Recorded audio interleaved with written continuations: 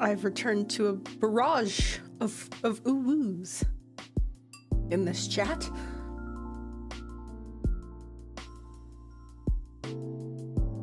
Why? Why?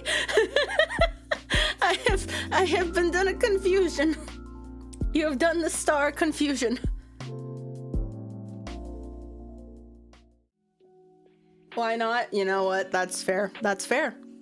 Very fair. Hello, everyone. We're in Uwu chat now. I guess so. I guess that's how it's gonna be. What is my wisdom? I don't know. My confusion is overtaking my brain cells. So much so that I stopped in the middle of my intro. Let's try this again. Hello, everyone. Thank you so much for joining today's stream. I hope you're all doing well today, or at least somewhat decent. Yes. I am back after a unexpected impromptu break.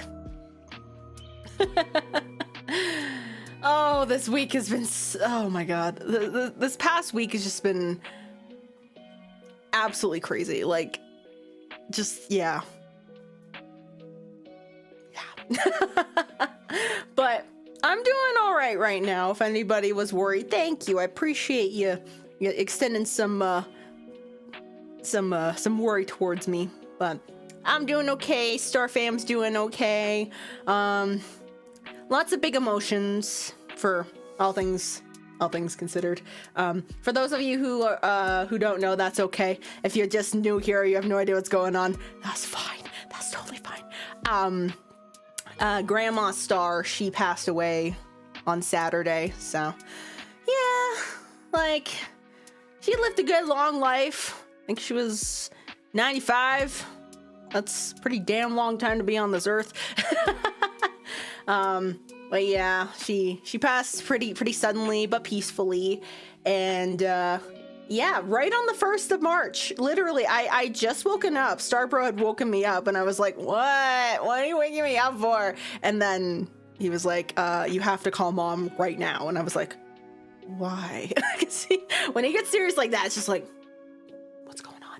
But yeah, all that fun stuff. Had to fly back home. Not had to, but I did fly home. But in order to attend the service, I had to fly back home to be at the service. So yeah, I got back around 3 a.m. this morning. Oh, I'm tired. I'm so tired. I didn't get out of bed till around noon. I was like, I don't have to be out of bed until like later today. I'm just gonna stay in bed and just chill. And now I have a sandwich. In fact, I haven't eaten anything today. Don't be like me. Don't wait until dinner to actually eat some real food. Would not recommend. 0 out of 10. Was the service nice? It was nice. It was very nice. Yeah, it was very, how do you say it? Like, intimate. Like, it was just family, close family. There wasn't like a public gathering of like any friends or anything like that. And what do you call it? I can't remember. There was a word for it. I can't remember. But like, you know, the person that like the people that will get on the side of like the casket and they'll carry it. I was part of that. It was heavy. I wasn't expecting it to be that heavy. I mean, I guess I should have realized, but I was like, ah. I'm like, don't drop it, don't drop it, don't drop it. But yeah, it was me, my brothers, and then 3 of my cousins. I don't think that was the right word, but essentially that was my job, so. I know, good thing I've been working. I literally said that. I'm like, well, I've been working out. Grandma'd be proud of me, so. Yeah, pallbearers, that's the word. Yes, pallbearer, yes. Stories of Stars was a pallbearer for the first time in my life. And probably not the last. Who knows? We'll see. I'm strong both physically and emotionally. I don't know about the emotional part. I was crying like a little baby. I mean, we all were. It was a funeral. Who wouldn't be crying? But yeah, I got all the emotions out. I might still get a little teary if I think about it too much, but no, it was a good weekend to kind of get all the feels out and then just see family again, even though we had just seen each other at Christmas.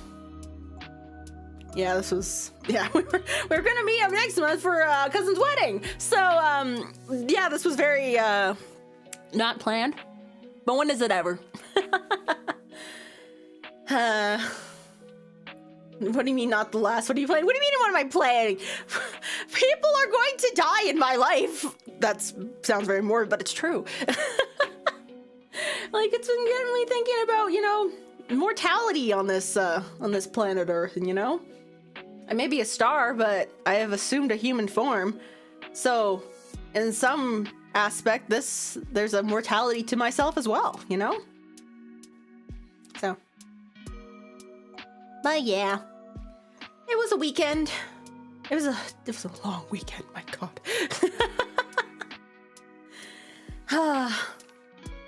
Funeral to wedding. It was the same clothes. I did not bring any clothes I would have worn to the wedding to the funeral. That's not. No. I mean, maybe, but no. She was at my grandma's funeral. I was like 6. Just telling everyone else was an awkward carrier. Oh no. You're like having to like bend down a little bit, like bend by your knees. So one side of the coffin's not going like, eh. Oh man. Yeah. And don't take me the wrong way. I may be laughing and everything, but you know, this was quite a serious thing that occurred. But my grandma had a very good sense of humor. She didn't take things too seriously, and she for the last at least like 10 years, I just remember her being like, "Why? How am I still alive? Like, I can do whatever I want. I'm gonna probably die tomorrow anyways." Like, she had that kind of morbid sense of humor, but no, she was totally like in touch with just like, you know, her own mortality. She was a nurse. She's seen the best and worst of humanity. She's gone through it all. So she knew, like, whenever her time came, it was like, it's just gonna happen. It's gonna be what it is. You guys enjoy life. Take some of my money, whatever. Have fun. Don't make it too much about me. Just do what you gotta do. And life goes on. So, yeah. Yeah, we'll start playing the game a little bit. I just really need to eat. So. I thought I was gonna have more time, but an appointment today took an hour longer than it was supposed to. So, that wasn't planned. Eat, stream, eat, stream. It's just a veggie sub. It's not that interesting. But it's tasty. Crunch, crunch, crunch.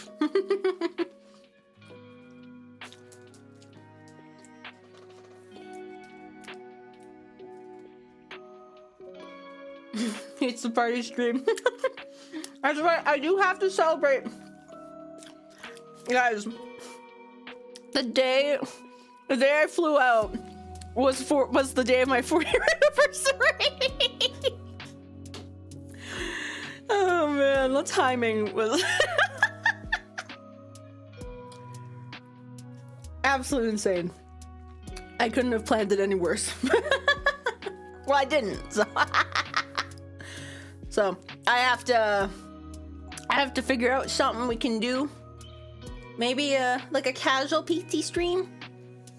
Maybe something else. I don't know.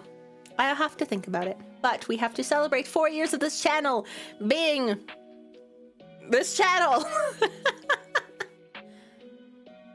Oh yeah, we do have to do the Sonic movie Discord movie night thing. Yes, there's a lot of things I have to figure out, guys. I'm sorry. Well, yes, we have to do the 4-year anniversary. We have to do the Sonic movie watch. We gotta do a bunch of other shit.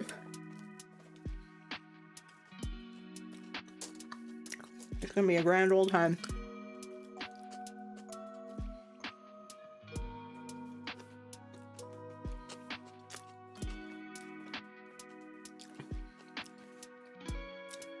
Borzoi stream. Actually, I can't believe I have something that relates to this, but so when I got out of bed, my friend Dango,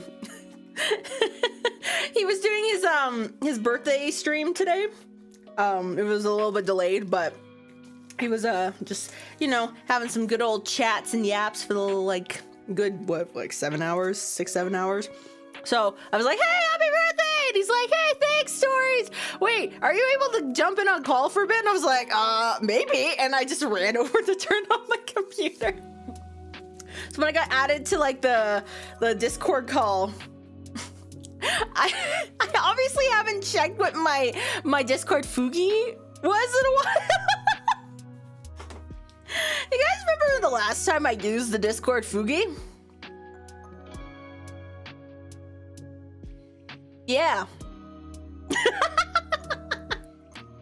So, in 2025, you too can see Borzoi on stream.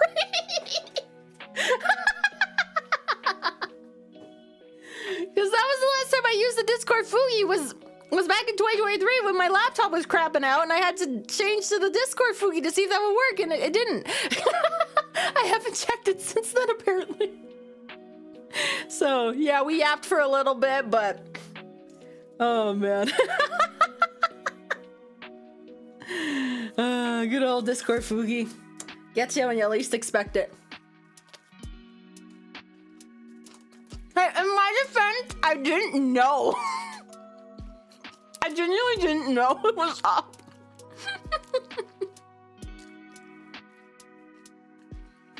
Now, let me start the vlog. Hold on.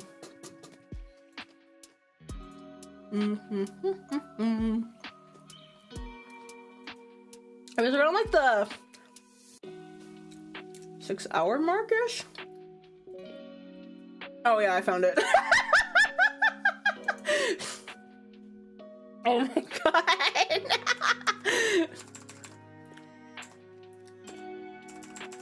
Let me see if I can find the exact time it shows up.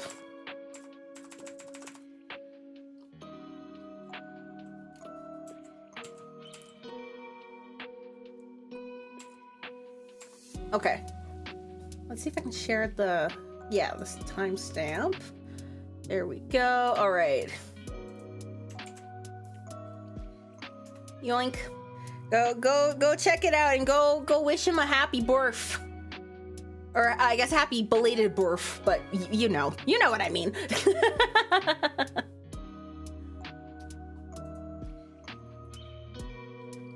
I don't hate you guys. What are you talking about?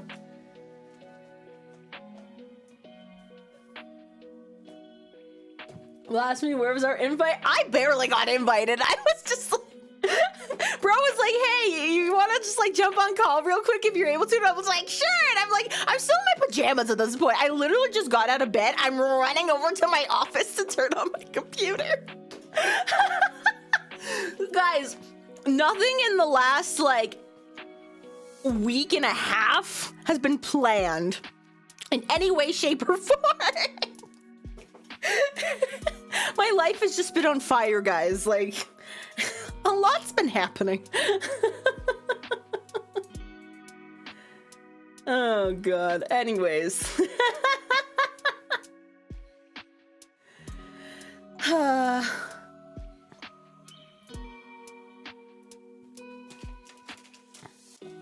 I have a second half of my sandwich, but I think I'll wait a little bit.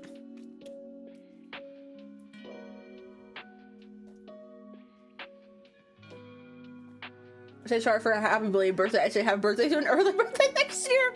We're not the same, you and I. That we aren't. That we definitely aren't.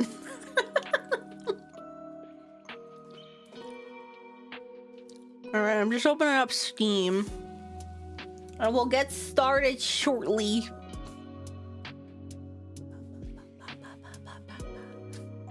I'm seeing Foresight 2025. Cries. Externally, it's beautiful. Oh man, it's so funny how you guys get so excited over Borzoi. I can't believe That made such an impact. There's no way. And yet, there's absolutely a way.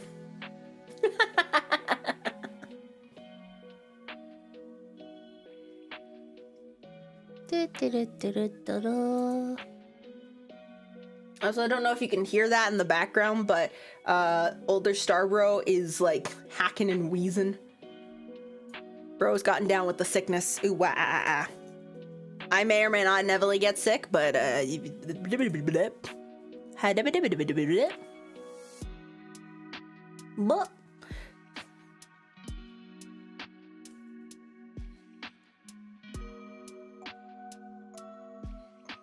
okay, I'm just trying to figure out, when did I play this last? I have like 5 billion save files in this game, and I'm like, where was the one that we played? Oh man, let me see if I can. Ooh, I've got a hack. I'm gonna look at my VOD and I'm gonna see where I saved it when we last played. I'm so smart. I'm so smart. Okay. Oh, and this was like the. Oh my god, this is with the old overlay. Oh my god. Damn.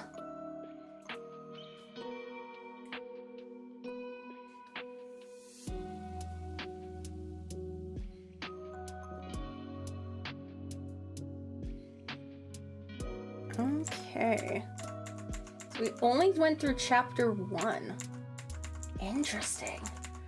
That took almost 4 hours. Damn.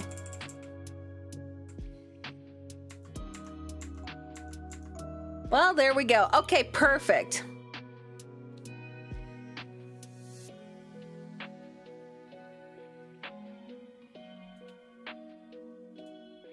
Let me just double check. Ah, here we go. Okay.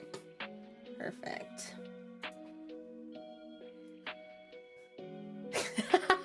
I know, it's so old. It's 2024.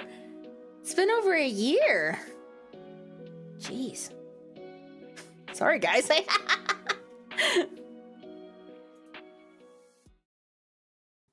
Okay, let me just scoot over. Okay. Bring up the game.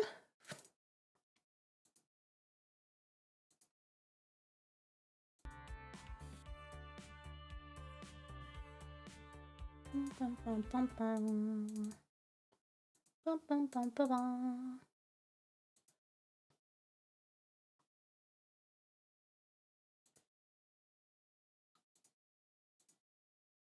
There we go. Okay. Let me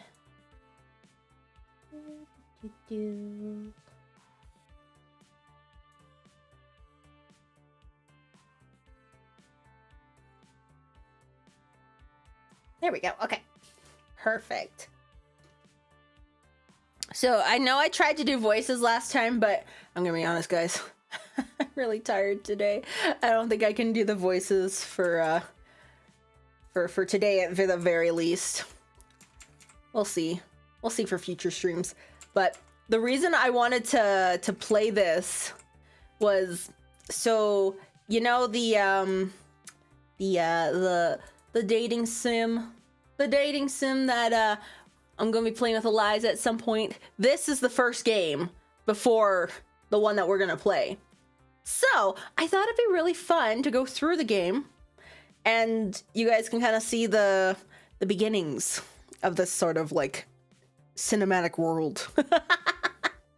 And also because you didn't hear this from me, but there's a link between this game and the next game, which I think would be really fun to show off. So setting up on stream another blast from the past. Absolutely. I am not prepared right now, as it were. There we go. Okay. It is a link between words. That's called a sentence. I did. In-game me did, and it haunts me. It haunts me. Oh man. All right, I'll still read out the text though. Just no fun voices from me, unfortunately. Okay, let's adjust my microphone. Make sure it's in my optimal position there so I can read like the broadcaster I am. Gonna be honest, Stories, that's the wittiest comeback you've ever had. Very good. Thanks. Damn, it only took me 4 years. It only took me 4 years to come up with the wittiest comeback I've ever had. Wow. Damn. I gotta get good. It's the future year 20XX. And you know what? Things are pretty okay. Somewhat decent, you might say. I've worked as a floor attendant at the Funplex for 2 weeks now. Hard work, to be sure, but rewarding. In a, well, spiritual sense, at least. I've helped Naomi repair pinball games. I've had tea with Francine while she reminisced about the far out 196Xs. I've evacuated gamers when the kitchen accidentally caught on fire. Yeah, I've had numerous kids puking up nachos on my clothes. I've scraped gum off any number of surfaces. I've chased what turns out to be entirely too many spiders out of a single skee ball machine. Yikes. Okay, look, I'm not painting this as a very rosy picture so far, but honestly, I'm happy. I'm happy even amidst the chaos and the grossness. I'm happy. And that's all that matters, right? Right, you're happy. This is the best I've seen you in ages, Stories. Before you'd come home all drained and exhausted, now, well, you're still tired, but a good tired. My roommate, Juniper, she'd taken to stopping by during her lunch break whenever she could get away from her office cubicle long enough to do so. It's still hard work, don't get me wrong, but overall, it's good work. I just feel good. Totally good and stuff. Yes. Good. Agreed. Super good. Double plus good. Iris, we talked about you listening in on my conversations. What did I tell you about that? Oh, yeah, right. We have like our digital assistant who's just lurking. That's just the Apple assistant, which shall not be named because I don't want to activate her. You're not turning on this time. To pretend I wasn't eavesdropping even when I am. You hear that, phone? Yeah. Stop listening to me. Exactly. You know, I'd be more upset about my creepy privacy invading digital over mistress. But I have to admit that Iris really pulled through for me. Even if she also ordered me a 3-month supply of pizza bagels on my behalf. When you have pizza on a bagel. But Stories, when pizza's on a bagel. So, Juniper, ignoring the phone, put it back in my pocket. How long do you have left on your break? Anytime to squeeze in some pinball or something, I can spot you tokens. No can do. Our new assistant synergy manager arranged a team building exercise. I have to, like, move colored bits of paper around or something and then exchange high fives. Sounds great. Assistant synergy manager. That sounds like a very vague job. Very vague. Nah, it's actually entry level. Good pay and right on track to middle management. Pretty cushy, if a bit dull. Funny thing is they asked me if I knew anybody who fit before they started advertising for candidates, and I said, nope, who'd want to do that? When was this exactly? Oh, 2 weeks ago. Can we listen to your conversations? You mean what I do every stream? Except the conversation is to you guys? Bro. So, 2 weeks ago, right when I needed to find work, you told them you didn't know any good candidates for a well-paying entry-level job. Oh, Yeah, well, but you wouldn't have liked being an assistant synergy manager, right? Not one bit. Girl, Juniper, please tell me you told them no because I'd already taken this job by that point, not because you forgot. Hey, I didn't forget. I just, didn't bother telling you about the open position that night. Girl! I mean, you'd already had so many jobs you hated. I knew you'd hate being an assistant synergy manager, so I didn't feel the need to tell you. And it It all worked out, right? You just spent the last 5 minutes telling me how happy you are. Pop the cherry, no, down, save it for the collab. Oh my gosh. I'm excited for the collab. It's gonna be so much fun. Ever since we started doing Papers, Please, I wanted to do something kind of like that on my end for Eliza, so she'd be in the decision making hot seat. That's what I was trying to say. No, not a lie. I was happy here, indeed. Also, not a lie, having packed pizza bagels for lunch after having pizza bagels for breakfast because we barely have enough money to cover rent this week, pooled together. Also, not a lie, Gavin constantly hiding the numbers from us, insisting things are fine, all while dryly joking about perpetually being on the edge from a crash and burn. Also, not a lie, that every time someone in my family tries to chase after happiness instead of stability, we fell deeper and deeper into debt and misery. Ooh. Stories? Say something, you're scaring me. You've got that blank look on your face, and I don't like that. When I lost my lifeguard job, I barely reacted. Didn't care that I was impoverished again and facing an uncertain future. I guess one of the nasty side effects of no longer going with the flow is no longer being numb to the reality of your situation. But I shouldn't feel upset. I've been genuinely enjoying my new job. It's restored my sense of hope that my days can be something to live through, not just endure. I have no right to be angry or upset at losing an opportunity at a safer and more stable future, right?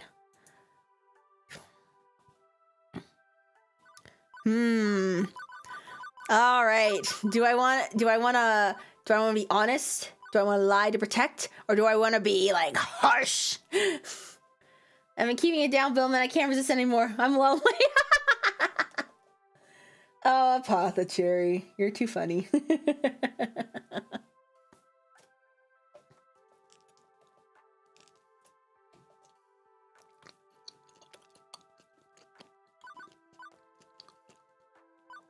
I've always said this one because I feel bad, but I am curious about what these other options would be. Any input? 2 weeks in the cage? Where? Vilbin Jones, why do you have a cage? Unconcerned.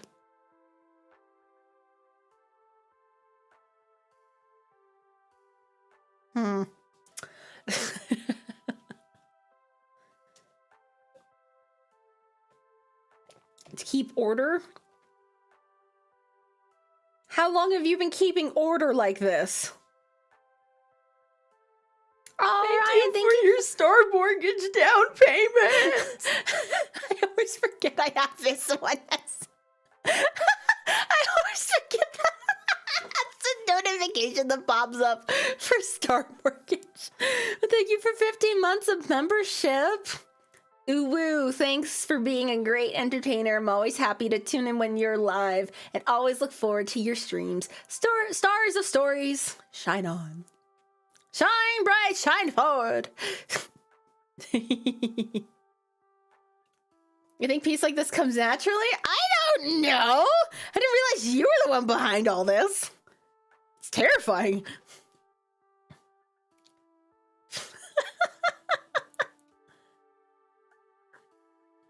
Heck, whichever one makes you smile more. It wouldn't be these two then, because this, I mean, I would do this in real life. I would never do this in real life. I mean, this one's like, this one's a pretty good middle ground, I think. So I won't be angry or upset. Simple as that. I decided I was done compromising, right? I'm done with settling, going with the flow. I'm gonna be the one to break the family curse. I chose this path of my own free will, even if I didn't have all the facts at the time.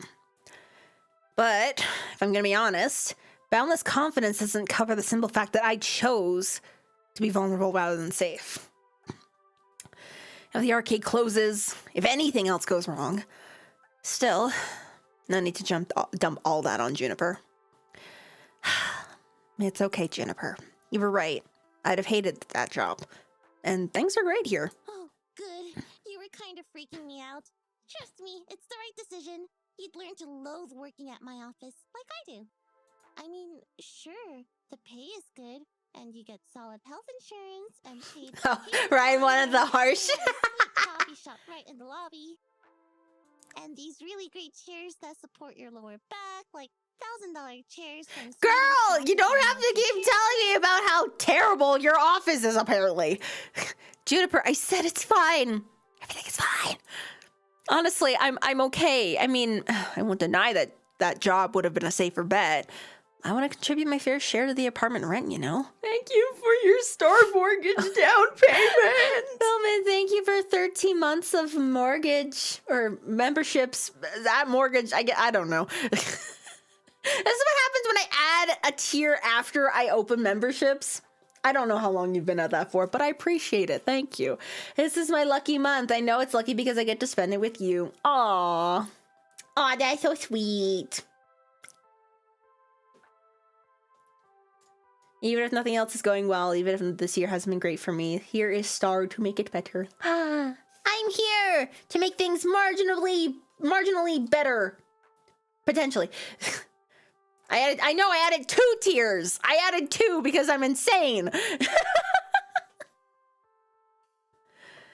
That's another thing I need to do. I need to do some more membership streams. I keep saying that, but I really need to. March membership month. And every month, honestly. What's done is done. I'd rather look forward than back. Right. Forget I said anything. Please forget I said anything. Of I'm course. sorry. I should have told you. I shouldn't have held that back. But I still wouldn't have pushed you to take the job. It's totally horrible at my office. You'd have been miserable there, like me. They didn't go to the cage. They went to. We don't talk about where they went to. What? Wait, what? Remember those raiders you banned? Where do you think they went to the cage? What? Wait, if they didn't go to the cage, where did they go? You guys scare me. Oh, Jez, welcome. Thank you so much for joining. I'm having a decent time. A decent time. Like, I can't say everything that's been going on right now, but it's been a bit of a roller coaster. Like, lots of lows, some highs though. But this be higher. I don't know. I had a medical appointment today. Long story short, yeah, girl was finally diagnosed with something called PCOS. I forget what it stands for, but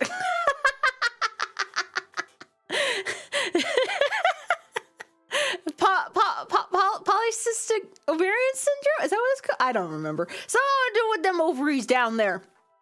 So, I mean, I'm actually not shocked. I've been monitoring it for quite some time, and the medical professional was just like, yeah, this is definitely what you have. Like, there's no beating around the bush. This is what you have. I'm like, cool. Thank God someone finally said that that's what it was, because they're like, oh, it's like a pre-something or other. We don't know yet. We have to do some more tests, some scans. Just we'll monitor and see. It's like, it's pretty much that. Like, just tell me so I actually know, instead of just being like, it's like a pre-thing, but it might be it, but it might not be. No, it is. It is. That's what it is. So now I get to working on making myself what do you call it? Like, sustaining my health. Yeah. So there's a lot of shit going on in me, in my body right now. This vessel. I fling down to earth as a star, unknowing of what will becometh of me as a human being. Oh, man.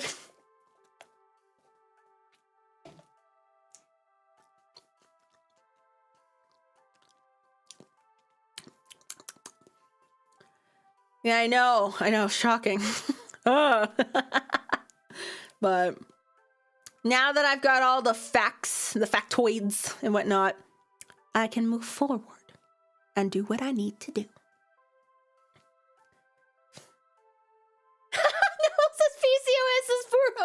No, Novels, I'm sorry.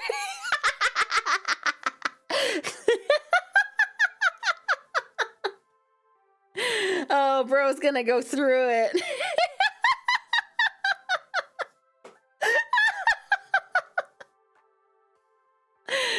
He has no idea. Oh man, I'm gonna be so confused. Oh man. I got a good feeling about all this. I think you're right where you need to be. Even if I was kind of awful about getting you here. Hey, I gotta go back to the office. Have a good lunch, okay? I can feel the distant rumble of a frozen box of pizza bagels taunting me from the recently repaired employee break room. Yeah, okay. And you have a good rest of the hours of your day? Yeah. You bet. He's not gonna know what hit him. Poor guy. I'm okay with this. Everything is fine. Right? Right. What I need right now is a distraction. And frozen pizza bagels are most certainly not it. My pocket money is really slim, but I think I need to step out for some fresh air and treat myself to a better lunch than that. And hey, maybe some company too. Nice and distracting. Talking to someone about, well, anything other than this. Oh, let's see, who's available? So we have four options of of characters we can have lunch with. Does anybody remember anything about these characters?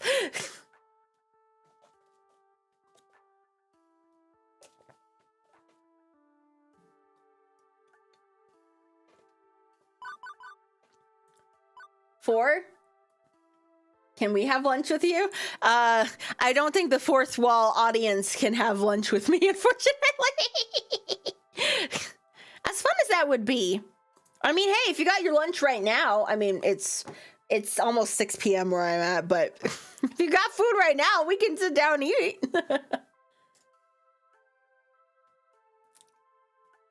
The world is so cruel. The world just be like that, man.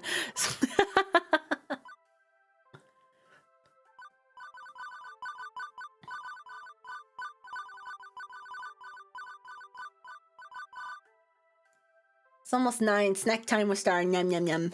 Let's go, Queen Bee. You wanna have lunch with Queen Bee?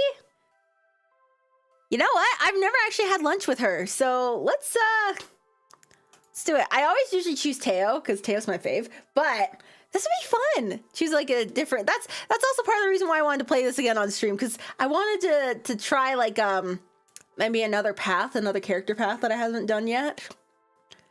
Although, actually, now that I think about it, I think Queen Bee is actually the only path I haven't done yet, now that I think about it. Yeah. Huh. Well, let's see. So awfully quiet near the Fist of Discomfort cabinet.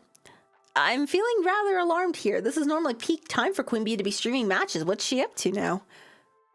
As I get closer, I see her behind the game, fiddling with one of her webcams, clearly soaked in frustration. Everything okay, Queen Bee? No, everything is not fucking okay. She crumbles to herself and continues to meddle with the wires. Can I help with anything? I don't know. Can you figure out why a newly updated device driver suddenly stopped talking to the webcam it supposedly just improved? It was flaking out on me before I bit the bullet and upgraded, so maybe it's hardware, a dead wire.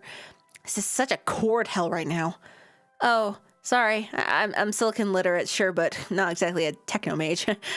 Listen, kid, unfortunately I don't have time or enough to deal with this bullshit right now. My main webcam isn't working, and I don't think it'll be working for the rest of the day. I can ask Naomi to take a peek at it later.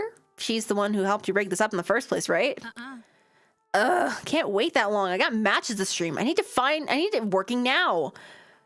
Well, how about you take your mind off it for a while then? I'm about to go on my lunch break. Care to join me? Queen Bee's whole demeanor relaxes a bit when I mention mealtime. Food!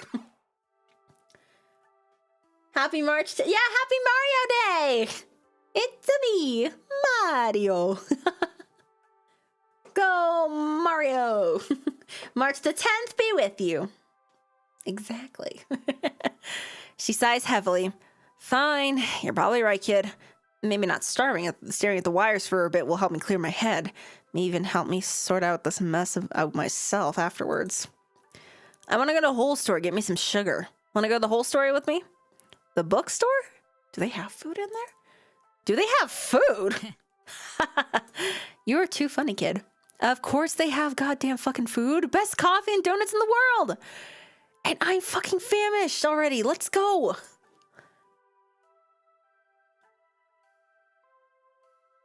Yeah, it's fun to add in the expletives when they're there. How am I? I've been all right. This past week has been a bit of a doozy. But other than that, I've been doing all right. Before I can even lament about eating my pizza bagels I brought, Queen Bee is dragging me out of the arcade. I sigh reluctantly and give in. It's probably for the best anyway. After what I dealt with this morning, I deserve to give myself a little treat. And I probably won't even admit this to myself, but I'm totally getting sick of those pizza bagels. Despite coming to this little strip mall for 2 weeks, I haven't actually visited our neighbors. Mostly I did whatever needed doing. Took orders from Gavin, lent a hand to Ashley, Naomi, things like that. Whatever the job happened to call for, no more, no less. I couldn't say I've been part of any community outside the immediate circle of my coworkers, whereas the others visited Whole Story frequently. Queen Bee leads the way into a shop that smells strangely of dusty old books and sugary sweetness. I don't think I'd ever been in a little independent bookstore. Or, well, bookstore at all, for that matter. It's 20XX! Who buys books in a brick-and-mortar store anymore? But despite the subdued atmosphere compared to the arcade, there are customers present and accounted for. Sipping coffee, reading old tomes, and yes, munching donuts. Donut would be really good. Queen Bee secures a tiny table for us before directing me to the bar. Hang on. What the heck is up with this menu? It's organized by the Dewey Decimal System? I'll take a Frank Herbert. I'm paying. Just got my sip-in from L7 Gaming yesterday, and I feel like celebrating. I mumbled out of thanks, trying not to make a big deal out of it. Cash is tight in boutique cafe pastries wouldn't help my situation much. Book talk would. I've been in a bookstore recently. There's lots of things happening in bookstores. Time to Uber a Tim's. No, I'm trying to eat healthier. I can't be eating donuts. Not right now, at least.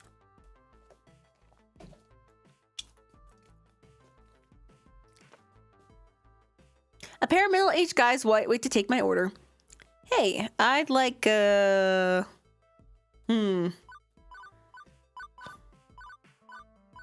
did I put on, like the surprise me, like, personality type things? I might have. That's fun. I might do that with Eliza, because if you see these little symbols here, those will usually, if you turn it on, like, you'll have one of 4 different personality types. You can like see which answer correlates to what, and then there's just like the basic answer here. But you can turn it off, and then you can kind of surprise yourself on what what you end up being as a personality type. I guess that's what I chose here. One super sweet glazed chocolate sprinkle special surprise with orange juice. You know what's surprising? What's your favorite donut? Just a glaze and some coffee. Keep it simple. Let's do...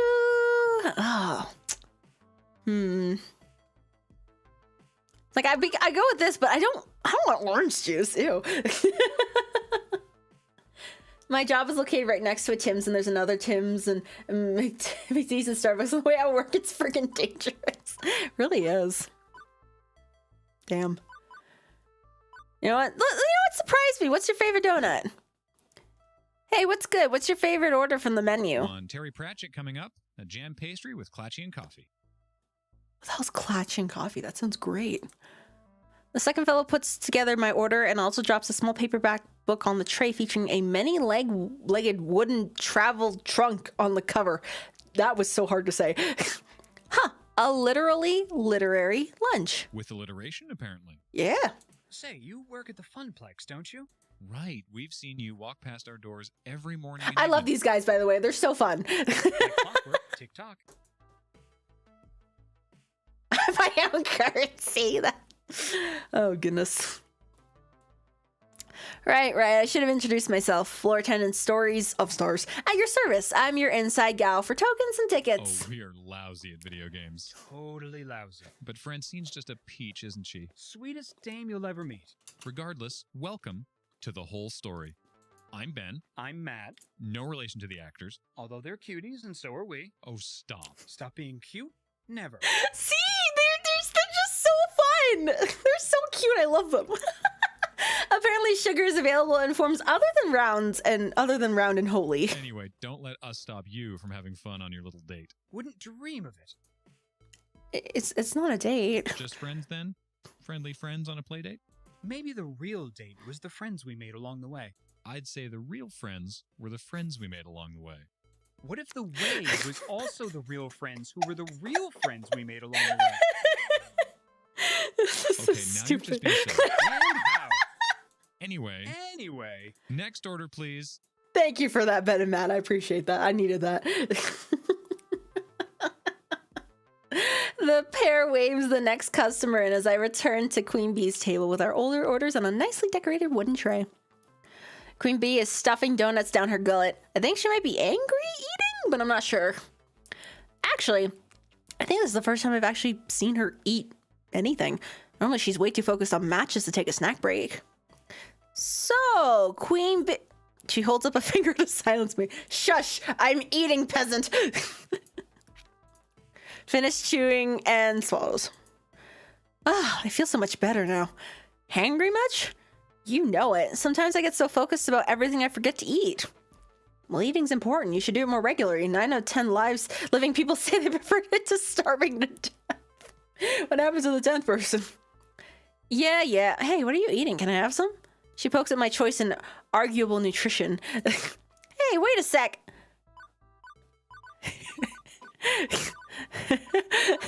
Hey, don't poke my food. Poke her food back. Let her keep poking my donut. Stories, you played 2 games of Doomed Yaoi. You wholesome Yuri for balance. So 1 wholesome Yuri balances out 2 Doomed Yaois. Is that what it is? But the one Doomed Yaoi wasn't actually doomed. It turned out okay. Of course, the favorite characters are the gay ones. What do you mean? I don't like them just because they're gay. They're just a good couple that have really good banter and interactions, and they're just really fun characters. And they're gay. That's really cool. Well, I'm gonna poke her food back. Queen Bee still has a pastry left on her plate, too. All's fair in love and poking food wars. I lean over the table and begin prodding her meal. Hey, don't touch my biscuit. Now it's got all your germs on it. Ew. Can't take the heat? Don't start the fire. Ha! Point taken. Queen Bee rolls her eyes and sticks out her tongue jokingly. Ew, whatever. You win this round, kid. But next time, that donut will be mine. Besides, you sound like you need that more than me. Sugary treats are a good distressor. You haven't been acting like your normal company drone self around the arcade floor today. Guessing the stress is mounting. What, and you're not stressed at all, huh? Well... Yeah, okay, I'll admit it. Things have been stressful with streaming lately. Oh, how so? Because with esports streaming, everything has to be perfect all the goddamn time. It's not like you, where if you miss a stray gum wrapper on the plexiglass isn't polished with shine, Gavin will let it slide. Well, clearly you haven't worked for Gavin. Okay, Francine will let it slide. Look, I'm not a metaphor person. My point is, when you're a public figure, an esports competitor, a streamer, an internet sensation, you gotta hustle. 100% hustle. 110% hustle. Wow, we're getting a little real here. I wasn't expecting that. You only see folks like me and Teo from backstage. You aren't watching from the audience. Different situation entirely there. There's no room for error. If one thing is wrong, I'll get punished for it, one way or another. If not by the chat, which constantly seeks my blood and salty tears, then You guys seek my blood and salty tears. they're always evaluating my performance. Is this the wholesome mirror you were looking for? Maybe! Ryan! Ryan!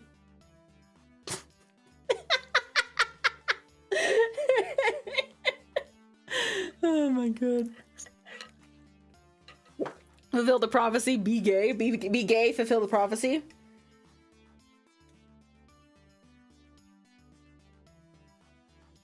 I guess we'll see.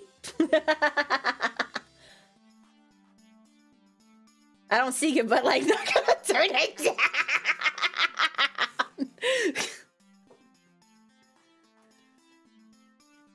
I mean, Things go badly enough, my viewer count goes down, and I could lose my sponsorship. Then everything. damn. Damn indeed. Do you see what I mean?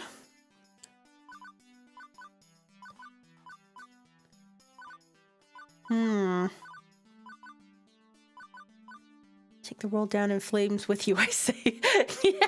If you're engulfed in flames, set the world ablaze with you. Why not? But I seek the blood of the stars. Oh god. You're sounding like something out of Cult of the Lamb, man.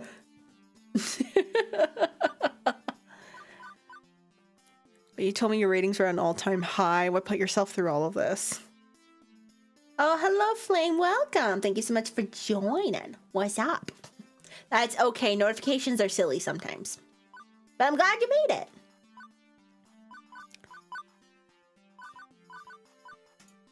Queen Bee is really letting the stress get to her. I should find a way to pump up her spirits. Okay, so it's brutal. Sounds like life has been brutal in general lately. But there's this one thing you told me a long time ago that I'm gonna quote back to you. When the world when the world shits on you, you take a shit on the world. That's my favorite catchphrase. Well done, kid. You're right. I'm not gonna let anything stand in my way. That's what I like to hear. But really, Queen Bee, that don't make sense, but you have to take time for yourself and relax. Easier said than done. I know streamers who take a week off, go on vacation or something, and their subs drop off the face of the earth.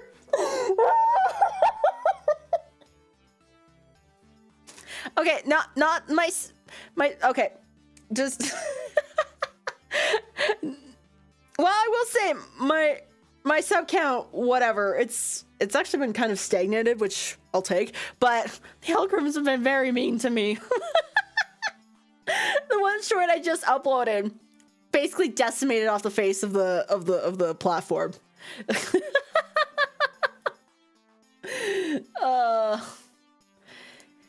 Yeah, that's the thing. Like, oh, like I haven't been like super like 110% like on the grind, which I think if I was, I would perish. I would perish, but. Even just at the pace that I go, I see these consequences as well. Maybe not on such a huge scale, but enough that it's like, oh, well, damn. I don't stream for a week because I'm mourning the loss of my goddamn grandma. And YouTube's like, nah, we don't care. Like, okay, jeez. I also know burnout's a serious thing. I do need to take breaks. And if I'm gonna relax, you should follow that same advice, kid. Huh? I saw your limited interaction with your roomie this morning. Don't worry, I wasn't eavesdropping. I merely noted that you didn't look right after that. So you remember to take time to relax, reflect, and I hit my spacebar. While I'm on the topic of you, I'm thinking you should also find a hobby. What? Why? I see you working that floor every day. You just go through the motions. You look so bored all the time. I think if you had something else going on, you'd be much happier. Thanks? Nope, no way. Hey, I'm not trying to be harsh. Trust me, I used to be like you long ago. But I found my fucking passion! And now look at me. Rising star of L7. I know you got something worth fighting for inside you, too. Use it. If you have anything, you'll have us. That's what I've been keeping in the forefront of my mind. I may not be viral. I don't know if I want to be, or the biggest YouTuber, or have a lot of subs, or a lot of like concurrent viewers. Maybe I will one day. Maybe I won't. But I've got my I got my constellation. I got you guys. I got the people that will, you know, they'll show up for almost every stream maybe. They'll show up once or twice. They'll pop in every now and then. They'll be the first time, it'll be the last time. And I appreciate everybody who passes through. Except if you're putting slurs in my chat, then that's fuck you.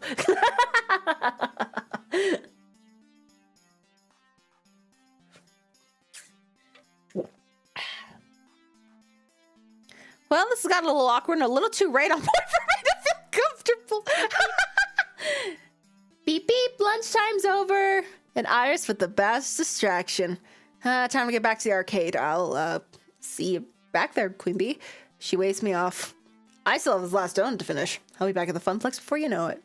She stuffs her face once more and I gather my stuff and head back to the Funplex.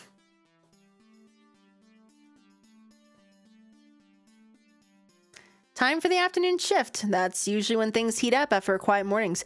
More kids coming in after school, more pro gamers rolling in with the crews. I'm headed back to my desk, ready to take care of what needs to be taken care of while I'm intercepted en route. It's Gavin and Ashley! Stories, Ashley, you're both back. Good, I was hoping to catch you before we left. Ooh, what's up? Hamza's up. Okay. He is? Huh? Okay. Ashley, I'll bring the van around shortly. Stories, you'll be flying solo today. Hang on, what's happening exactly? Who's Hamza? Hamza's a game finder, an auctioneer, and gives next to no notice of when a new block of games will be going under the gavel, so we need to move. Ashley, Naomi, Francine, and I will be going to his auction for the rest of the afternoon while you run the Funplex. My first instinct is nod and go along with it. Gavin's the law around these parts. But Queen Bee's words are still dangling away in my mind. Doing what needs doing is great and all, but maybe I need to step it up a bit more? Plus, the idea of being trapped here during our heaviest hours with no support was hardly appealing. You're trusting the Funplex to the newbie. I might burn it down! Me? Seriously? Did we learn nothing about the Great Kitchen Fire incident of 20XX that Stories exudes an aura of perpetual bad luck? That cruddy old microwave exploding had nothing to do with your pizza rolls! Pizza bagels! Whatever. Hey, hang on. I gotta say in this too, as a fellow floor attendant. I feel like such a third wheel of those auctions anyway. Let Stories be the third wheel and let Mimi handle the floor. I'll be the finest third wheel you've ever met. Trust me. That's just my life story. I'll be the finest third wheel you've ever seen. I just want to do more than I've been doing. You know, different things, new things, show some initiative. Like, I suppose I wouldn't change much Spring Stories instead, but no costume time today, Ashley. I need non-plushy fingers on duty in case of ticket jams. Piggy can stay in the closet storage for the afternoon. I'm just happy to be helping out folks one way or another. I need to go get the van. Wait up front, please. We'll probably be closed by the time you get back, so I'll see you in the morning. Floor attendant Ashley, away! Leaving me waiting outside with my 2 traveling companions. Not much time to chat, however, as Gavin pulls his van and a rental trailer round. Oh my, how exciting. I rarely go on adventures these days. It's just a quick trip, ma'am. Any trip is an adventure if you make it one. Shall we? We shall. Your permanent third wheel since you live with a couple. That's what I mean. That is my point. If you hear any weird noises, that's just me trying to adjust my microphone. I think... Oh. The pop filter is, like, slightly cutting off my vision to the screen. Okay. Let's see if that works. Let's see. The 4 of us pile in and it's off to the highway! Whoop whoop! Gavin, consulting on a driving map on his phone, leads us out into the city via a series of weird turns and back roads. Trust me, this will save us time in the long run. Where's Hamza set up this time? On site at some abandoned estate just outside town. It's about to be torn down, but they found a trove of arcade games in the basement. So exciting. I love arcade raids. Arcade auctions. Oh, hi, May. Welcome. Thank you so much for joining. I know it's an early stream. I figured I wanted to get at least through like maybe a couple chapters in this game, so I knew it was going to take a little while. So we start early. Thanks for joining. Raids. Auctions. You guys got an arcade English dictionary I could borrow? Francine without looking up from her knitting answers. A raid is where a bunch of collectors get together and rescue games before they can be junked by their original owner. An auction is when someone sells off their arcade games one at a time to a crowd of active bidders. So, which is this? Is it a raid or an auction? It's both, dearie. Hamza, that sweet boy, buys up private collections before they can be thrown away. He rescues them from that terrible fate and then auctions off his finds. Well, sort of. Oh, okay, now I'm fuzzy on the sort of part. I'm the newbie here, remember? Well, okay. So, Hamza obviously auctions off games for cash money, but he's a whimsical kind of guy. Once I saw him trade off a vintage Burger Time in exchange for someone's super secret chili recipe passed down through generations of family. In other words, she's just on the edge of being a loon. This would be a lot simpler if it was just a raid. We pay up front, we declare what games we want, and cart them all. Instead, he ambushes us with these impromptu auctions and makes us come down and entertain his whims. Wonderful. That's a liquidator, by the way. I think it's sweet. He wants to make sure these games go to good homes, people who really want them, even if they can't pay. And really, we should be honored we got an invitation. He's trying to cut out the big franchise arcades like Deco's Palace and help the little guys like us. It's inefficient. It relies entirely on keeping on Hamza's good side. Huh.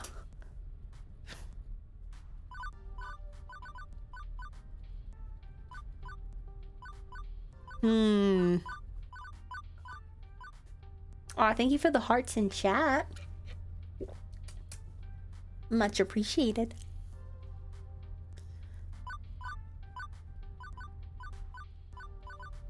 How'd you meet this guy anyway? So, he only invites a select hand-picked group to his auctions? How'd you end up in this select hand-picked group? Why are they in the mystery machine? I was just thinking that. I hadn't looked at this van very closely before, but I was just like, wait a minute. This is straight up the mystery machine. Oh, man. That would be my doing, dearie. He likes to visit local arcades whenever he's in town, and as I like to get to know everybody who walks in our doors, I approached him. I suppose we achieved a certain rapport, considering we had 3 invitations so far. Got some rather lovely games too, including Whoopee. We need to temper our expectations a little, I suspect. I think not. We don't have room to add many more games, especially relics like Hamza usually deals in. What about the off-site storage unit? We can just rotate games in and out more often. Nearly full to bursting, and not cheap for us to rent on a monthly basis. I'm not saying we have to go home empty-handed. Certainly a few holes in our roster we can fill should we find an excellent deal and beat the other bidders. But consider this above anything else, a way to maintain relations with Hamza, even if we don't end up bidding. Aww. Now, Naomi. Gavin knows the numbers. I'm in favor Aw, of thank making you. our little funplex more and more fun. But floor space is finite. And Gavin, remember, if we find some darling little game Naomi would lavish adoration upon, we can always retire an older game. Life, my young friends, is a series of trade-offs. Compromise. Well, isn't it better to, not just settle and compromise all the time? Well, now, there are trade-offs, and there are trade-offs. What? It's silly to say that you should never compromise. As silly as it is to say you should always compromise. It's what you compromise that defines who you are. Damn, we're getting deep in the back of the mystery machine. You're young yet. You've time to make mistakes in learning what trade you need to make. Unless you don't make rent on your apartment. Your stomach's growling. Iris and Juniper have pushed me to stop selling for less out of life, to stand up for myself and my happiness. And I've done just that without regret, so everything should be fine now, right?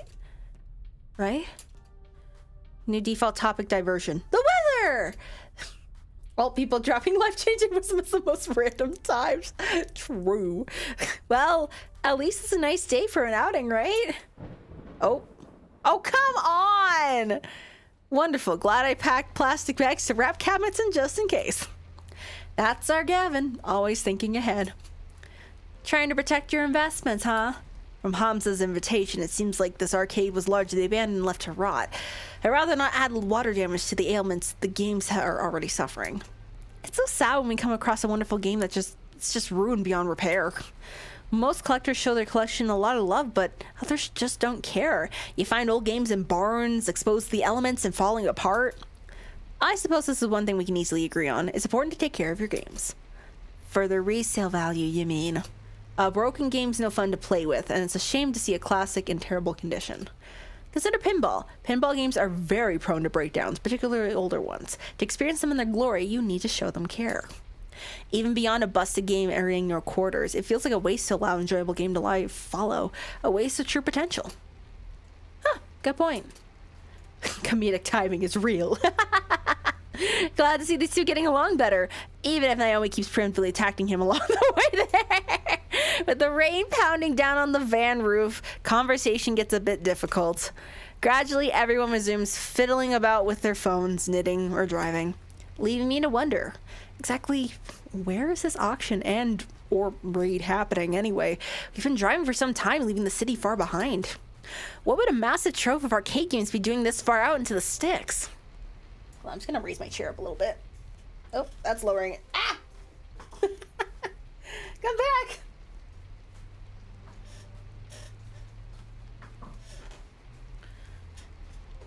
Okay, there we go.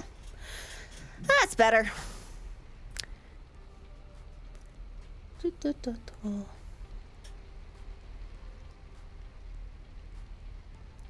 Maybe it's some closed down roller rink or an old bowling alley or maybe it's a creepy old house that's likely haunted by exactly 87,194 ghosts. Ah, the classic of a Star's luck and play. So majestically awful. Gavin pulls up alongside any number of other vans and trucks. We're here a little late, it seems. Up is down for seats, apparently. God damn it. Good grief, is this really the auction site? Creepy. Definitely creepy. At least an 8 on the creepometer. An old home has character, I feel. Let's not judge it by the exterior, shall we? With all speed, the group hurries inside to get away from the weather. A large group has already gathered in the foyer of the crumbling estate, but one rushes forward to greet us in a blur, as the others pay little mind. Greetings, friends. It's Hamza! Hamza welcomes our friends from the Funplex. Welcome, welcome. Gavin, stalwart as ever. Naomi, love what you've done with your hair. Miss Francine, a beauty surpassed only by your wisdom. And then there's me. Oh, fresh. And a new player, it seems. Who might you be? Hi! Storiesofstars. How's it going? I see. Greetings to you and yours. I am known as Hamza, seeker of antiquity, finder of things lost, player of games. And welcome to, well, not my home, but a place where Hamza shall provide hospitality regardless. He's also a very fun character. Kind of a dumb, isn't it? Wow! Being super forward there, stars. Seeker of Antiquity, 1980X's antique. I was unaware Reagan-era amusement machines were antiques on par with the Turin Shroud. You have fire indeed, but rest assured, many a holy grail may lurk in the arcade below. You may even find your own relic of a holy nature by Eve's end. Alas, I've not a moment to enjoy your fine company, stories of stars. Perhaps later, but for now, it is time. Clapping twice for attention, Hamza rallies a small crowd into the room to begin the proceedings. Friends, companions, longtime allies of the noble art of the arcade, welcome. Welcome to Donna Wood. Its story begins nearly 30 years ago when legendary pop musician Donna Michaels, singer of such hits as Thrilling and Mama Don't Mope, did a stately pleasure dome decree. Here, the reclusive idol crafted a private amusement park, a petting zoo, and an arcade. Damn. Alas, she could only enjoy the paradise for a short 10 years before her tragic death. Donna Wood what? I don't know what Donna would do. Donna Wood dead. Needless to say, the estate has fallen on hard times ever since. In this year, it shall be torn down to make way for condominiums. Boo. But not before we have our say. Friends, those games that Donna Michaels cherished still lurk one floor below, ready to be rescued from such a terrible fate. It is our moral imperative to do so. I have paid We the have an estate imperative owners moral a to do so. princely sum for the entire lot. Now, Hamza parcels them out to you. By all means, browse the collection. See which pieces sing out to you. On the far table, you shall find refreshments, grapes, sparkling wine, and delicacies from my travels. Ooh, sparkling wine sounds Mingle, good. kavot, and we shall begin the auction in 1 hour's time. Nice. Indeed, a lavishly arranged table that probably costs more than any single arcade game to put together is descent upon by the invitees soon after. I feel like I'm attending some ancient Roman celebration of debauchery and gluttony, not an arcade raid, or an arcade auction, or whatever it is. Donna Michaels? I knew it! I should have recognized Donna Wood when we pulled in, but it was raining too hard. Who? You've never heard of Donna Michaels? She was the hottest musical act of 1980X. Naomi, I was born in 1990X. I'm totally plugging my phone in the van stereo so we can blast Girls Just Want to Play Games all the way home. But first, I'm gonna check out the cabinets in our arcade. I'm not really into mingling. Later. She dashes off with all speed, heading for the stairs leading below. Suppose I should go network a bit. Hamza's events always draw an interesting crowd of rival arcade owners. Heading for the foodstuffs, Gavin arranges himself a plate so he has an excuse to hang around and eavesdrop on other collectors, leaving me to do stuff. Now I see why Ashley was bored at these events. Gavin smoozes, Naomi and analyzes finds, and Francine already napping a chair. I've got nothing to do. Well, when in doubt, find someone who knows what they're doing and stick to them like Lou. Should I browse the games with Naomi or schmooze long Gavin? Where should I go, guys? Where should I go? If there's any input, otherwise I will I don't know. I'll just choose one of them.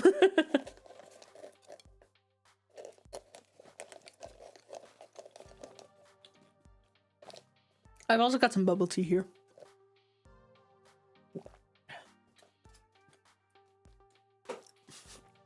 You want me to just straight up schmooze Gavin? I don't think I can do that. Not yet. Yeah, I don't think I've chosen this one. Or at least I don't remember, so let's choose this one. I already got my fill of arcade games on a daily basis. No need to go stare in wonders at dusty boxes.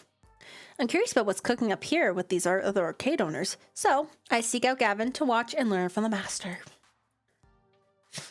Gavin, armed with a small plate of delicacies, is hanging back for now and sizing up the competition. A perfect moment for me to slide up on and have a chat with him. So, any friends in attendance tonight? I'd hardly call anyone in this room a friend. Not even Hamza. You'd be better off not seeing them that way either. These are our colleagues.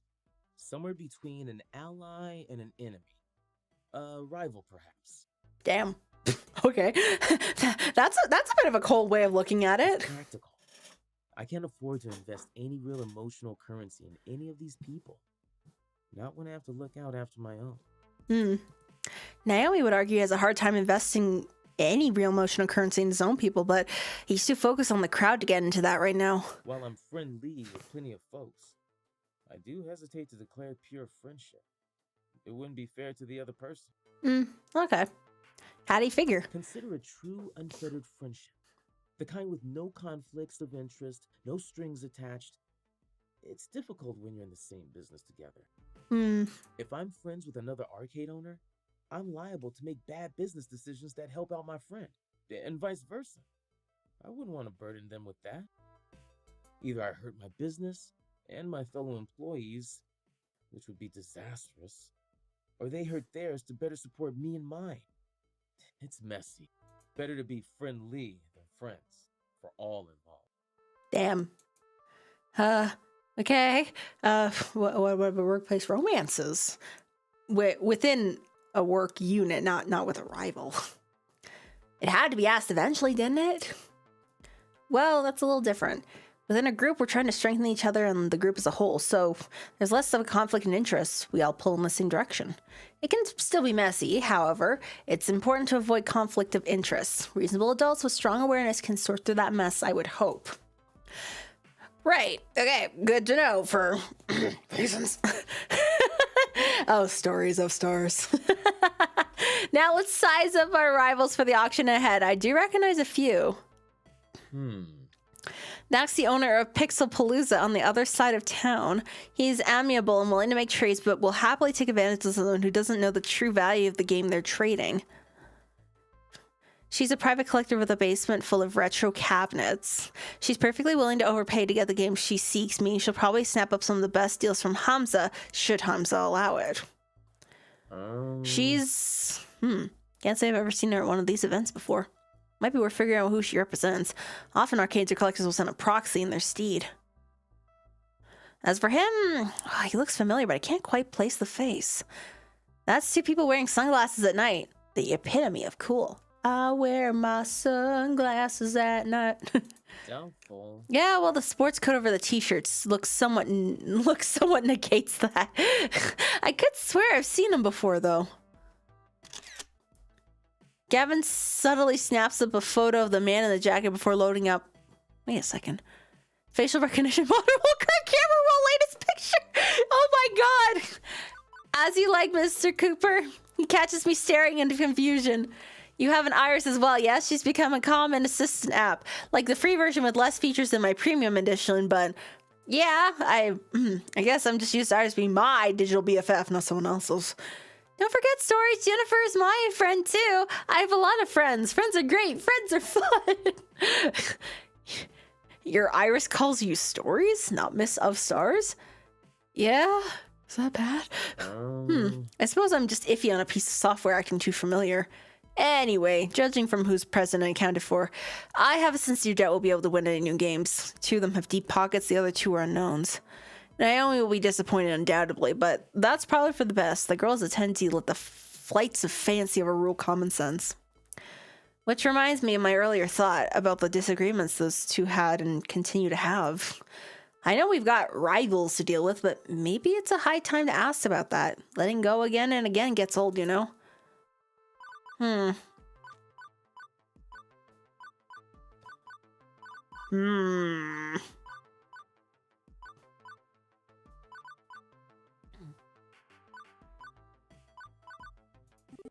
Gavin, if Miss Francine was awake, she's snoozing peacefully over in the corner there, I'm pretty sure she wouldn't like to hear you talking that way. I know it's difficult to balance the dreams of everyone at the arcade with the need to keep the arcade going, but Naomi's got every right to her dream. Have you two always been at odds like this? That sounds so sad to think about. Can you two find common ground? Gavin's expression softens somewhat. We have common ground. The arcade itself. I am aware that I can be cold or distant. That my desire to protect Naomi's dream sometimes leads me to think I need to protect that dream from itself. Believe me, if we had the resources, I'd be happy to buy Naomi all the aging cathode ray tubes and joysticks she desires. Rather disappointing. I don't enjoy trying to bring her down to her reality we live in. I don't enjoy that hard reality we live in, for that matter. But the Funplex is very low tier as arcades go. Even some of the private collectors here have larger, more impressive arcades than we do. So until that day our fortune turns skyward, I'm afraid I'll need to play the villain for Naomi's sake. I care too much for her to do otherwise. Apologies. Better she hates me for what must be done than hate me for letting it all fall apart. I can't say I want to be hated, but it needs to be where the devil drives. Until I can have filet mignon for every day for lunch instead of pizza bagels, until my spiritually satisfying job becomes a fiscally satisfying one. No, that's not the point, harping on that. Or on Juniper locking me out of a better job. This is the better job. It's up to me to make the most of it. Beep, beep. Mr. Cooper, facial analysis complete. Profile 108551. Identified Mr. Franco Sterling, buyer for Nostalgia Commodities Incorporated. I think not. No, that's not right. I remember that face, and he didn't work for a trading company. Think, Gavin, think. Where did I see him before? Iris, did Mr. Sterling work for Putter's Green Mini Golf and Games before joining Nostalgia Commodities? Correct, sir. And who currently owns Nostalgia Commodities? Checking. Please wait.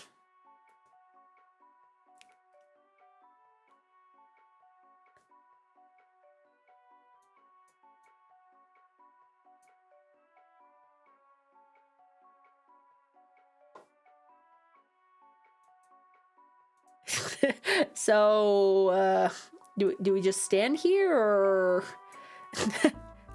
Scan complete! Nostalgia Commodities is owned by Deco's Palace, LLC. Gasp! A traitor is in our midst! Wait, what? I thought that... Before I can even finish the sentence, Franco Sterling split away from his little mingling circle to come mingle with us. Gavin Cooper, long time no see. How's the strip mall? Still stripping? I don't like that. Indeed. Ah, indeed. Very much so.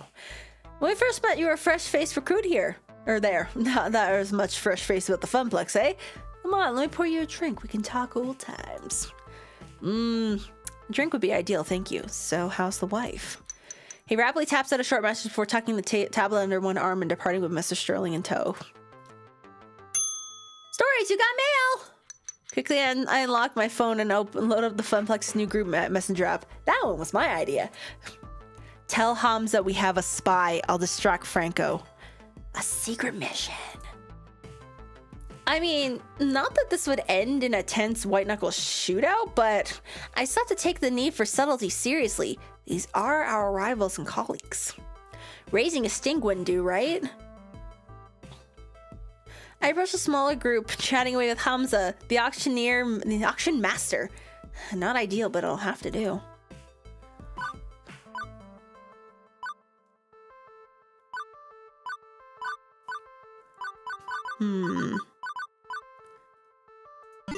Hey, how well do you guys know Mr. Sterling, the guy in the sunglasses over there? Franco Sterling? Yeah, I know him. He works for a mini golf green just outside the city. A fine man with a good eye for light and gun shooters. You sure he works for a mini golf place? Gavin was talking with him. I overheard that he works for some group called Nostalgia Commodities. Have you heard of them? Deco Nami. Dun, dun, dun. They're stripping at the mall, apparently. A tricky gambit, but it paid off. From across the room, Gavin offers me a brief nod of approval. Hamza strides out in the middle of the room and claps his hands sharply for attention. Franco Sterling, you will present yourself to Hamza immediately. Something wrong, Hamza?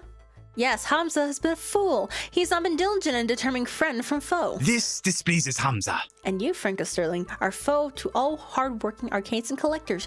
You work for Deco. Gavin Cooper has identified you as a minion of the adversary. Hey, hang on a second. What is my one rule, Franco Sterling? All sales are final. What is my other rule, Franco Sterling? Okay, look, I think you got Mr. Deco all wrong. He's just a hardworking American businessman. You dare invoke the wrath of Hamza? Don't invoke the wrath of Hamza. Who would see the entire industry devolve into a series of children's casinos, spitting out tickets at the pull of a slot machine lever? He has no love of games. The only thing he loves is green, and I'm not describing the terrible salads in his family restaurants. Begone! Begone from Hamza's sight immediately, Franco Sterling. Sterling casts an angry look my way, and at Gavin, the one who fingered him. Well, thanks for screwing us both over, Gavin. Deco doesn't forgive those who mess with his business, or those who fail him. You could have left my name out of this, Hamza. And why? The others should know you have worked in their interest.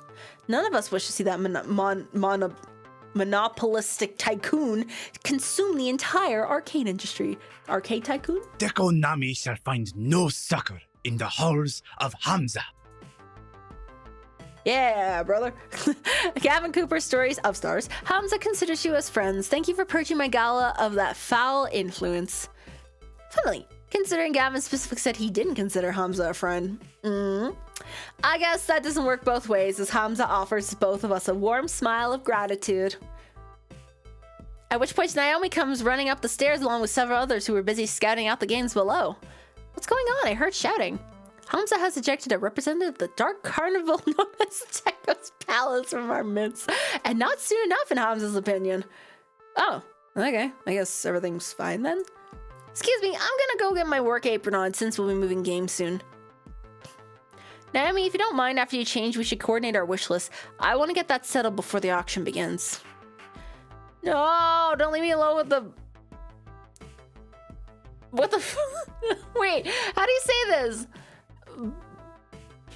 Bashanalian Orgy Master? What the fuck?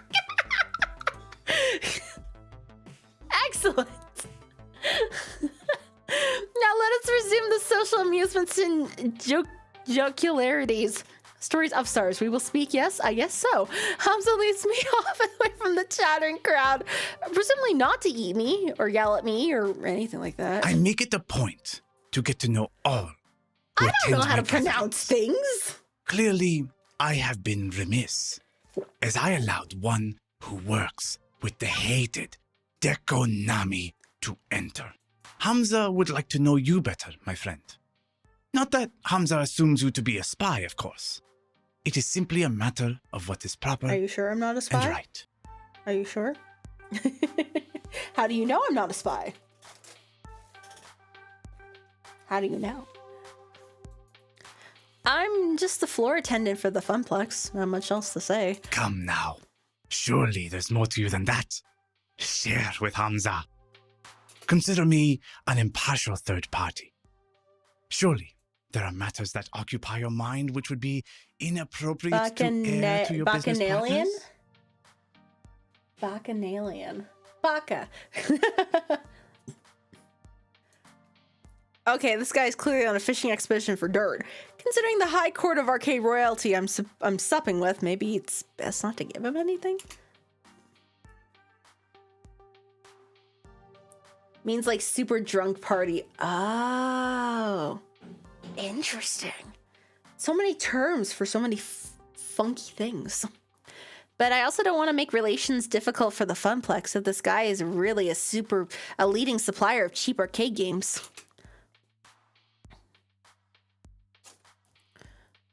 I'm secretly the royal heir of a distant land. That's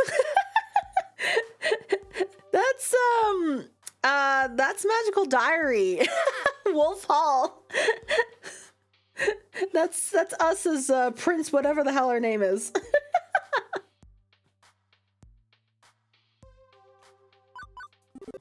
I won't bore you with the whole story, but TLDR is that my family's had a curse of foul luck for quite a few years.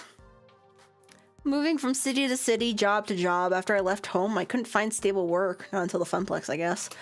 I'm determined to make this work, but I'll admit I'm in a vulnerable position. It's not exactly a jet-setting executive role. Hamza agrees. Ah, yes, I see the dilemma you face. I have seen it many times before, in fact, including firsthand. Yes, I have known hardship. We all have. In the course of events.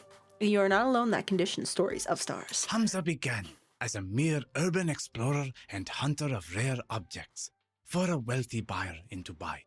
You see, many debts pursued me. And in return for assistance in paying them, I stocked the arcade of his dreams. In time, my patron released me entirely from the woes of debt. They were difficult years, productive years to be certain, and throughout them, Hamza learned how to use the mystique of being Hamza to better achieve his goals. I guess in a somewhat correlating way, I am learning how to use the mystique of being Stories of Stars to better achieve my goals too. Now I stand before you with power, and with hard-earned respect for that power. I leverage it to ensure that those who respect games as I do can enjoy them, even if they lack coin. Even if they broke a shit. But yes, I have known hardship. We all have in the course of events. You are not alone in that condition, my friend. Okay, so How do I get out of that condition? Do I need to indebt myself to a wealthy prince or something too? No. You will need the will to dream. The classic, you can't predict me, even if I don't know. If even I don't know what I'm doing. Exactly. The will to never make let the them know your trade-offs next move. that will bring you closer to your ambitions. Francine was mentioning something about that earlier. Wisdom and beauty, that is Francine. I'm trying not to make trade-offs, though. Not to settle. My parents, they give up on so much just to barely scrape by. Ah, yeah, it is the puzzle, is it not? What to trade? Allow me to regale you with a story. Stories. Hamza makes a sweeping gesture to the beautiful ruin of the Donna Wood mansion and to an oil painting hanging on the wall. Oh, is the one just over his shoulder? Yes, it is. That looks like Lady Gaga. At one time, Donna Michaels was a star on the rise. She had all she could ever desire and indulged in her desires all day long. But so indulgent was she that she failed to maintain the work that brought her there. After her second album didn't meet expectations, she lost interest. For years, she lurked in these walls as a recluse, playing games for hours and hours. Rumor has it she was found dead with her beloved arcade, hands still wrapped around a glowing joystick. She starved to death, lost in a game. I see that's ridiculous, but I've seen Percy play for hours and hours at a time, and now her lost and aimless spirit haunts this very place. And finally off the clock, let's go! Woohoo! Woohoo! Adrift is a ghost in the machine. Too spoopy for me, man. That just aged me by 20 years. Too spoopy. Hamza, no! Don't follow my terrible lead. And obviously a grim fairy tale rather than reality, but I feel there is an important truth buried in the myth. I ask you, was Donna's life spiritually satisfying? She didn't need to make any more albums. She wanted nothing and had everything. You could even say she died doing what she loved, playing games. Well, okay, but she still died. No point, no getting around that. Hamza agrees. Precisely. So many years stowed away, refusing the world around her in favor of a dream. A dream is a lovely thing, Storiesofstars, but you must balance a dream in one hand and the world in the other at all times. Naomi, she clings to her dream. Gavin, he clings to the world. Neither of them are truly happy as a result. And what of you, Storiesofstars? Do you seek to be truly happy? Oh, duh. What else was I going to answer except yes? But Hamza presses a finger to my lips to silence me. Bruh. Hold that thought. The action's about to begin. Shut up. Hamza claps twice, calling the room to attention. Greetings, friends. Let's proceed to the arcade below. We have many games to bid on, all of which must be out the door by morning. As always, I will accept alternate bids, but test not the patience of Hamza. If your bid is not a serious offer, the hours grow short. Any titles which find no takers will go to my own collection, but my hope is to find a happy home for every machine, one with which will love and respect games. Or these games, I suppose. 3 spooky, 7 me! Emotions for me in particular to follow as the group files downstairs. This way. A bunch of folding chairs have been set up in front of a large HD TV. Woohoo! One of Hamza's assistants loads up a photo slideshow of the games on offer as the group settles in. Hey, shouldn't Francine be here for this? It's technically her money. She trusts the two of us to make the right decision on purchasing games. Plus, I hate to interrupt her nap. Or her knitting. Or both. I swear she can knit in her sleep. Oh, I'm just too nervous. I think I'm gonna go browse the games again and see if there's any I missed. It's so dark down here. I could swear I didn't see them all. And how about you, Stories? Want to watch the auction with me or go help Naomi search the arcade? I'm fine either way. Ultimately, you're only here to help us lug our purchase out the door, so do whatever you'd like.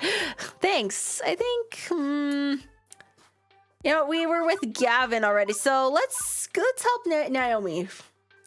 It's hard to see your way now that the sun's gone down. Naomi might get lost.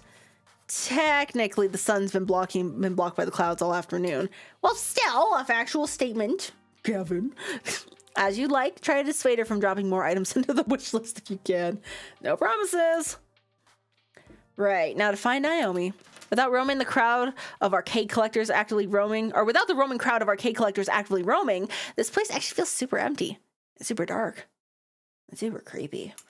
By the time I actually locate her, I can't even see the auction. I'm deep into the virtual woods. And there she is, staring into a darkened corner. She's possessed by the ghost of Donna Michaels, isn't she? I'm about to get spooked. I'm about to get spooked so hard.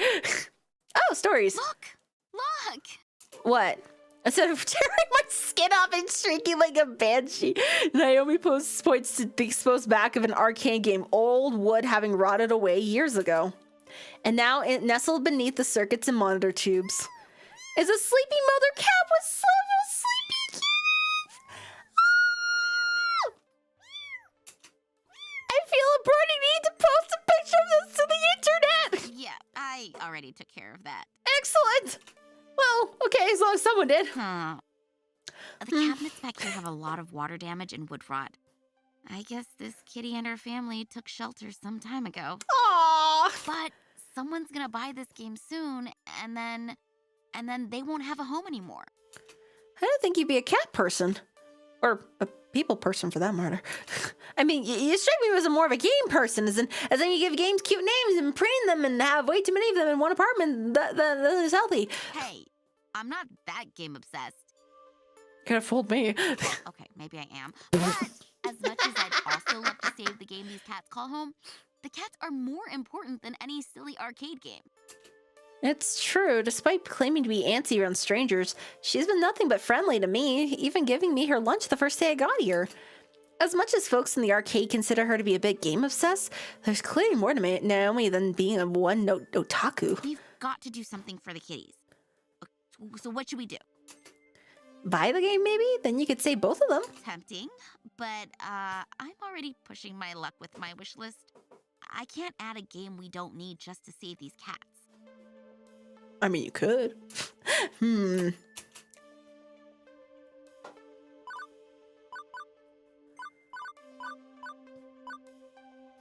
take them to an animal shelter. You should adopt them. They need a home. For now, we need to move them. That's priority 1.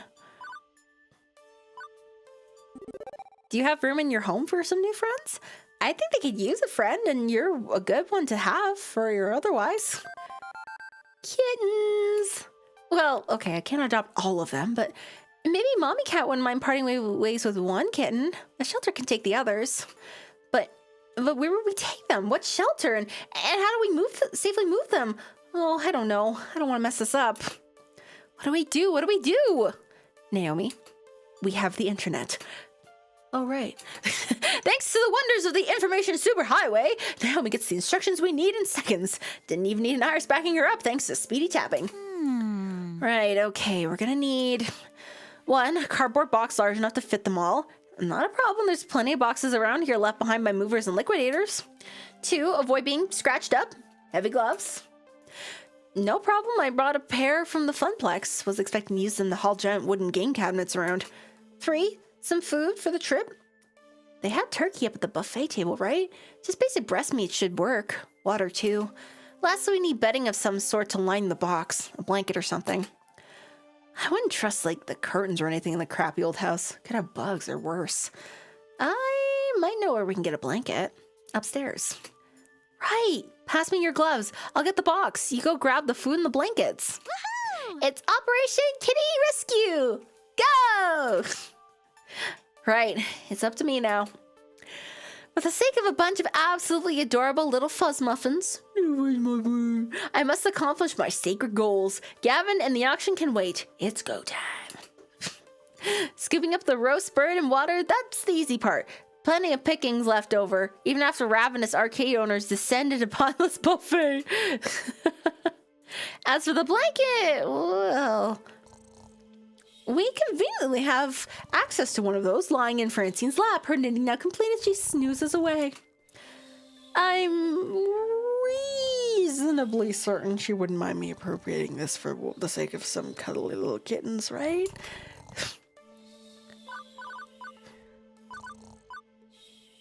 Should I wake up Francine?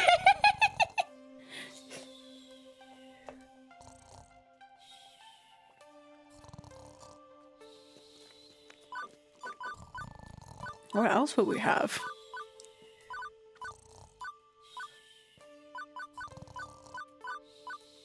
Cause I don't want to just take it. I can't just take someone's hard work, like, I can't take someone's, like, just newly finished hard work from knitting. Like, knitting is, I my mom's tried knitting. She's done knitting. I have not. I've tried sewing. That's already hard enough for me. Knitting's hard, man. Wake her up? Yeah, I'll gently wake her up. Okay, I can't just steal the blanket. She's been knitting for days. I hate to interrupt her rest, but this is for the best. I nudge her very, very lightly. Miss Francine? Hello, dearie. Hello, what's up? Sorry, pardon. I must have dozed off and everybody's gone. Is the auction over already? Why, it's only been minutes. Yeah, it's been hours. Sorry. My, oh my. Time flies. Listen, Naomi, I found some kittens that need to be moved somewhere safer, but we need a blanket. Would you mind if I... By all means. Aw, thank you. Go right ahead. It's just, you've been working so hard on it for so long, I figured... It's only a blanket. If it can save a life, no matter how small a life, that's well worth the price of a new ball of yarn. Oh, she folds up the blanket, the small blanket, to make it fluffy and warm and double layered, perfect for lining the inside of a box. Now, if you don't mind, I just need to rest my eyes a moment. Me. Well, okay then. Food check, water check, blanket check. Now to assemble all these components together in a giant kitten-saving robot. I return to Naomi, busy fretting over the kittens while tugging on the work gloves. Not long, cuties. Not before we find you a new home. Stories Kitten Rescue Service at your service. Oh, say, it's a pretty nice blanket you found. Wait, isn't that Miss Francine's blanket? It's cool, it's cool. She volunteered for the cause. Ah, okay then. Actually, moving the cats is trickier than I thought it'd be. The gloves protect Naomi from scratches, but coaxing them out means tempting them with food and water and being very patient. And soon enough, ta-da! Ah! Cat! Ah! Oh, it looks like my kitty. Oh my god, that is so adorable. I want to die.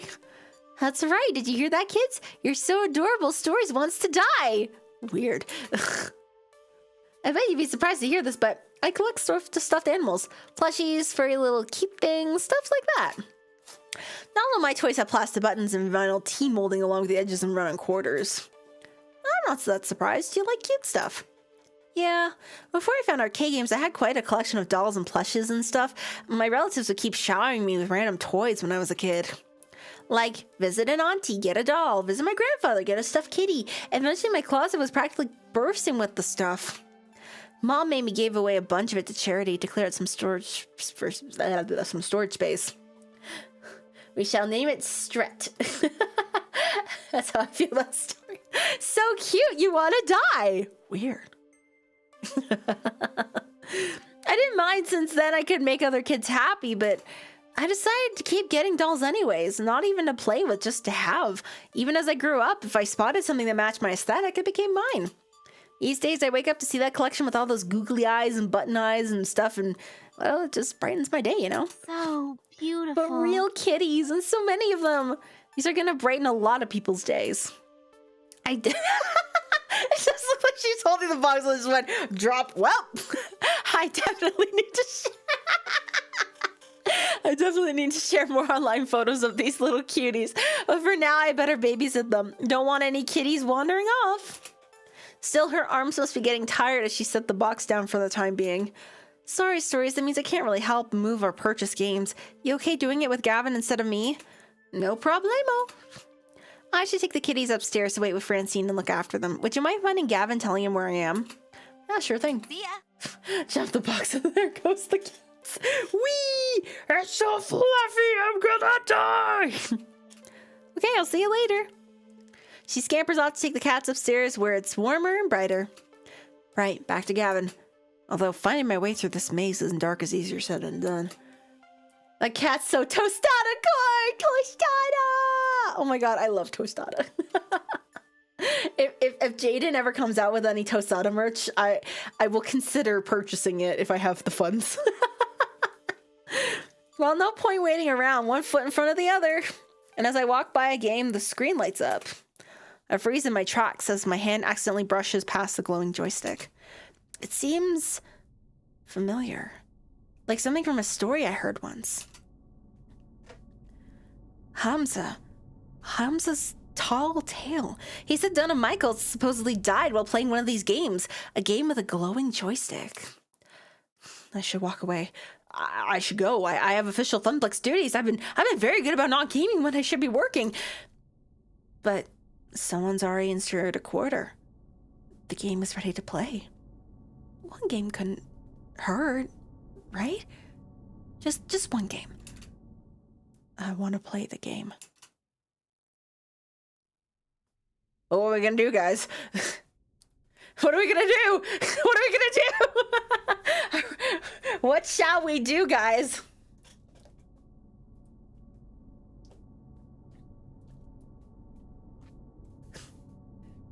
Wait, is Polybius an actual thing? Is it a thing outside this game? My hands wrap around the stick as my eyes drink in the colored lights swirling on the screen. We have no choice. We have to play the game. Play the game. Play the game! Play the game forever. Polybius 1980X, Sinus... I can't read.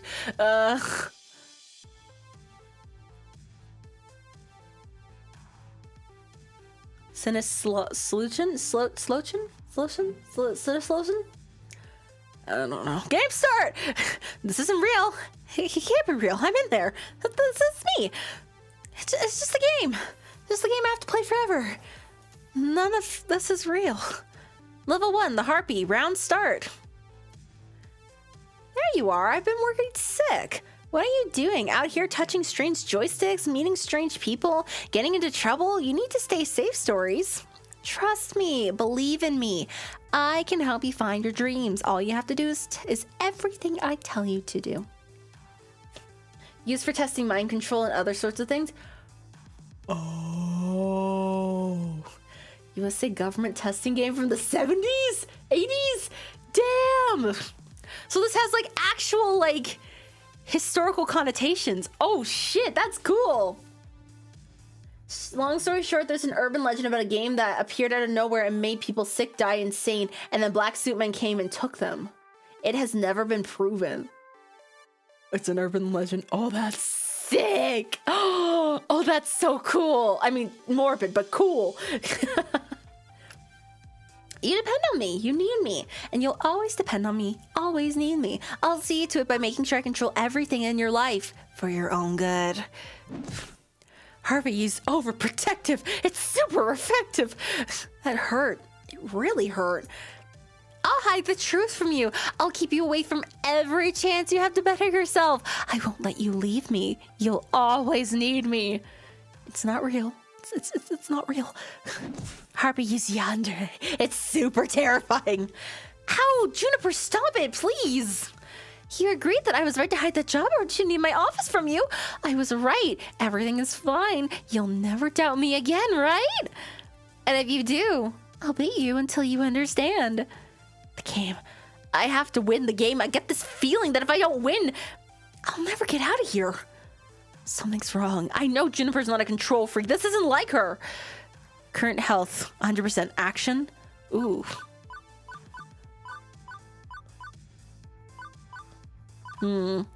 Attack, refuse to believe. I refuse to believe! Summon a cleric. This is ridiculous. This isn't real, and this isn't you, Juniper. I know how much of a bastard I am for saying this, but you're not competent enough to be a calculating mastermind trying to keep me dangling from your leash. Damn. You're just too open, too honest, and too clumsy to pull off something like that. I know you. I've always known you. And I know you're sincerely trying to help me, even when you mess up. Player used harsh truth. It's super honest. No. I'm sorry. I'm so sorry, Stories. You're right. I just wanted to help you smile again. I made a mistake, but it wasn't to keep you under my thumb or anything like that. Juniper, I'm smiling. It's okay. I'm gonna make this work. It's hard work, but I'm gonna make my dream come true.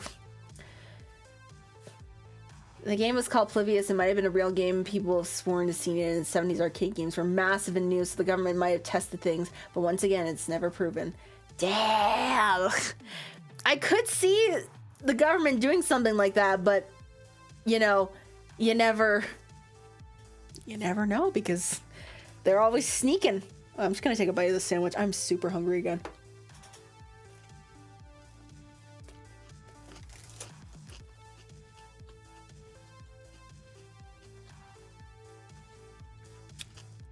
That's wild. You know what they say, there's always some truth, even in the wildest of tales.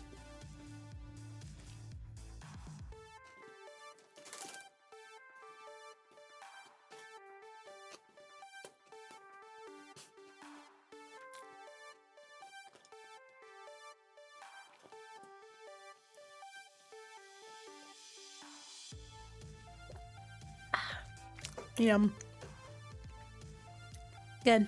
I'm so glad to hear it.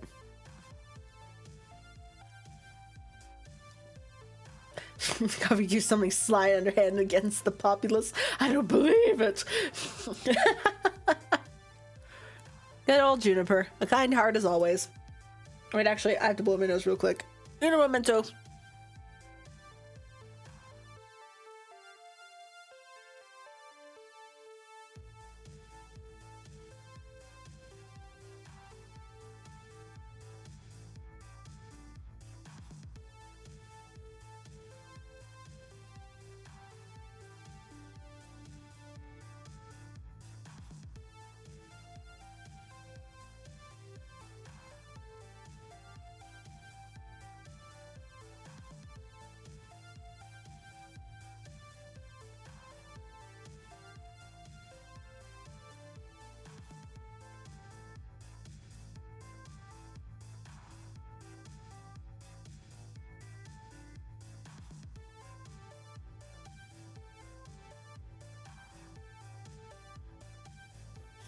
I'm sorry, I wasn't expecting to look back up at the chat and see CIA has a meme branch in my chat messages. What the fuck do you mean the CIA has a meme branch?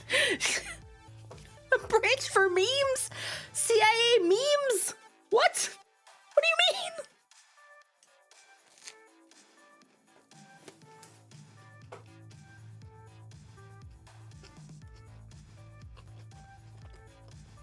My God.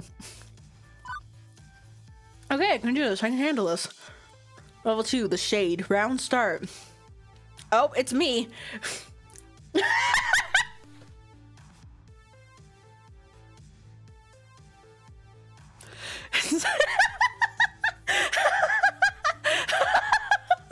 Oh my God, guys!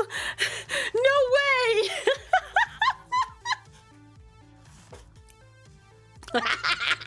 Dang it.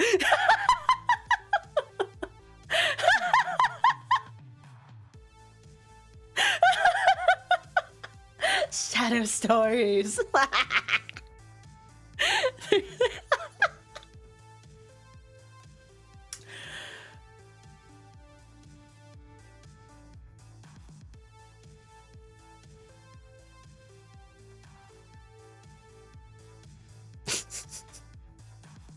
Oh, this is so silly.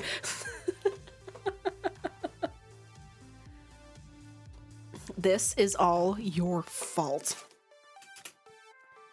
Nope, I officially can't handle this.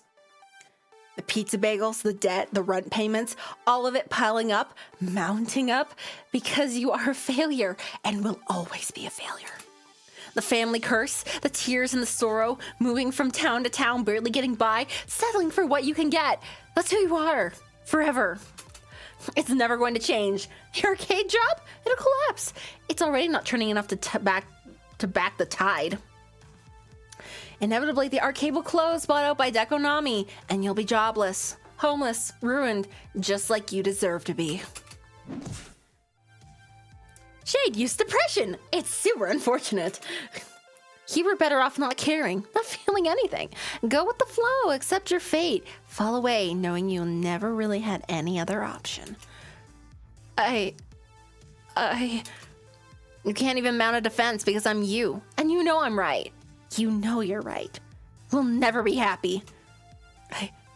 I can't do this. Current health, 100% action. I need a tank. I can't do this.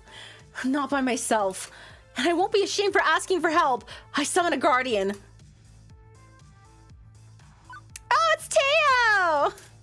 Hey, you've got no style, Shade, no energy in your dance. And you don't know stories like I do. Even beyond being a charmer and a looker. Oh, thank you. She's always giving, always supportive of her friends.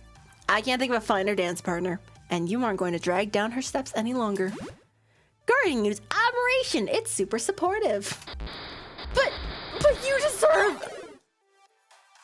That doesn't have to be me. I can decide who I want to be. And with everyone standing behind me, I know that if I should fall, someone will catch me. Prepare for a final boss.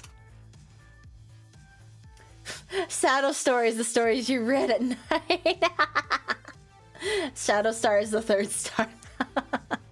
Good, I'm ready, and I'm definitely ready to get out of here. Level 3, the Lost Soul. Round start. I don't get it. Not one bit. Are you Donna Michaels? Girls just want to play games. I just wanted to be happy. I made a place where I could be happy forever. Walked inside and locked the door and threw away the key. I got what I wanted. I was happy. I didn't struggle. I didn't try to do anything more than I had to. Just like you. Like me? I'm not a billionaire pop princess. Neither was I. No one liked my second album. I wasn't meant to be a star, so I gave up. I was okay taking the money and running. You could do the same. Maintain, eat the pizza bagels, do everything that's asked of you. Let Juniper continue to float the rent. You're in a good place. You could stay here. You could let go. Play games forever. Be happy. No ambition. No hope. No need. You'll be fine. You'll be safe. Go with the flow. Go with the flow. Ever since my little lunch date, something's been bugging me. Maybe now I know what that is. Why did I ask to replace Ashley on this trip? I didn't have to. They didn't ask me to. Why did I do it? Because this isn't enough. Being an arcade floor attendant isn't enough. Living hand to mouth isn't enough. Good. Quit your job. Quit and become like me. Lose yourself in the games. Oh, I'm not quitting. That's not what I meant at all. I want to fight. Current health, 100% action? No, I'm not fighting her. That's not what I meant either. Ooh. If I can make the arcade thrive, I'll thrive. I will turn the Funplex into a palace of fun. My friends have supported me. I'll support them. I had no real ambition before, but I'm ready to step up. There has to be more than this, right? With me writing a fanfic about stories and Shadow being best friends be weird. I mean, who's to stop you at this point? Like, there is weirder on the internet. That's what I'll say.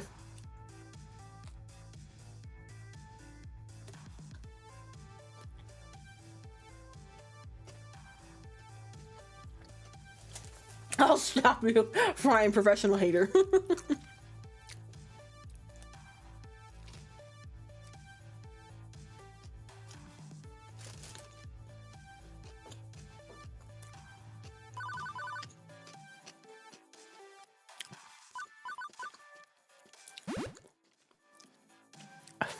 Floor attendant stories? Nah, I'm done being at the bottom of the rung of the career ladder.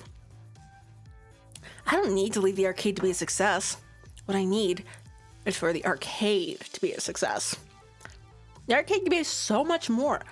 I could lead the way, go above and beyond just doing what I'm told. I could champion the cause of Funplex. That's my dream.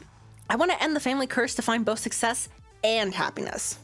When the Funplex is finally roaring success it deserves to be, with God as my witness, I shall never eat a goddamn fucking pizza bagel ever again. But the glitchy shade just looks at me with confusion. That sounds hard. Yeah, kinda does, doesn't it? It's a hard path, but that's how it's gonna be. No, I don't think so. I think you need to stay here with me. You need to play games forever. That's so much easier, isn't it? To just let go? I can make you see. I can keep you here, drag you down, tear you apart. I eye my health bar nervously. It's still full, but that could change. I don't think Polybius is happy that I'm not giving in. I can't risk a fight with Donna. I need to get out of here. Prioritize my survival. Or do I want to try to save Donna too? Let's rescue Donna! This is risky as hell, but nobody deserves to be trapped inside a video game forever. Assuming I'm not just wildly hallucinating based on Hamza's spooky story by taking root in my mind, and none of this is actually real in the slightest. Donna, I'm not staying, and you don't have to either. Polybius is making you feel this way. It's taking advantage of you, leveraging your depression. I know, because I've been mired in depression too. I can't speak, and I know if I can beat it, so can you. Nobody wanted me. They hated the second album. They moved on. Why not play games forever? Why not lock the door behind me? Nobody cared. Nobody cares. Haters gonna hate. But the second I see that thing, I'm bursting out the Word doc. I already have a story in mind.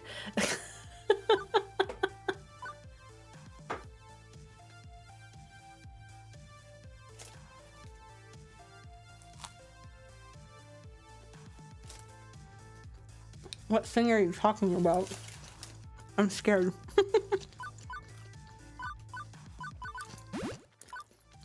Okay, so they didn't buy the album. They have crappy taste in music. Sucks to suck. Right now, in 20XX, you're hot again. You're nostalgic. Your fans miss you. Are you gonna let your haters keep you down, or you're gonna win over your fans again? The fans. I always loved performing for them. The rest of the business, I hated it all. I hated the label, the industry, the backstabbing, the drugs, everything. But the concerts, I loved the smiles. But it's all over, isn't it? I died. I'm not even Donna's spirit. All that's left is a simulation of me running through the routines of Polybius. Error. Stories. Thank you. Thank you for trying to save me. But there's nothing left to save. I'm not real. You seem real enough to me. Error. No escape. Purpose. Code. Execute. You need to go before Polybius completes its data collection of you and disposes of the original like it did to me. I'll hold it back, and your BFF will do the rest. What? Digital BFF to the rescue! I finally figured out how to break you out of this, but my apologies in advance. Hang on, do I smell something burning? No escape. Erase Donna, replace with new player, erase. She's fading, but she's smiling all the same. It's okay. I'm ready.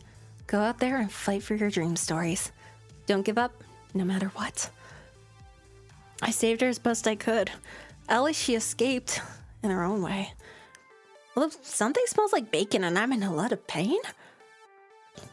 As my consciousness snaps back, my hand releases the joystick immediately. Also, my pants are on fire! On instinct, I kick off my shoes and yank my jeans down, getting rid of them as fast as possible. Stamping on them, I quickly put out the flames, leaving only smoldering denim and the melted remains of my phone. Iris, oh no, she sacrificed herself to save my life. Girl, it just like... She literally went up in flames to save me. Wait, no, she lives in the clouds. She'll be totally fine. Still, I'm out of phone. And possibly have first-degree burns. And I'm backing the hell away from that demonic video game as fast as possible. Flame therapy! Not flame therapy. Quickly, I rushed to the sounds of people talking to catch up with Gavin. Gavin! Greetings. There you are. Did you find Naomi? The auction's nearly over. Wait, where are your pants? Not important right now! You need to put a bid down on a game called Polybius so we can destroy it before it hurts anyone else. What? Look, it's a long story. I mean, how much time? So, if you wanted that game, whatever it is, you should put it on the wish list. They're bidding on it now. What? Sold. One rare Polybius prototype for an undisclosed sum to the undisclosed bidder. The woman who hadn't said anything all night long nods her head in appreciation, still expressionless. Thank you for your cooperation. Two similar dressed men in black rise from their chairs, departing with the woman. So yeah, we got our agents in black taking away the Polybius cabinet. Presumably to box up the game and put it in Warehouse 13 or something. But Hamza, wait, you can't. Hamza's hands are tied. All sales are final. This one in particular is extremely final. Hamza does not seek to cross federal authorities. Yeah, I'm thinking maybe I should let this one go too. And honestly, the sooner I forget about it, the better. Especially if I don't want to be renditioned to a black site prison in an undisclosed location. I feel the need to emphasize that you aren't wearing any pants. I am very aware of that fact, Gavin. Yeah, my phone caught on fire while it was in my pocket. See, this is why I don't like smartphones. They're privacy invasive, overly expensive, and occasionally combustible. An unfortunate incident indeed. But as hospitable host, my course is clear. Hamza shall provide you with his pants. Not necessary. That is extremely not necessary. Fortunately, rather than whipping off his trousers right then and there, that would be terrifying. Hamza summons one of his helpers with a clap who provides a spare pair. Why do you just have pants on demand? In my line of work, one must be prepared for all eventualities. Including spare pants. Good to know. Now, an apology for being unable to provide you with the game you sought. Perhaps Hamza can offer you something special in recompense. My friends, the final 3 games for auction, all rare, all special, all highly sought after by collectors and operators alike. Only a few prototypes were ever made, released to test markets. None of them made it to mass production. What you're about to see are rare gems of arcade history. Storiesofstars. You may make a priority build in any one of these games of your choosing. A glance at Gavin, who's shaking his head lightly, confirms we are officially out of bidding power. Not that I really care. I can't think of any obscure games I really want to add to the Funplex, but better to accept Hamza's apology and take a gander at him. Sure, let's see him. And with a click of a slide, I see.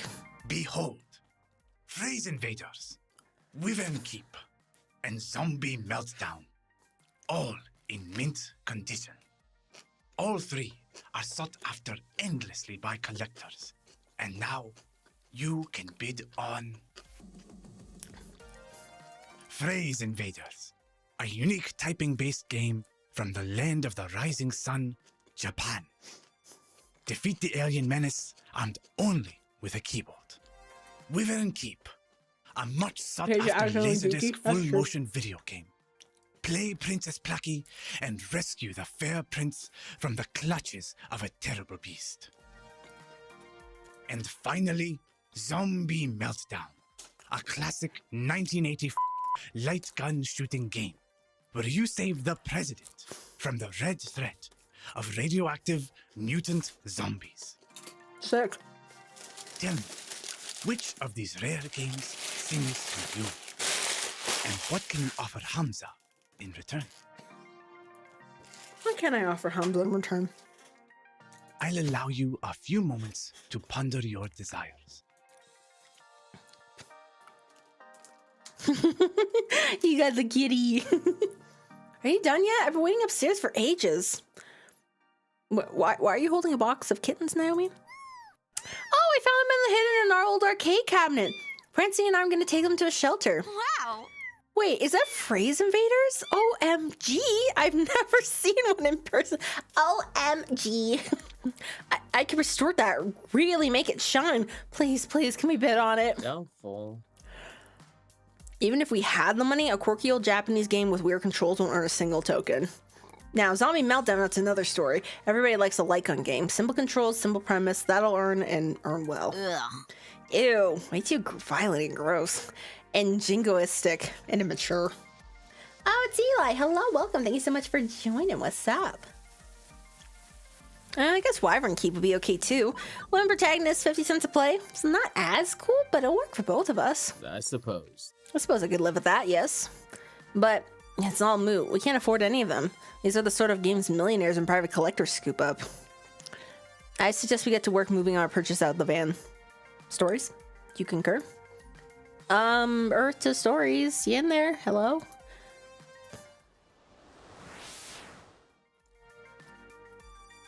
I remember. Before my family fell on hard times, before the curse kicked in.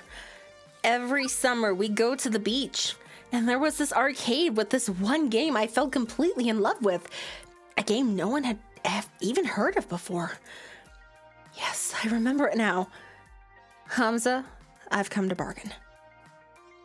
Such fire. I see the fire in your eyes, Storiesofstars. Most impressive. Speak your desires for all to hear.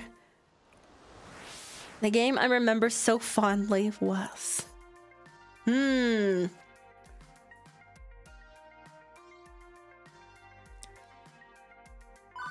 Which game? Which game do I nostalgically remember that got me into video games?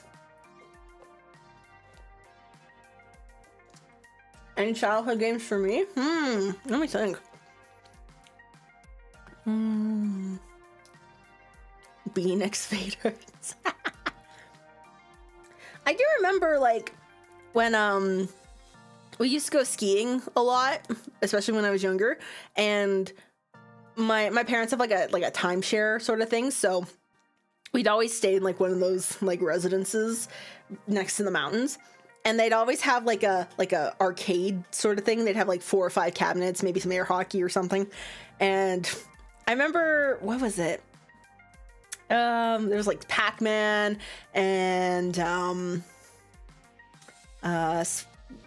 Space Galactica? I can't remember the name of it. Old games like that, like those old cabinets, Street Fighter, maybe like a zombie game or two that I can't really remember, but at least for like arcade cabinets, I remember those when I was younger. And I actually got one of those like little joystick thingies that has like 5 games on it, and you like connect it to your TV, and then you can like play whichever games or whatever. And then there was like an extra cartridge you could put in. There was like 3 extra bonus games you could play if you wanted to. That was cool. But I think the first proper game I ever owned was Harvest Moon Friends of Mineral Town for the Game Boy Advance. That's what started my love of farm game, my guys. All the way back then. Me with my Game Boy Advance SP or whatever it was called, with my farm game, but not actually knowing how farm game worked, and I was just running around and just like selling weeds and stuff, and I'm like, yeah! But that's how it all started, yeah! Farm game origins, exactly!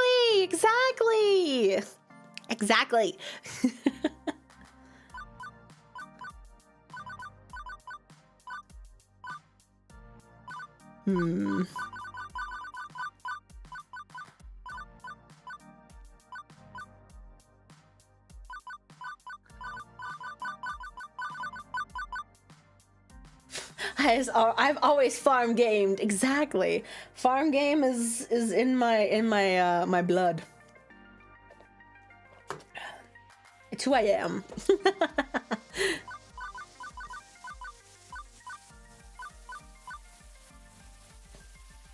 I sold weed as a child.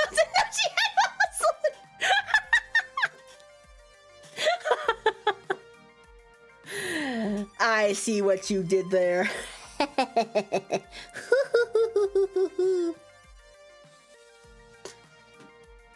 I guess to be Sonic 2, what is that? Wipeout 64?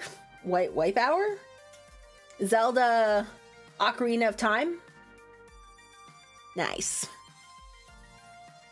Yeah, the Game Boy Advance SP was like my first proper like console, I guess, technically. And then we got the family Wii, when it first released. I remember I was so excited. I ran through the entire house. I was just like, ah! We had so much fun just making all of our Miis and everything. And then I got hit square in the nose by my brother when we were playing doubles tennis on Wii Sports. Fun memories, good times, good times. It was a racing hovercraft game. Ooh, nice. Very nice, very nice.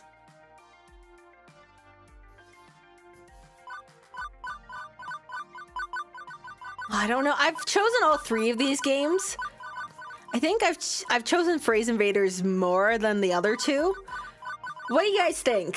Which game should I choose as my nostalgia game?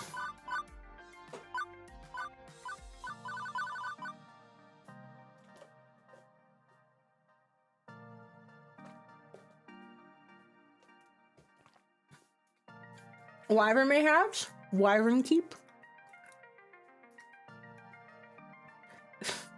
First time I ever played Wii Tennis, I threw the controller at my cat, who didn't freak out and just looked at me disappointedly. He's like, this is why they tell you to put on the wrist strap. You imbecile.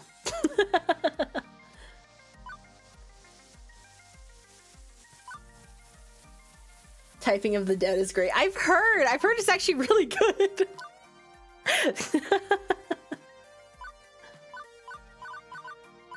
Wyvern, all right, we got 3 votes for Wyvern. Let's do Wyvern Keep. The narrator, the music, the way the cartoon played out in front of me, amazing. Like nothing I'd ever seen before. It's like one of those Zelda CDI games, but better.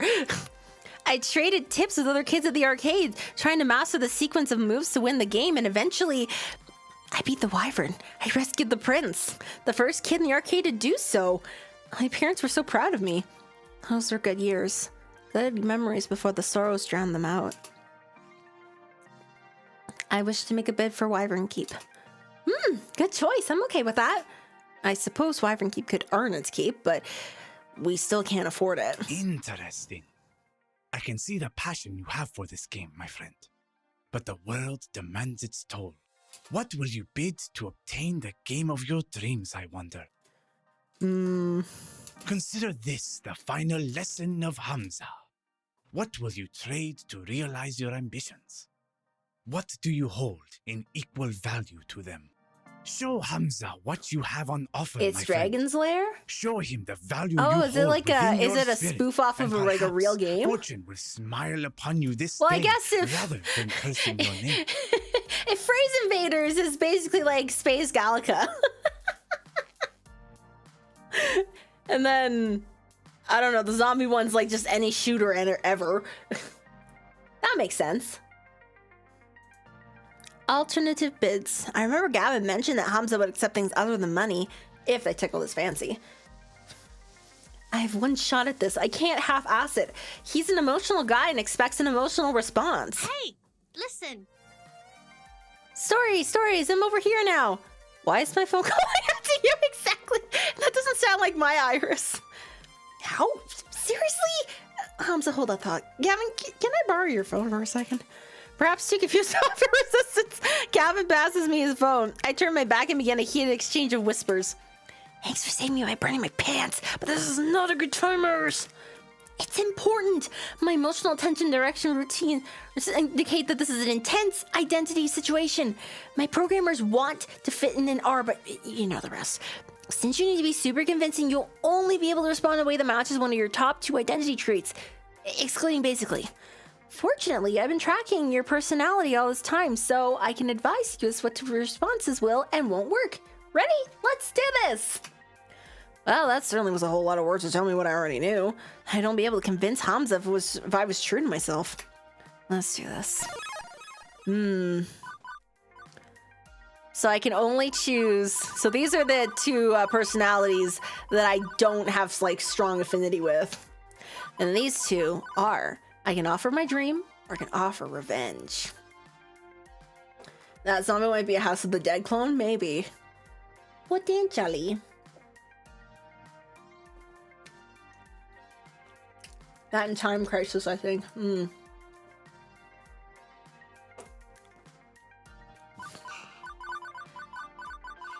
Revenge of Stars. I was thinking revenge too. I offer you revenge. Interesting. Continue. Earlier tonight, a spy from Deco's palace nearly walked out the door with your treasures. The Funplex stopped him cold. I think you've earned a measure of revenge against your enemy. And the enemy of your enemy is your friend, yes? The Funplex is no ally of Deco's palace. We may be a small arcade, but I see potential for growth, to become stronger, better, and eventually to conquer Deconami. You can help us get there. So how about it? You and I together, building something that will grow into a mighty arcade to be reckoned with. This displeases Hamza. Very well. All eyes in war we shall be! The game is yours, Stories of Stars! Hell yeah! I'm iffy on this. Going to war? I'm sure that's just tough talk. The idea of unseating the nation's #1 arcade franchise is a bit silly, but it got us a free game, so it's a win. Yeah! Revenge! Revenge! I did it. I actually own a copy of Wyvern Keep. Every kid dreams of owning their favorite arcade game, and every kid thinks that dream will never come to pass. Owning an arcade game? Only the ultra-rich can do that. But I did it. It belongs to me and the Funplex. And this is just the beginning. But for now, better to focus on the present. With the auction wrapping up, the Funplex team works to move our purchases out to the van and attached trailer. Fortunately, the rain stopped, making labor a wee bit easier. This will be Stories Metal Gear Rising Revengeance. Soon enough, we're back in the van and on the road to home. Ooh, I like the sky. It's very pretty. Very me-core. Hey, Gavin, here's your phone back. Appreciated. Also, I've made a decision. I would like to do more for the arcade. You want more work shifts? I'd have to balance that out against Ashley's needs. No, actually, I'd like a promotion. I want to be the arcade's event manager.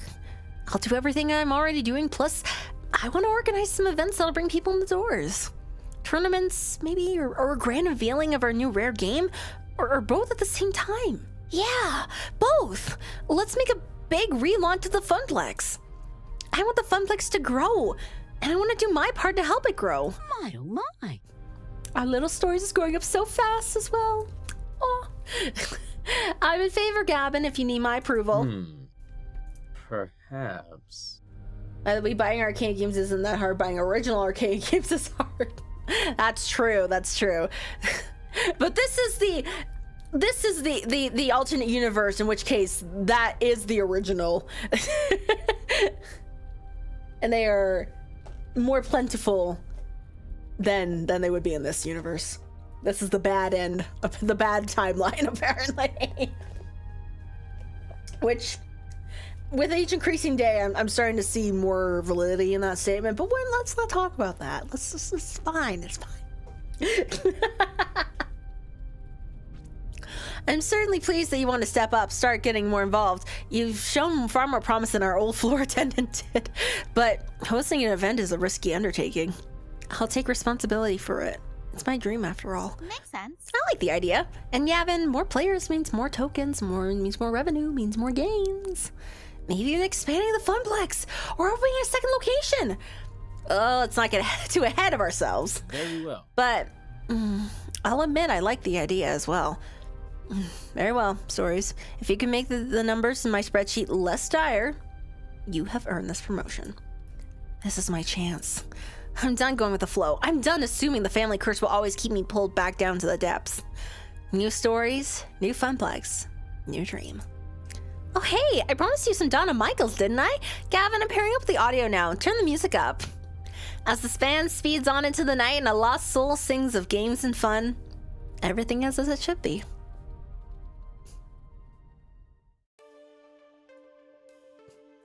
Juniper was waiting for me when I got home. She was worried I might be mad over what happened this morning, but how can I be after everything that happened today? I need to move forward, past missed opportunities and towards the opportunities I'm making for myself. I also had another surprise waiting for me. A brand new phone all wrapped up in shiny plastic packaging. After activating and reinstalling all my apps, I loaded up Iris and logged in with my account. She was right there waiting for me in the cloud. Okay, I genuinely have a question. Where did the beans come from? Like where did the use of beans in the chat come from? Like, I'm not mad, I'm just curious. But why beans? Why beans? From you? From me? What did I do with beans? Wait, no, seriously, what did I do with beans? I did this? Okay, you're gonna have to remind me. What did I do with beans?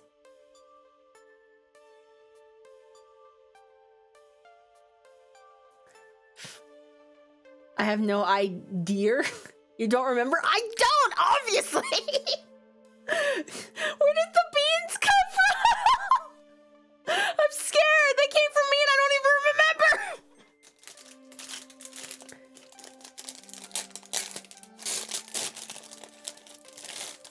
What the hell? I never remember. You hate a whole tin of beans on stream? Oh, they're jelly beans?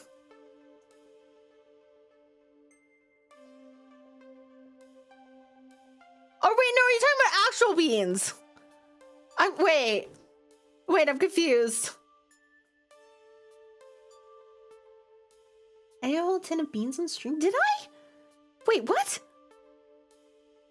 Are we talking about, like, actual, like, real beans? Like, legumes?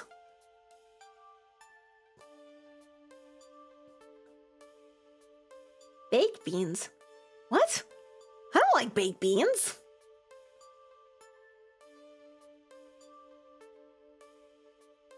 Okay, now I'm even more confused.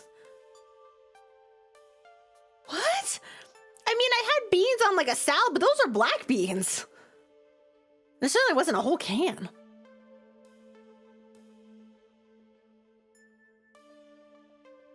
I'm really confused right now. What do you mean? What do you mean? What?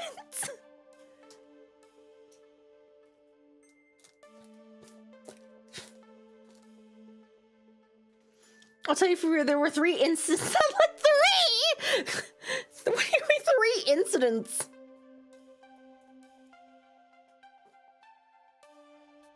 I'm as lost as a giraffe on the moon. Seconded.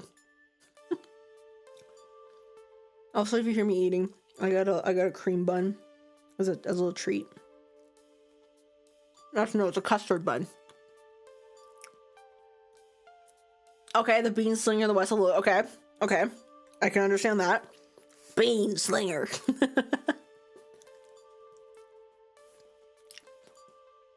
Desmond the Moon Bear. How did I get here? The end.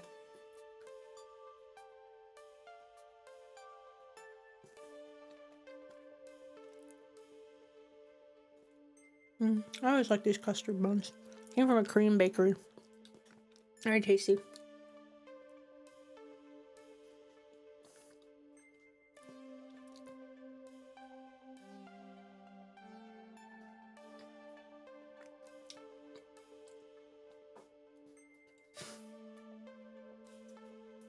While making fun of that one stream, I forget which, we made a joke about you putting beans on your throat and stocking up on that. Stocking up on them beans. When you shoot the mouth movements just made me happy. They're very funny.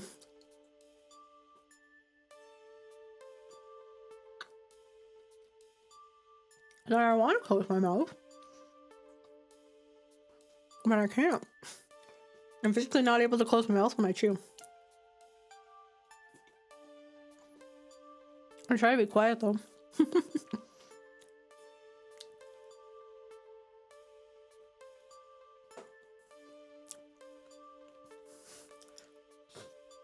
I have 150 pounds of beans in my closet. Jesus Christ. Flame, why?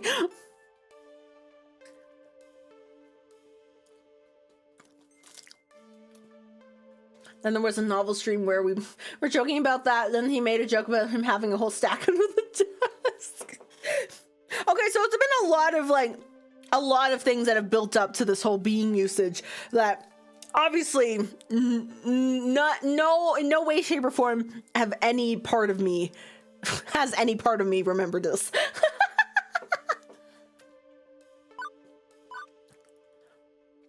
I'm Latino, we always have refried beans. I see. I understand. that was the joke Boops made a menu about it. Now you and beans are a thing. Beans. What the fuck? Oh my goodness. Well, that was a great what do you call this? Like an interlude? Stories eats a custard bun, and chat reminds her about the beaning. New bean. Also the stream where you ate 2 tins of bean live stream. Bill, man, that didn't happen! That didn't happen! Anyways, back to the game. You really scared me back there. It was like you were in a trance.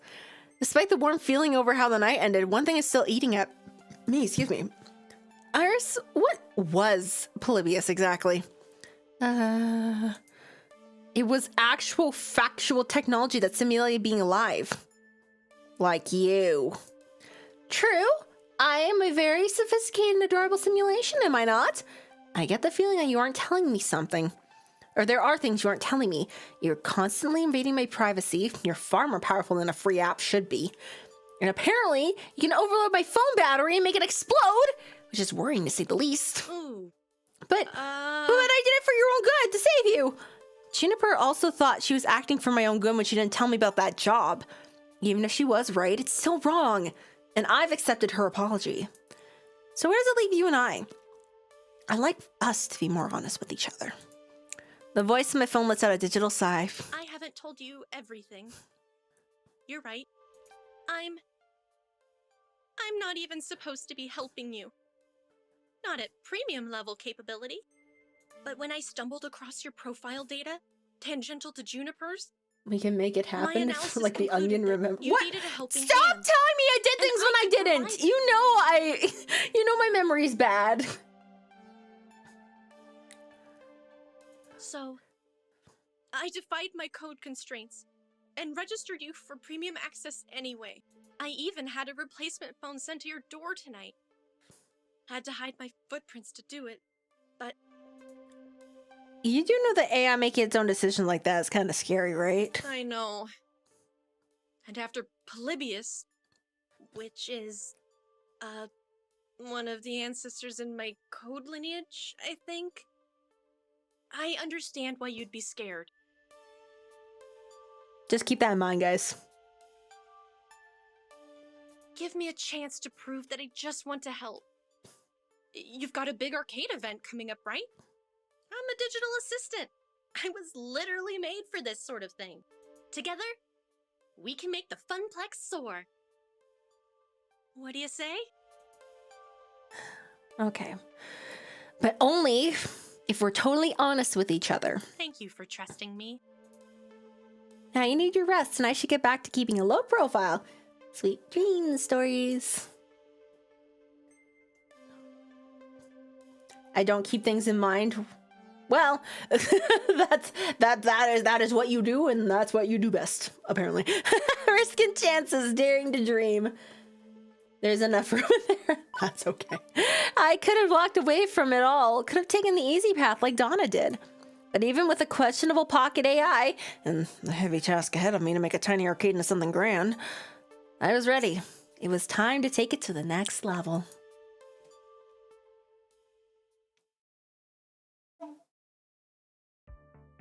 And speaking of which, we're going to the next level! Woohoo! You've cleared level 2 of Arcade Spirits, and winner is you. Winner is me! Now let's see your score. Gavin seems to have taken a shine to you. Interesting. I didn't realize Gavin was the favorite so far. You've proven to be a gentle, sweet, and compassionate soul. Also, you've scored 9,200 points. Everybody likes points. Today's piece of fact is, of the 31,386 pizza places in the States, roughly 83% offer delivery, 91% offer takeout, and 51% offer dine-in service. Let's move onwards.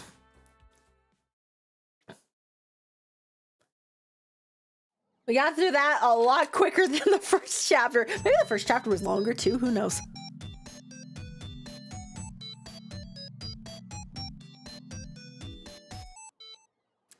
Level 3, take it to the max.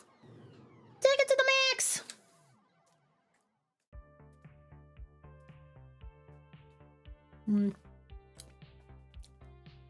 I can tell this is a really fresh cream bun because the bread is so soft.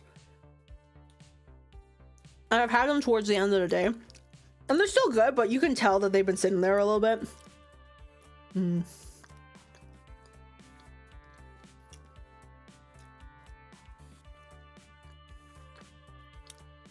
Yeah, this was pre-plague.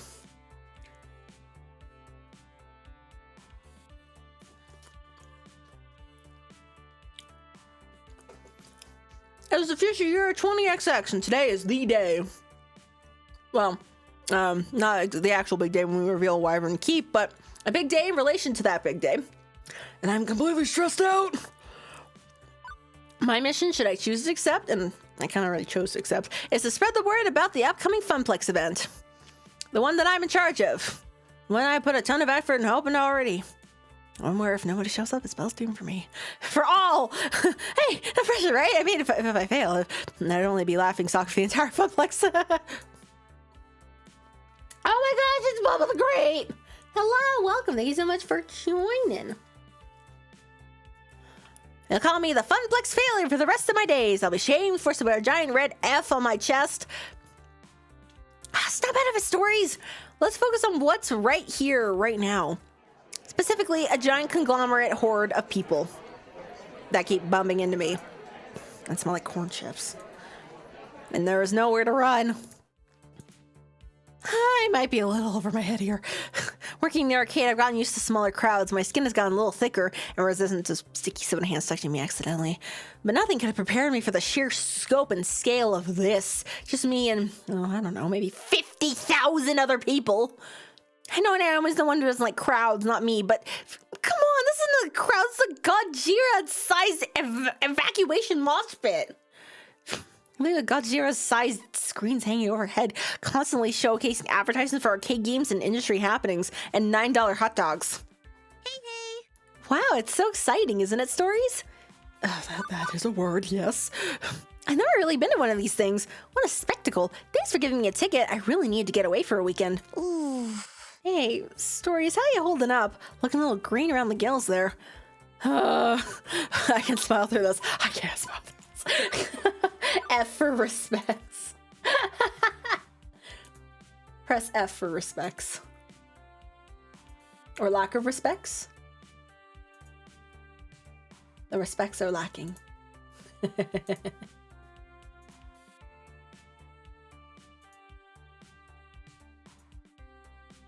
we go, okay.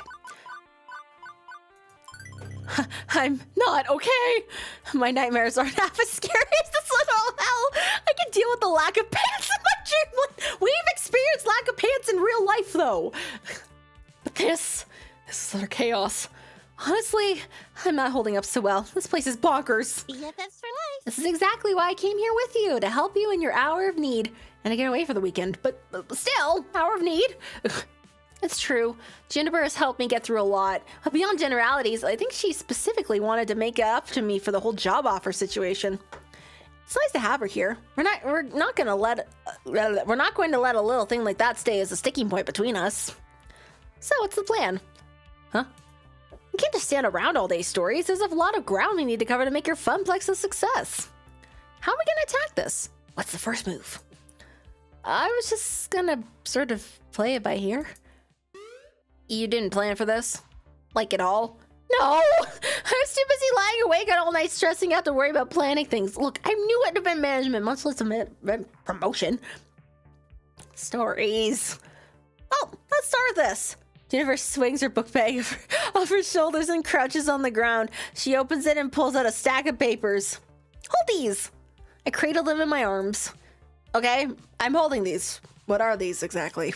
Flyers, silly. The ones you wanted for the promoting your big event. I managed to print quite a few before the boss started giving me weird looks. Yeah! Using up company resources for non-company projects. Let's go. Why are copier rules always so strict in office jobs? It's just paper and I needed it. I flipped a sheet over and I start to remember. Flashback. About 2 weeks ago. Don't mind me just eating a custard bun as I'm reminiscing. Self-voicing enabled. Self-voicing. Self-voicing disabled. Disabled. I didn't mean to press that. Ashley and I were holding down the fort that day. Gavin locked himself in the office and told me that if I bothered him for anything other than an emergency, that I would not live to regret it. Damn. Boss makes $1, I make a dime. That's why I cry on company time. Woo!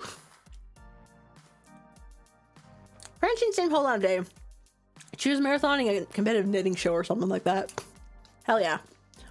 Naomi was out shopping for some extra parts. The Dig Dug machine was acting up again. The buttons were sticking from some kids spilling a slushie on it. Damn these kids. The AI virus is now on Stori's computer.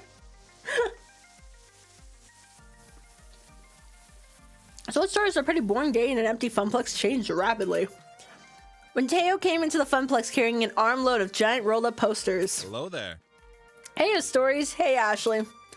Welcome home, Teo. Hiya. Good morning, my fair Teo. How art thou? Only so freaking excited. I might spoon to 1,000 bits. Please don't. I've been an awful mess to clean up. I'm already spilling lots of custard. I don't nearly have enough hydrogen peroxide to get rid of the blood stains. And I don't have a plastic tub full of lye to dissolve your body parts in. Not to mention the years of therapy stories I don't have to go through to get over how horrible it would be to watch your friend die violently in front of you. That reminds me of that one, like, have you seen this one Twitter post? There's like, it's like just like 5 guys and they're like standing in front of like a pool party and there's like, you see the 5 of us, like, what do you do? And there's this one quote where he's like, take my life in front of you so it changes the direction of your lives individually at that exact moment for each one of you. Like, okay, damn. I mean, it was a thirst trap, so I don't know, but people on the internet, you never know what you're gonna get.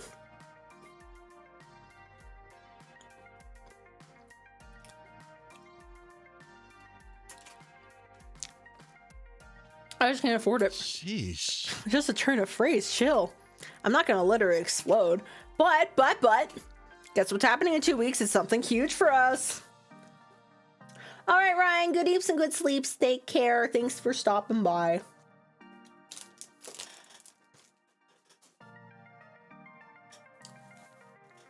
Are you showing a compilation of internet cat videos at the movie quad? Please, please tell me we're finally gonna replace the blindly horrid Christina-like carpet beneath our feet. Hey, I like the carpet. It's fun. No, and no. Okay, I guess I've teased it enough. Teo took the poster he was clutching and unravels them before us. It's Max time! Oh my gosh. Max? Max is already here? Poops. Shit, I thought it wasn't for another month. That means I've got to double down on my cosplay production. Say goodbye to sleeping for the next 2 weeks. I got so much to do now. Bummer. I know, right? I still have to meet with all the dancers and work on our synchronized dance routine. Not nearly enough time to perfect it. I have to find a good time and place for an international Showtime stage community gathering. I still have to finish hand sewing all the embellishments for my tailcoat. Find or make a decent pocket watch. And start and finish my 3rd cosplay. Ugh, death take me now. Wait. Can we go back a minute? What exactly is Max?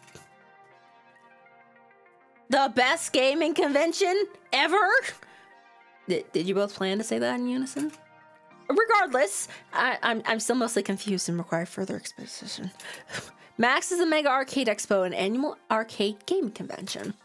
It happens every year around this time over on the West Coast. But this year they're having a Max right here in our city, and it's going to be the biggest one yet. Yes!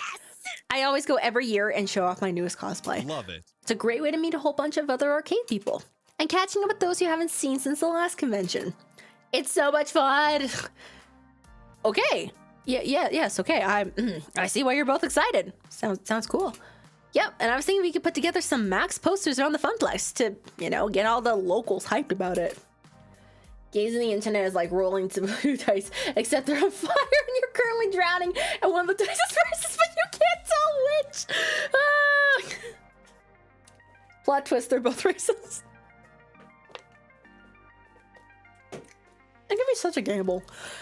My god.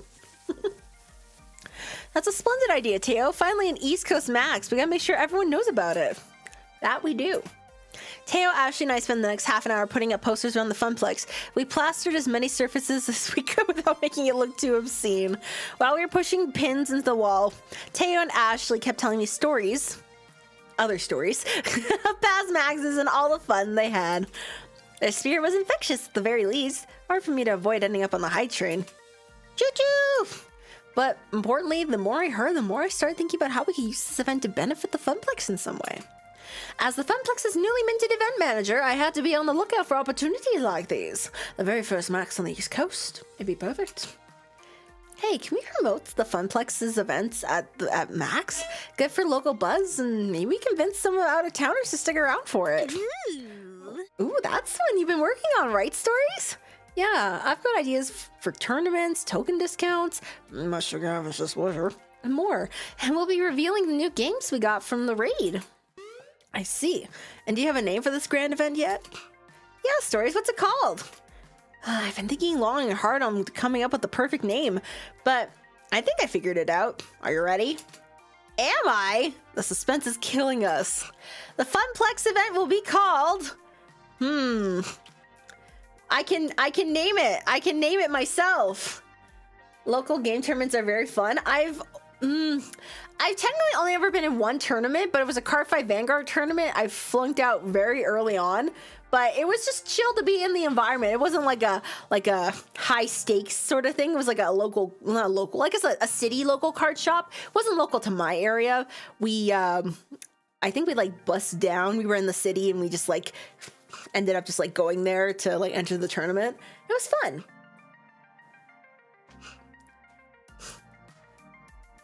Oh goodness. What should I name the event? I didn't think about this. And there's no randomized button, so I can't just come up with Wumbus or something. Probably a better atmosphere than most Smash locals. Oh goodness, I couldn't even imagine. Gregory must get the Funplex to grow as a business. I know we can do it, Superstar. Bust down. I heard bust down. It was like... Do it! Joe's barbecue and foot massage.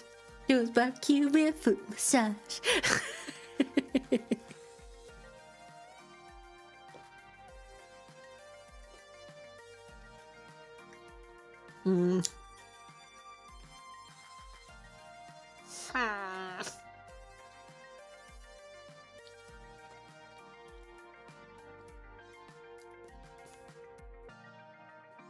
Gaming star. Is that just like a is that just a description of me, or is that a suggestion for the event name? Because you are a star for gaming and you are a star. Period.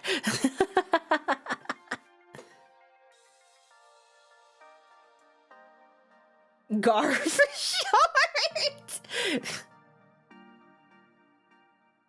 George Tuesday. Galaxy Gaming.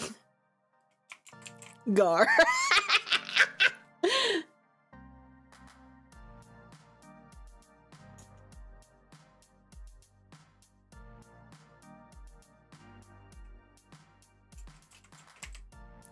Gaster. It's Gaster. Oh my god.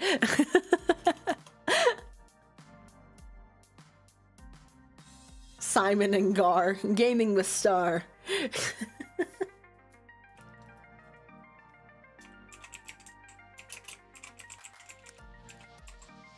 Day. Undertale mentioned gaming. seen like at conventions, I've seen like, I think there's like an organization, at least one or two, that are like something related to like gaming and like LGBTQ stuff. WD Gaster. Yes.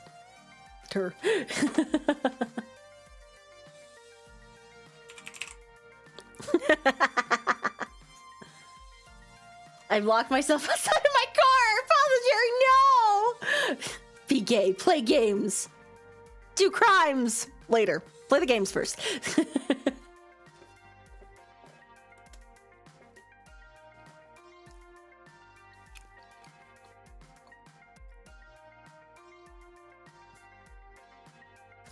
That's just a you thing about. That's just the apothecary things.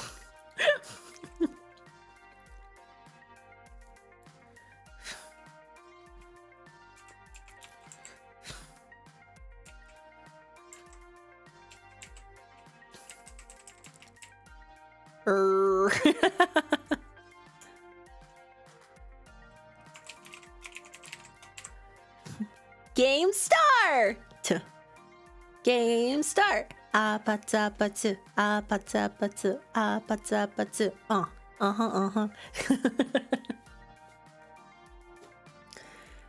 I'm gonna go with this.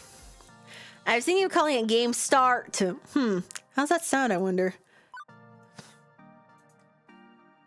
The car message was supposed to be with the Gar and Star chats. It was like 6 times, okay. We shall call it Game Start. What do you think? Eh? Oh, I do so love it. Amazing! It's perfect. Really? You named it Game Start? There are worse things you could have called it. It's kind of catchy, though. Nice work, friend. Thanks, you too. So, how do I get tickets to Max? How can we advertise there? And, how much would all of this cost? I'm still living off pizza bagels, you know. You mean you don't already have your tickets? No, I barely knew what it was before this conversation.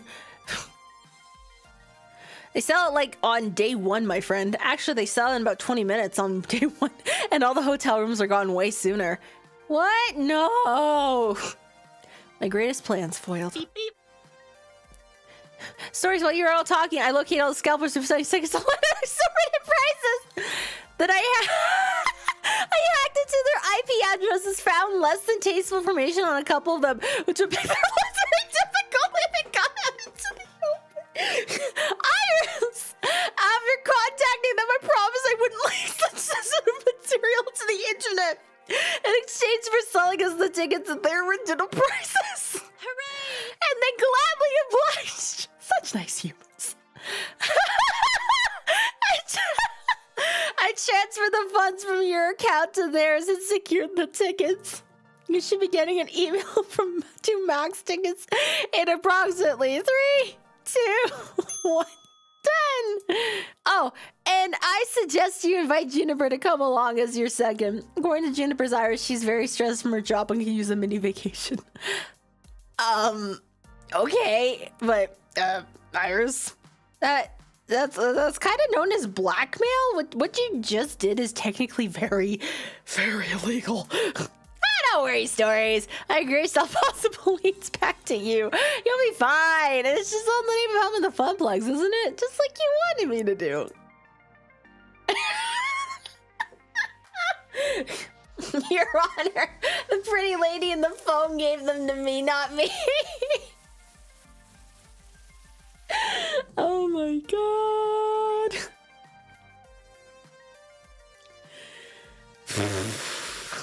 Iris found the Discord chats. Oh no. Dogs and blackmail are very useful skills. Girl dogs, girl crying, and girl blackmail. No. I condone no such things. Well, Iris has been dedicating herself to this event. I couldn't be doing it without her, even we need to have another talk about human ethics. Fine, but next time let's do it without any federal crimes, okay? Okay, it's a promise. Jarvis SWAT this man. Oh no, not the SWAT team. Regardless, hey, tickets, yay, thank you, sweet. Let's just pretend that the first stuff happened. And I'm not gonna pity a few cold-hearted, bloodthirsty ticket scalpers myself. Those guys ruin events like Max. Also, while I was procuring your tickets, this wasn't illegal. Trust me, I stumbled across the Funplex's Facewall account. It hasn't been updated in exactly 13 weeks, 2 days, 14 hours, and 54 seconds. The Funplex's social media presence is completely non-existent. Wait, we have a Facewall account? I mean, that does make sense, but still, I had no clue of its existence. I sort of run it. I'm really bad at keeping up on it, though. That sounds like it'd be Gavin's thing. Why isn't he in charge of it? Gavin couldn't care less about social media. He says that, and I quote, social media is where idiots go to yell at each other about nothing of any importance, and I'm not going to waste my time with that. That also sounds like Gavin. Yep. And Fred seems too old to understand the importance of social media, and Naomi's way too busy with all her beloved games, so I filmed in my hands. Which, as Iris stated, I haven't been doing a great job at. Well, we should take advantage of it for this. We can use the Facewall account to spread the word of Game Start. You're completely right. I should work harder at it. Or, if you want, you could take it over. As the event manager, that makes sense. We don't yell, we text, get it right, you fictional character.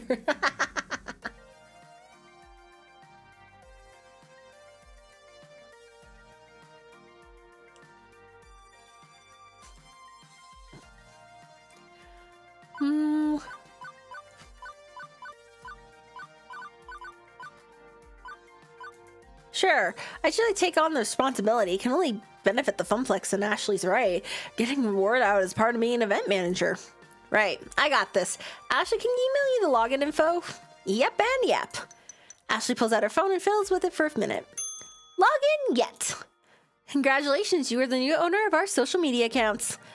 Huzzah, the power is all mine. Mine! Ash, are you sure you want to give Stories this much power? If the fact she threw her head back and cackled is excited enough, I don't know what else is. I'm not worried one bit. Excellent. Stories, I can help the Funplex keep up with the Facewall too. I can program time posts and use effective keywords to get the most out of each post. SEO is one of my many, many talents. That'd be helpful, actually. Just, don't break any laws. Sounds good. Understood. Do I have permission to access your contacts on your Facewall? Yeah, sure. And there. I sent out notifications to everyone on your friends list and your friends' list about Game Start. That was fast. No joke. One more thing. Your sites should have about 75% more images. Did you know that 90% of people prefer looking at pictures online rather than reading? Sometimes I just don't understand you sentient beings. Your artist does make a good point. We should totally come up with a poster for our event. We can hand them out at Max too. And of course put them up around the arcade. Okay, the arcade isn't too hectic today. Ashley, if you can watch the floor, I can go design us a sweet flyer to pass out to the congoers. It's time to deploy my mad art skills. Ooh. Sounds like a plan. Imagine you got the Skeletor laugh. What does Skeletor sound like? That's like the dude with like the purple hood, right? Or is that someone else? I don't know.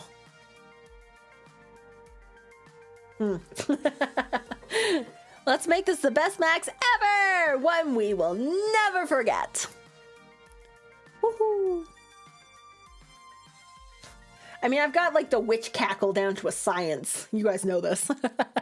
I spent the rest of the afternoon working hard on having the perfect design for our poster.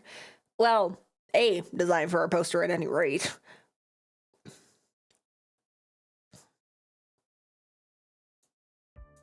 Which brings me back around to the stack of papers currently in my arms, which do not, in fact, resemble the poster I designed.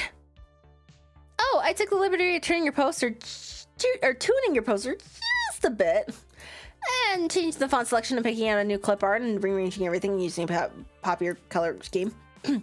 but I like my original design. Stories, you use Comic Sans and Papyrus. Comic Sans is cool, right? It looked like a comic book. Game nerds love comic books, don't they? And Papyrus was in the movie with the blue cat people aliens, everybody. The blue cat people aliens? What the The blue cat people aliens. Is that a reference I'm not getting? take it from a wannabe visual designer. Comic Sans is a one-way ticket to the uncool zone. But these new flyers are gonna pull people in from 4 corners of the globe. Avatar reference. Oh, I see. I was just thinking it's another Undertale reference. Second Undertale reference. Well, yeah, I mean, I guess these are kind of not bad. Pretty good, actually. Okay, they're superior by every conceivable metric. Papyrus Sans? Oh god, she summoned the fonts fandom. I didn't know you were an artist, Juniper. Well, I'm not really. I mean, I guess I'm good at pretending to be one, but, like, I couldn't, like, make art for a living, right? I couldn't, Anyway, if the stack isn't enough, I also emailed you a copy of the original file. Just take it to a copy shop or something they can run off more. Publishing document yet. So, back to the point at hand, getting the information to the masses. Maybe if we just start yelling, "Hey, you guys!" Several people turn around and look at us confused. Ah! Juniper! What? Yelling is probably not the best way to get our word out. And I'm actually still waiting for Ashley and Teo to show up. They promised they would help me, so I think I'll just hang out until they arrive. As you like. Seems like my work here is done. Juniper pulls out her phone and checks it. You Funplex folks fling some flyers. As for me, there's a really cool panel I want to attend. How to get your foot into the door of the arcade art industry. I mean, not that I'm seriously thinking about it, just, you know, it's interesting and stuff. Later. The Skeletor laugh has been uploaded to the meme part of the Discord. Oh, I don't even have the Discord open. Let's see. Let's take a look. Let's take a looky look. Oh, excuse me. Oh my goodness. Oh.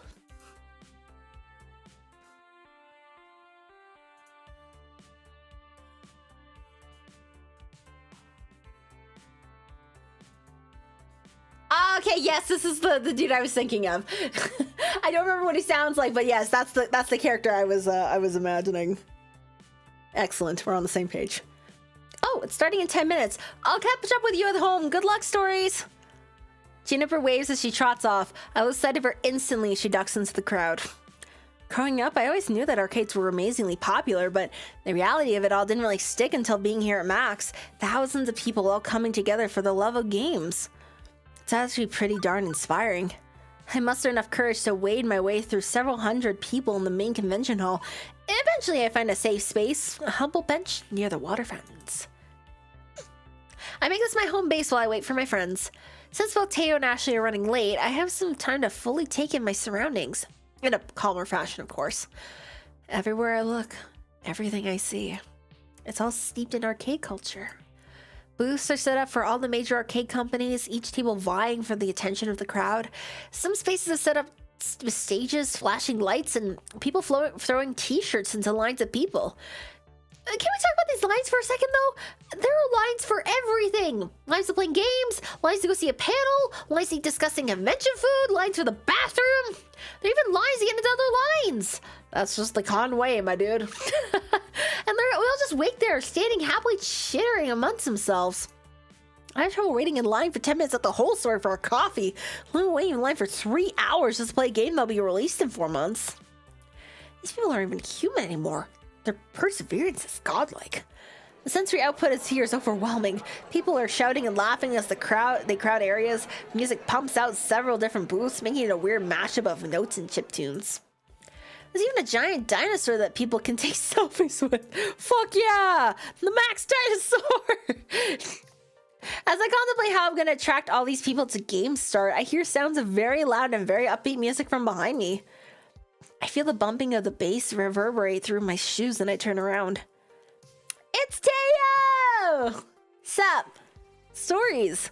Teo sets down a colossal boombox at his feet. I recognize the music now. It's from Showtime stage, and Teo is bumping his signature song. I motion for him to turn the music down and he complies. The last thing I need to do is listen to my voice from shouting before I even get the chance to talk to anybody. Maxosaurus Rex! Exactly. Hey! Sorry I'm late. I had some last-minute dance moves I had to incorporate into the routine. No no worries. I just got here myself. Well, despite Max's many attempts to trample me, I have survived thus far. Yeah, look, it looks like you are significantly non-trampled. Nicely done. Oh, don't congratulate me yet. We still have the rest of the day to endure. What's with the boombox, by the way? Oh, this? It's for the Showtime stage gathering. There are going to be a couple hundred of us from all over the world. I didn't realize there's Showtime stage communities in other countries. Absolutely. We're actually the second biggest community, the largest in Japan. Several players flew all the way from Tokyo just to be a part of our Showtime stage flash mob. That's sick.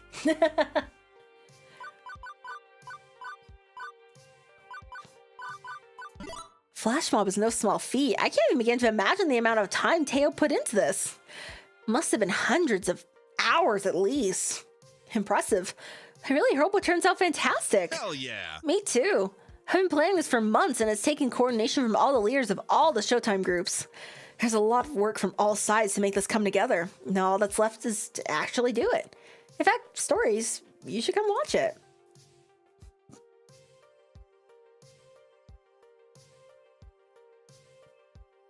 Is this not the sickest thing you've ever seen in your life? I was about to respond when a very elegantly dressed gentleman caught my eye.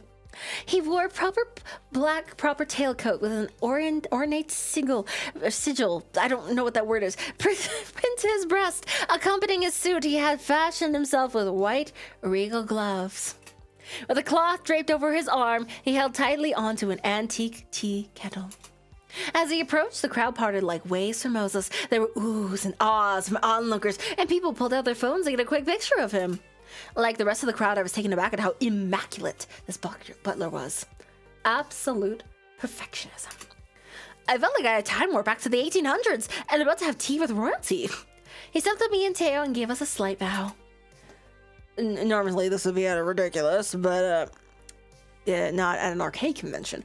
He's a character from a hot fighting game called Melee Maidens.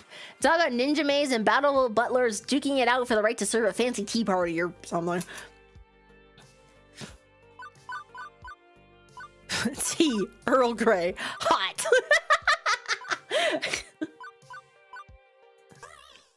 This cosplayer is decked out in full butler regalia, teapot and all. I think I'll play along in this charade. Just in time, the dithium crystals are busted and the replicators are on the fritz. Number 1, make it so. Stories, it's me. Huh? How does Mr. Butler know my name? Do I have a stalker who's also a butler? What if we work together? Huh? Did Francine hire someone not tell me about it? How long have Gavin, Naomi, and Ashley? Took you long enough, jeez. The confused look on your face. Priceless. Have you never seen Ashley crossplay before? Possibly not. What's crossplay? It's when you cosplay as another gender. I've done crossplay. It's fun. Oh, okay. Ashley, seriously, you look completely different. I didn't even recognize you. I'm sorry I let you think otherwise for a minute, but it was all in good fun. Oh, no worries. It's pretty impressive work. Oh, it's not impressive at all. I mean, I could have done a much better job at sewing the coattails, and I need to be like 5 inches taller, and I didn't go to the gym enough before this.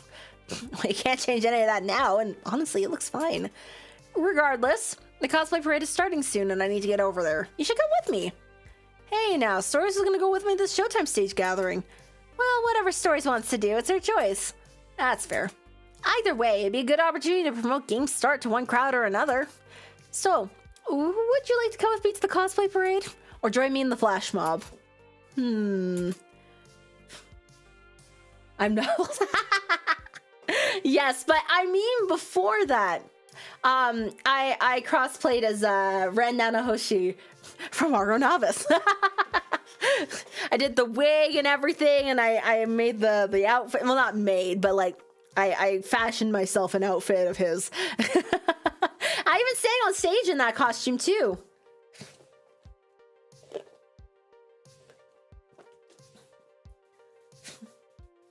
Perfection is the enemy of good enough. True. So true. I'm gonna go with Ashley the cosplay parade because I know what you guys like. Huzzah! This way! Ashley led the way as we weaved between people in the crowd. We traveled through the largest exhibit hall to get to the cosplayer gathering. Ashley mentioned it was in the Pac-Man theater, which meant risking our lives to the most densely packed hall in the entire con. If it's worth doing, it's worth doing poorly. Fuck yeah. That was the entire like first year and a half of streaming. And I thought the main hall was bad, but this is 1,000 times worse. At one point, they announced that the show floor had just opened up and a huge rush of people came straight for us. It gave me flashbacks to the one time I worked shoe shop retail over the holidays. The horror. The horror. The gamer stampede came straight towards us, wild eyes and groping hands. I thought for sure it was going to get trampled to death. But the last second, Ashley pulled me to safety. You've got to be more careful, Stories. Don't lose sight of me. She points to her eyes and back to mine. Got my eye on you. Excuse me.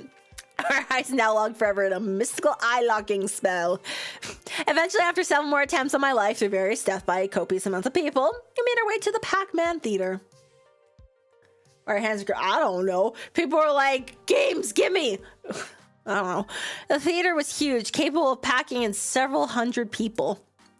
Most of those seats were already taken too, and people were milling around the auditorium aisles. My floor attendant senses detected this as a fire hazard, but a huge stage had been set up in front of us where normally there'd be a table for the speakers, like in a panel discussion forum. Since the theater is so large, they placed projector screens on either side of the stage, so whatever's happening can be seen by those sitting in the back row. It's safe to assume that this is one of the auditoriums saved for the more popular panels, and now the cosplay parade? Ashley, what exactly is a cosplay parade? I'm so glad you asked, Stories. Let's see. Oh, Rosewood Music, welcome. Thank you so much for joining. Thanks for dropping by. No worries. We're going to go for a little while longer. I'm going to try and get through. I might be halfway through this chapter right now, or close to halfway through this chapter. Maybe I'll get through one more after this. So we'll see. But now that I've paused for a moment, I'm going to blow my nose again.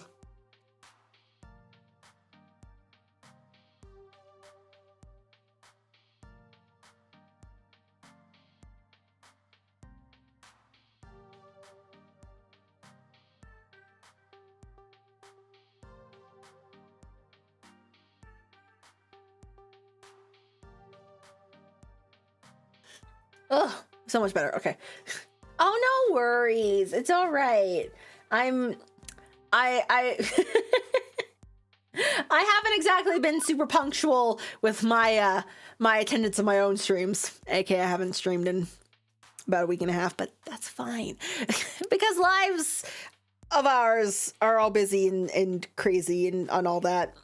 So, but being here when you're able to, I appreciate it. Mm-hmm. It's where all the cosplayers get together, line up, and show off their latest creations for the masses on the theater stage up front there. Now that I think about it, kind of self-explanatory, right? Sometimes they even get prizes of the best cosplayers, but this one is pretty chill. No prizes, not even a shiny plastic cup to heft over your head? Maybe one day. Today we're here to appreciate each other's talents and have fun. Before I can interject again, Ashley runs over to a person dressed as a maid. It looks very uniform to Ashley's butler cosplay. Maybe they're from the same game? Oh my gosh! I absolutely adore your Mia from Melee Maidens. It's totally cute, and your sword incredible. Thank you. I made it from craft foam and Warbler. It took like 30 hours to do. Oh, when I used to be into cosplay, that word Warbler, I heard it from all corners of the cosplay community, but I've never used it myself. I have made a sword out of craft foam though. Actually, no, technically it wasn't even craft foam. It was like, you know those like foam floor pieces that look like giant puzzle pieces you can just like place on like any floor, like a giant mat. I bought like a bunch of those and I stuck them together and I cut them out and I like sanded them down and I attempted to make Lucina's falchion because I cosplayed Lucina back in 2019. I made that whole sword by myself. And I made her crown too.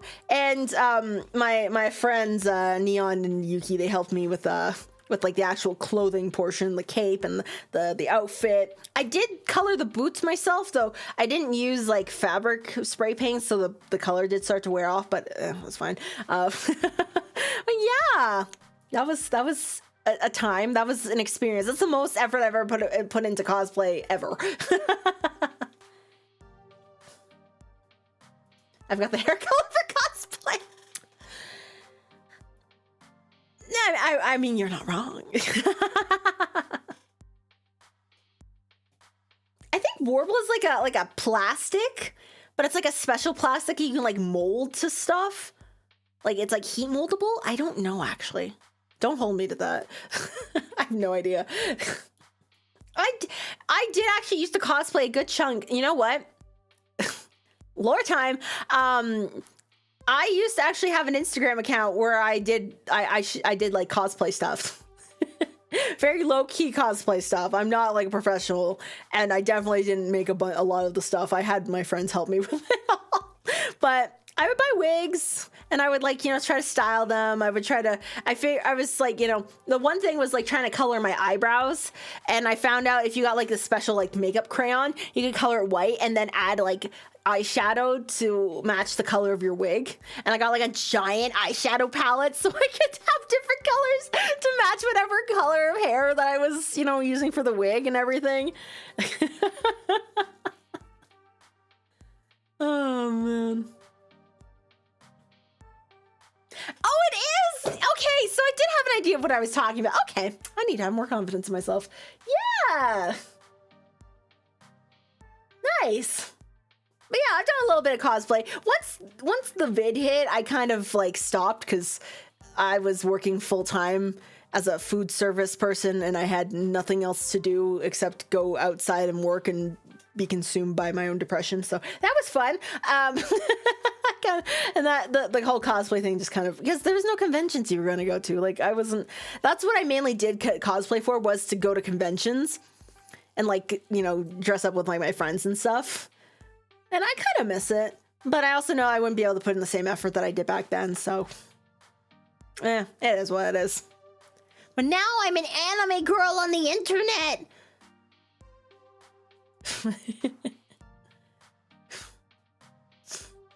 I work in fast food. I have no mercy. The one Sonic Boom character.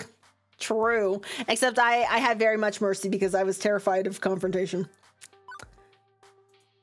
That's so professional looking. Dang. And I can't get over how dapper your Angus is. The diesels you put into his pocket watch are phenomenal.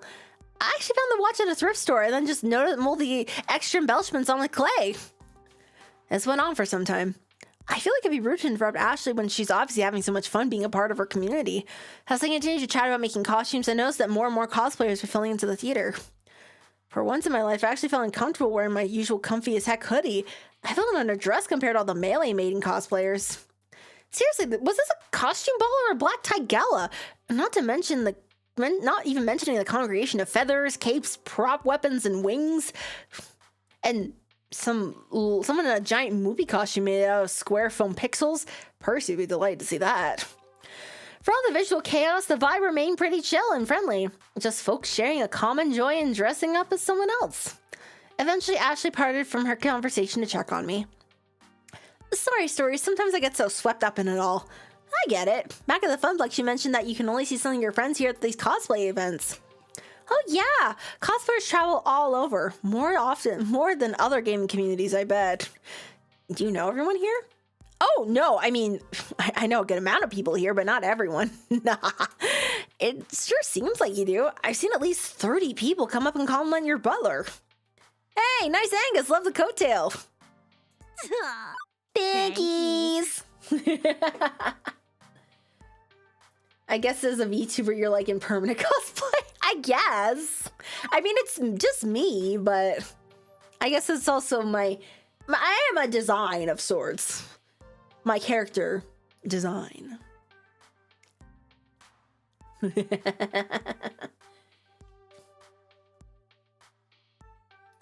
I guess maybe one day I could be the inspiration for cosplay. Who knows? There, see what I mean? You're mega popular. You think we can spin that into some kind of cosplay event at the game start? Hey, great idea! We can have a real cosplay contest! And I'm gonna win. What's this? Competitive Ashley? You've been taking notes from Queen Bee, haven't you? What? Don't tell me you saw us practicing the bathroom the other day! I didn't. But now I can't get that image out of my mind. We ladies gotta stick together! Ladies helping ladies! Am I right? So right. Our chuckles were interrupted by one of the Max attendants. If you are participating in the cosplay... Hold on. If you are participating in the cosplay parade, I need you to gather in the backstage green room. I repeat, all cosplayers proceed to the green room. Like a slow herd of brightly colored sheep, Ashley and I move into the next room to join the rest of the cosplayers. When we got to the front of the line, the attendant stopped me dead in my tracks. Cosplayers only, no handlers unless you are visibly holding up something. Handlers? Oh, hey, Stories? Ashley tilts her head as if to signal me to step aside. Excuse us, we'll be right back. If you want to be part of the parade, you have to be back here in the next 20 minutes. I step out of line and stand next to Ashley, who's digging through her bag. I was hoping it wasn't going to come to this, but I feel like this is our only option. Ashley pulls out a surprisingly fancy and elegant maid outfit, and then hands it to me. I need you to wear this. Wait, you just happen to have this? This is all just too convenient that Ashley had a maid cosplay just tucked away, roughly in my size, prepared for something like this. I'm on to you. What do you mean? First of all, why exactly do I need to wear this? Secondly, you planned for this, didn't you? And lastly, you just want to see me in a maid outfit. One, you need to wear this to get on stage as part of the cosplay parade.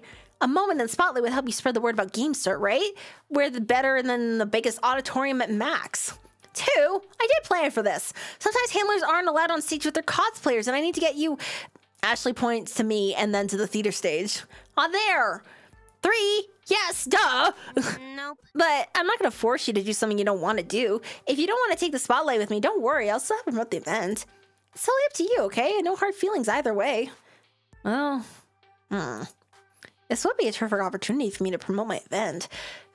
Is a bit of personal embarrassment the price I pay, or should I just leave that to her?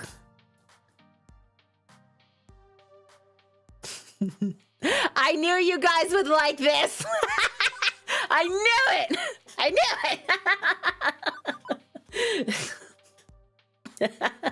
I guess I don't mind wearing the costume. I can't say I'm totally thrilled, but why not? I'm willing to do it to get help. I'm willing to do it to help get out the word. Count me in. We are sick and twisted. Great! Trust me, this will be tons of fun. Put on this maid outfit Stories open VTuber Studios. Hey, I wore that bride outfit last month? Yeah. Yeah. It looked pretty good on me, not gonna lie. We made our way to the nearest bathrooms and I changed into the maid outfit. I struggled to figure out all the clasps and what velcros as to what, but Ashley took the time to help me get situated. Once we were done, we headed backstage, which I'd say resembled the Funplex break room, but hey, same purpose, same function. Totally not just reusing the art or anything. Cough. Here are the cosplayers lying in wait for the big show to start, including one particular butler and a newly minted maid. Squee! You look so cute! I wish I looked half as cute as you do in this. But seriously, you're gonna have to do this with me more often. You make a perfect Alice. Alice? Oh, right, I forgot you know nothing of melee maidens. Alice is the head maid of the Neko Manor. Okay. So Angus, that's me, and Alice, that's you, are siblings fighting alongside each other to prevent other maids and butlers from taking over their estate. They fight for Lady Nicey. Oh my! Oh, and I almost forgot. Ashley pulls out more costume stuff from her pack. This time it's a set of cat ears and a tail. Alice is a cat girl. What? But you don't have cat ears, and I thought we were siblings. Shh, spoilers. You don't find out they're siblings until after you beat Angus' story arc. When the game starts, Angus has amnesia, and after you win, Alice appears and tells you everything. Angus' power is unleashed and becomes his old cat boy self. It also unlocks an extra skin you can play with, but now we've gotten very far off track. Satisfied? Any more questions? I think that covers it. Ashley fastens the cattail on the back of the maid dress and places the headband on my head. With the costume finalized, I take a long, hard look in the mirror. And, okay, it's not that bad. It's definitely not me, but I can live with this.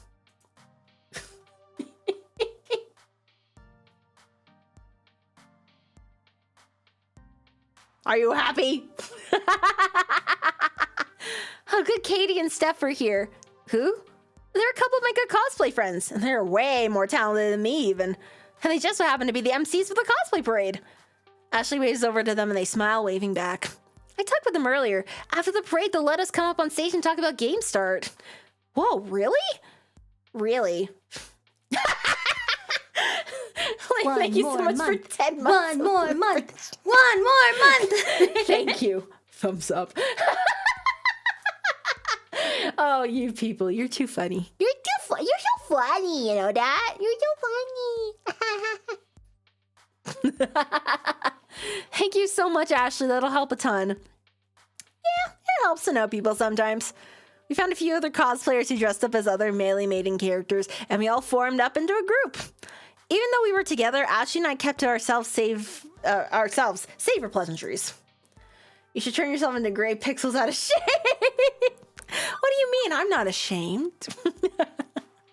As we chatted away, the Max attendant came back to give us a final warning before we went on stage. Everyone listen up. We've got 10 minutes before the parade. Make sure you're all ready to go. I think I'm experiencing performance anxiety. My heart rate's increased and I feel flush. This pressure to look perfect is too much. Ashley, do I look okay? Are my ears on straight? What about the tail? You look fine, trust me. Amazing. You're the best cat girl maid I've ever sid But you said that's all your cosplay friends. I don't. Excuse me. Honest. Well, I think that your, what do you call it, crossplay? It's fantastic. Why did you choose to crossplay as Angus anyway?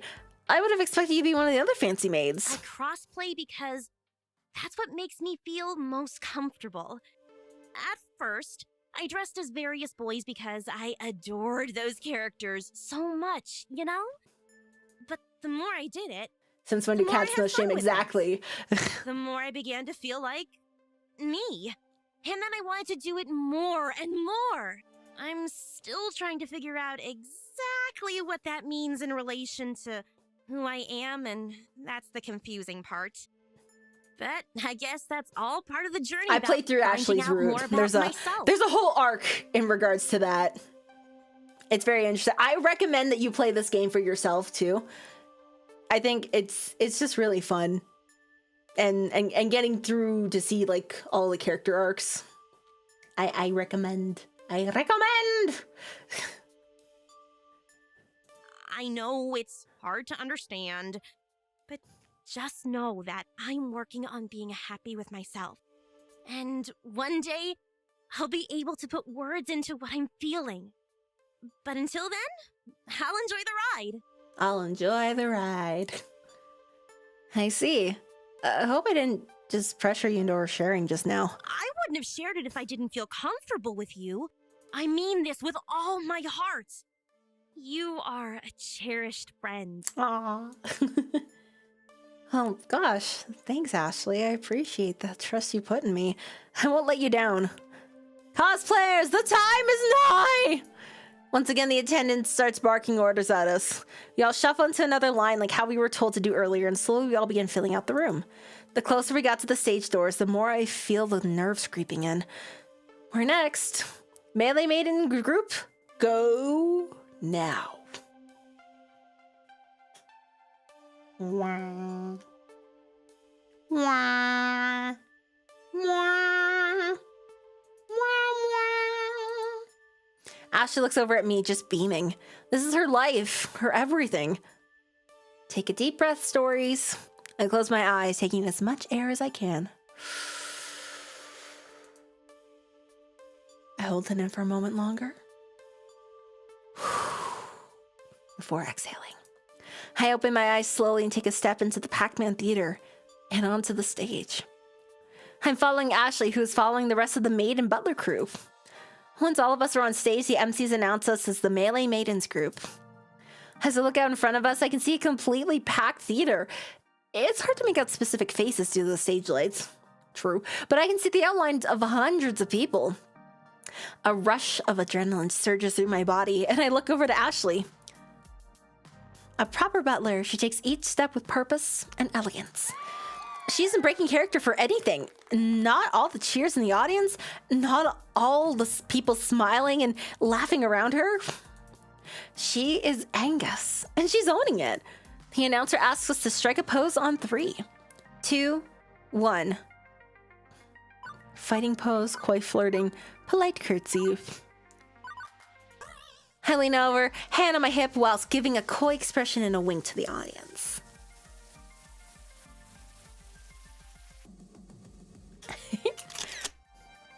We finish holding our pose long enough for everyone in the audience to get a good amount of pictures of us. And once a sufficient amount of snaps have been snapped, and an MC instructs us to stay on stage, passing Ashley a microphone for the big game start announcement. Thank you. Thank you, everyone. It means so much that you could join my sister Alice and I here at Neko Manor. As you know, we adore organizing exorbitant galas at Lady Nicey's estate. However, Alice and I are planning a very extravagant event at a very extravagant location. Go on, Alice. Tell them everything. Not Alice. I'm Alice. Ashley hands the mic to me. Watching her never break characters inspired me to play along too. That's right, Angus. Next week we'll be hosting a costume contest at Francine's Arcade Funplex at the Twin Pines Mall. It's all part of GameStar, along with a Fist of Discomfort tournament, a world record attempt on Moopy's Magical Maze, and a reveal of a rare and mysterious game. Oh my, first time the public will have seen it. You know it, brother. This isn't the first event to miss. It'll be the most noteworthy event of the season. And remember, this is a private affair, so please, only tell your closest friends. Ashley winks to the audience before bowing. Another rush of cheers fills the theater as we walk off stage for a second time. The MCs give their closing words and dismiss the audience. As people begin exiting the auditorium, I feel my phone vibrate in my hidden dress pocket. At first, it was just a couple vibrations, but before I could realize what was happening, my phone started seizing. What the?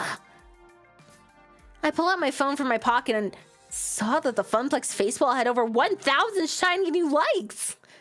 No, really, what the hell? Hey! The cosplay parade is a huge part of the Every Max and generates thousands of photos and articles online. Also, it was being live streamed. Ashley, you failed to mention that part. Well, you seem so nervous and I didn't want to make it worse. Good work. And that act you pulled off just now has generated a 700% increase of our traffic on our site. I also gobbled up some paid keywords, so if anyone posts about cosplay at Max, they'll see an ad for GameStart. Pretty genius, right? Quickly, I scanned my own face wall, and even people I knew who weren't arcaders were talking about Storm about it. I also get to hear cosplayers discussing it as we waited for the auditorium to clear out. I can't wait till next week, and that GameStart thing sounds like a blast. I am totally going to that Funplex place. Do I want to wear my next cosplay there? Stories, we did it! I had lots of help from you too, Ashley. Don't count yourself out. You make a pretty great team. It was great to hear all the buzz around the cosplay community, and Iris really helped with the social media aspect. I can't believe it was that easy. Well, I mean tiring, but easy. That was great fun and all, but I'm completely exhausted. Me too.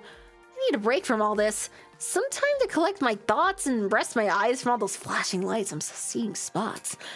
You heard that Gavin and Naomi are running a pop-up arcade for the Funplex? A bunch of other local arcades are doing the same over in Hall B. It might be worth stopping by there for a breather with some friends. And make sure they aren't slacking. That sounds like a plan. A solid plan. You want to come with me? Not quite yet. I need to do some touch-ups on my makeup. How about I meet you there later? Great, see you there. A dress with pockets, finally. Ashley knew. Ashley was like, you can't function without pockets on a skirt. Especially if you're a cosplayer. You can't be carrying around your bag all the time. I wave bye to Ashley as I make my way towards the restrooms to get changed. Back into my usual clothes for the time being. That means no more cat. And then it's off to Exhibit Hall B. On the lookout for Gavin's serious face or Naomi's kind one. Pockets be upon ye! Let's see. Exhibit Hall B. Very much resembles Exhibit Hall A, where I started my day. Industry types, dealers, swag, crowds. But there's definitely more actual arcade games here. as local places have set up pop-up arcades all over the place. It's hard to notice the smaller displays with the giant Gersh Deco's palace display eating up the center, but I managed to crawl my way around the edges to find... Well, now, pretty much everyone else in the crew, save for Francine. Teo and Ashley are still off hanging out with their respective communities. I've got some time. Maybe I can bend someone's ear meanwhile. Let's see. What's everyone else doing right now? I'm reading the news. Naomi fixing a busted Galga. Percy idly playing around Nibbler. Queen Bee is between matches on her tournament. Let's talk to Queen Bee some more. Queen Bee looks stressed out, just loading around, not playing games. Hey, Oh, hey, kid. How's Max treating you? Decently. Somewhat decent. And you? You look kind of frazzled. Who? Me? I'm totally okay. Well... Yeah, okay, no, I'm in the loser's bracket. Meaning... The big FOD tournament they're hosting here at Max. I advanced from pools, but I'm in the loser's bracket. If I lose one more match, I'm out. Finished. Dead. A loser. I get it. Right now, I'm just sitting around waiting to be called up for my next match, trying not to worry. I'm failing miserably. It sucks. It seriously sucks. Allow me to provide a service to our valued customer. Distract you then. Want to talk? Yeah, sure, why the fuck not? We amble on around behind the Funplex display to a neat little corner wedged between two other industry booths. A good spot for a quietest chat. Look, don't worry about me, okay? This sort of stress is healthy. A good competitor feeds off stress. I got this like a dresses the pockets and when I have pockets on the fuck yeah, let's go. I've been in the loser's bracket before and gotten all the way to the finals. Tournaments are my thing. And I know, win or lose, my fans are going to have my back. Even if the scene as a whole doesn't. Even if L7 doesn't. You mean your stream subscribers? I like to call them my fans. My fam, you know? Lots of streamers just call them subs, but that overemphasizes the capitalism bit of being a celeb. Even before I signed with L7 Gaming, I had a decent little base of fans following me around. Even before I settled on Fist of Discomfort as my main focus game. Oh man, you should have seen little Queen Bee in the early days, flailing around the fighting games and poking at MOBAs with a webcam in her bedroom. First time, Mom, I want chocolate milk, right?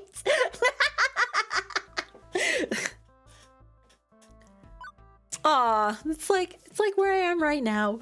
Except instead of a webcam, it's VTube Studios. I can picture it now. A wee little teeny bopper proto QB wearing a My Little Pony t-shirt and playing Pokemon. That's right. You're not half wrong. Well, no, you are half wrong. They were Teenage Mutant Ninja Turtle shirts, not ponies.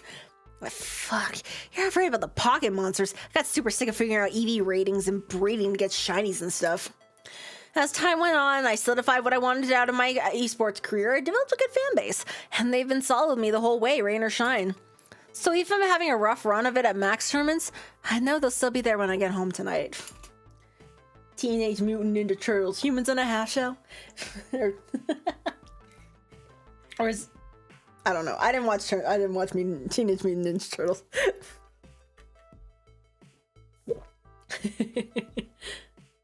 And they'll definitely be there when I'm annihilating the local scrubs at your Game Start Fist of Discomfort tourney. Iris is lining up the scrubs for you to knock over as we speak.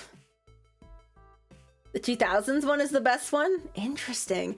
I know, I don't know if it's like the most recent one, but like one of the more recent ones, the voice of one of them, the blue guy, I forget his name, but he has the same voice actor for Sonic in the Sonic movies.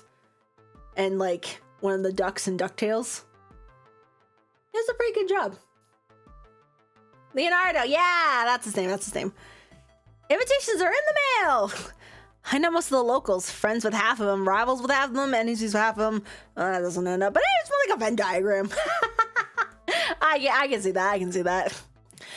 Most importantly, I'll be seeing them face to face. None of the anonymous internet douche nuts I was playing against as a kid. Especially being a young woman playing online. He wouldn't believe the amount of harassment I faced. It was gross. That's why I love arcades. Most people don't fuck with you when you're fighting face to face. It takes the anonymity away. Every once in a while, you still get a fuckhead giving you shit, but there's a certain amount of respect you get from seeing their faces. We're all in this together. We're your family. Packed in like sardines, elbow to elbow, fighting for dominance, but on equal ground. No anonymous jerk-offs, just competitors putting it on the line. Ah, fuck yeah, kid. I love tourneys. Win or lose. Loser's bracket or winner's finals. I am here, and I'm here to stay. I see.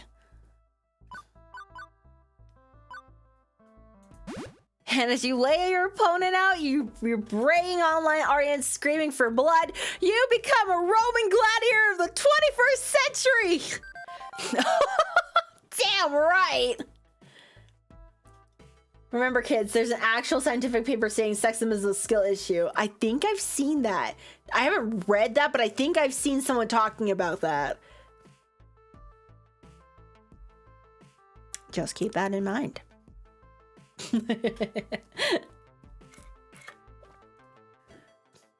Has in-person audience or an internet audience are both cool in my book. Different flavors, but I know they're cheering me on. Well, the smart ones are. As for the others, well, I lap up their salty tears as I destroy my enemies. Okay, I'm feeling better now. Solid. Ready to go in a round 2. Losers bracket or no, look the fuck out, because Queen Bee's coming for blood. When does round 2 start anyway? Real soon now. I think I'll go loiter by the fob machines in Hall C. Hey, keep it real, okay, Stories? Promote the event, get folks in to witness me in all my glory, and let's make it happen. The two of us go our separate ways. Hers to rejoin the tournament, me to catch up with Teo and Ashley again back at the mini funplex. And this is why you main DJ Monkey Supreme. My current status? Sitting. And enjoying it. Took a few minutes of searching and stalking, but eventually I found an open seat in the pop-up arcade. Well, the sit is satisfying. The rest of the event, of everything else is miserable. My feet are sore from walking all over. I don't remember the last time I ate. I feel so dehydrated and I have a slight headache from all the noise. Yep, that's the con way. And there are still 4 more hours of max left. Oh, if Gavin saw me in my current state, leaning back, arms at my side, completely exhausted, I can picture it clearly.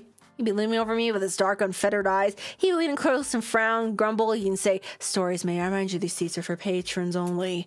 I audibly sigh just thinking about it. As luck would have it, though, Gavin and Naomi are huddled over the Galaga cabinet, trying to figure out why the monitor's not working. Freedom. My buns are experiencing the best freedom to offer. And while my body feels like it could collapse at any moment, I feel good about it. Right? Getting the word out about Game Start was great. Seeing people's face light up with excitement is why I'm really here. Plus, spending time with Ashley was an added bonus. She certainly got passion to spare. I smiled at myself. The pain in my heels and the grumbling in my tummy? Worth it. Well, enjoying the respite, I let my eyes close for a moment, and of course, the second I do that, I hear footfalls coming in. Here you are, Stories. We've been looking all over for you. But we were specifically going to meet up back here at the Funplex pop-up arcade. Yeah, but we didn't expect you to be tucked into the darkest corner of the arcade. I'm hiding from Gavin. He'll put me to work if he sees me. Hiding behind the pinball machines is probably not the smartest choice then. You know how much he loves pinball. Every spare moment he thinks someone is watching him is spent getting that high score. I have so many candid pictures on my phone of him playing pinball. You have to show me, like, right now. Yes, his concentration face is so cute. Before I can even react, Ashley has her phone out and is scrolling through pictures of Gavin. Both look up at me guiltily. Don't we have more important matters? Max is over in a few hours and we still have a lot of work left to do. You're right, Stories. Please don't tell Gavin. Your secret is safe with me. Right, so business time. I think I got something. Go on. I have a friend, and she's an indie arcade developer. The new title she's been working on is amazing. It's got co-op, it's got competition, it's got magical schoolgirls. Now you're talking. It's got it all. Wait, I'm pretty sure I've heard of this game. Is it called Magical Moon Cuties? Yeah, that's the one, and she's thinking about premiering it at Game Start. Oh my gosh! That would be cooler than cool. Sounds interesting enough. Might make for another fun game for people to play. Definitely. My friend is somewhat renowned in the indie scene, and the game has been in development for years. I'm sure it would create some buzz at least. Are you kidding? Teo, we'd be the talk of the arcade world. I do like being the talk of world-sized things. Let's check it out. I stand up, invigorated by the news. As I start walking back towards the hall with Teo, I hear a call from behind me. Wait! I turn around and see Ashley standing there, fidgeting. Her green eyes are darting back and forth nervously. Ashley? I, too, have a plan. She motions for us to come back towards her, which we do. Huh? What's your idea, Ashley? She puts an arm around Teo and the other arm around me, huddling the three of us together. So, what I'm proposing might not be the most legal course of action. Do I even want to know? I'm already in somewhat hot water because my Iris just committed several felonies like 2 weeks ago. I'm fighting for my life here. What are you talking about? You've seen the huge monitors hanging from the ceiling in the middle of all the major halls, right? Wow, how could I miss them? They're constantly bombarding us with ads and false hope of high-quality convention food. No matter how menacing the tempting $9 hot dog looks on the big screen, don't even think about it. What's one more felony? Just one more. What could possibly go wrong? Exactly, my point. Everyone is looking at it. I know a way to sneak into the back area. All we have to do is break into the main communication center and upload the flyer stories made into the rotation. Whoa. You want to do what? Shh. Keep your voice out there now. Unless you want to get arrested for being an accomplice. It's a genius plan. Everyone at Max will see our names and lights. Okay, so yeah, that's a less than legal way of getting the word out. But I have to admit that you got me intrigued. It'd definitely work. I don't know. It's not a crime that'll get found out. Trust me. What about? Of course, we need to go in disguise. I'm already nicely disguised, but stories we need to switch into something way more distracting. Why more distracting, exactly? To distract from your face, of course. What I'm trying to say is people remember the costume, not the person wearing it. Which means Maid Stories rides again! I knew it. Come on, you did so great on stage. Think of this as your encore. How about it? Let's not forget about Magical Moon Cuties. It's a valid alternative and not illegal. Both options are valid, honestly. Splashy advertising would certainly drive foot traffic, even if getting it up would be dodgy. Importantly, Iris could help us do it safely without anyone noticing. Safer than Ashley going off on her own to try this inadvisable stunt. But a highly anticipated indie title might just do the trick. It was almost far less jail time.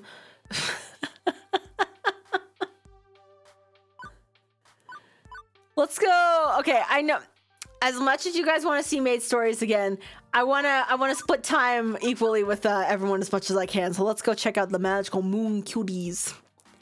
Ashley, you got this. You don't need any help from me. Honestly, I don't feel like getting carted off to jail today. I'll just let her get carted off to jail. It's fine. It's not on my schedule agenda. Plus, I'm pretty sure Ashley can handle breaking and entering all by herself. And yes, I do realize how wrong that sounds, even in my own head. I bet you've seen plenty of heist anime, so much that you can sneak into the Natural History Museum, steal the world's biggest Fabergé egg in the middle of the day. I got like 12 bobby pins holding this wig on. I won't let you down. I know you won't, and please, try to be careful. Ashley smiles wildly before prancing off into a crowd of arcade folk. You can stop worrying, Ashley. Stories. Ashley knows what she's doing. I'm talking to the wrong person. That's why I'm worried. Fair enough. Well, shall we go see a lady about an indie game? Always.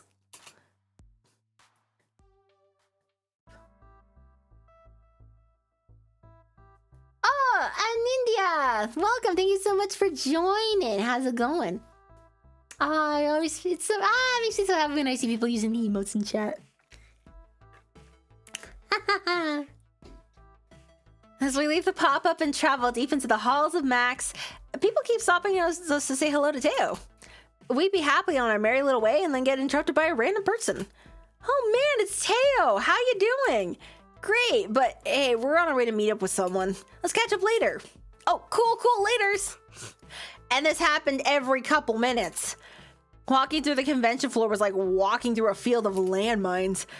Where instead of explosions was uncomfortable introductions to people I will probably never see again. Eventually, Teo leads me back to a section of arcade games hidden behind all the major companies' booths, near where he held his dance flash mob. What they set up here is mostly reminiscent of the rest of Max. Arcade cabinets are closely lined up by side, making several aisles for gamers to aimlessly wander down. I would have expected to be more used to pushing my way through crowds of people by now, but nope.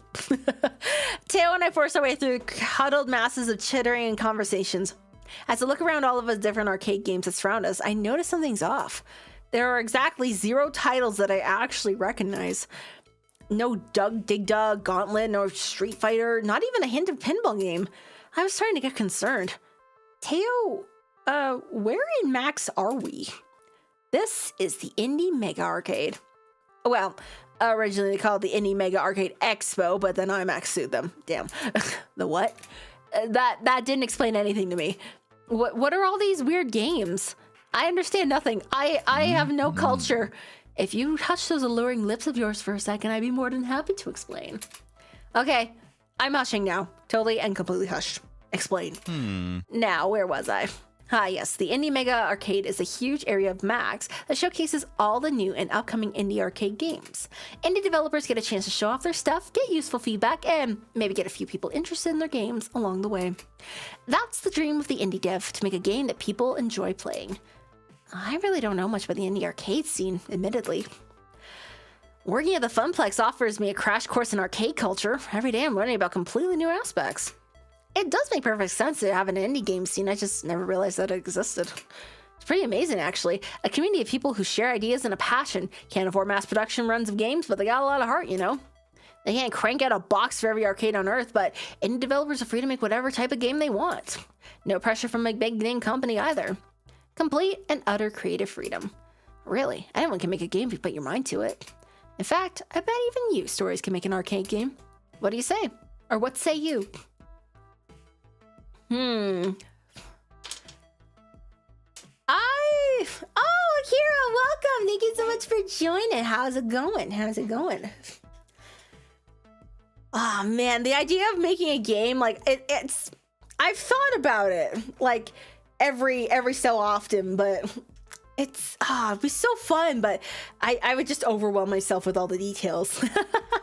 Like I would need to make like a absolutely terrible game just so I would like have an idea of like what I'm supposed to do. And then I wouldn't have to pressure myself to be like, this is gonna be the game ever. You know?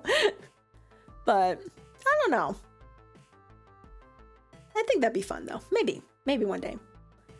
I wish I was this creative. That would be fun to make stuff. It would, yeah. Like, I feel like even just like understanding like the technical aspects of like how to program it and everything would take you a pretty far away, or far a long way, I think.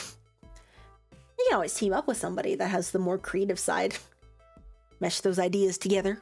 Compromise on things that wouldn't work. All the fun stuff.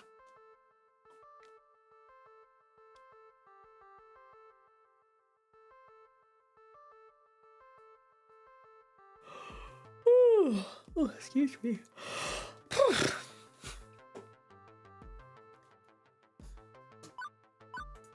Making my own arcade game is something I remember dreaming about as a child. And recently something I've oft thought about in between exchanging tickets for prizes. Well, hey, who hasn't thought of making their own arcade game? It's totally something I'd be interested in. Why not? Oh, tell me more. What kind of game would you make? I would make... roguelike procedural generated open world twin stick platform with loot boxes.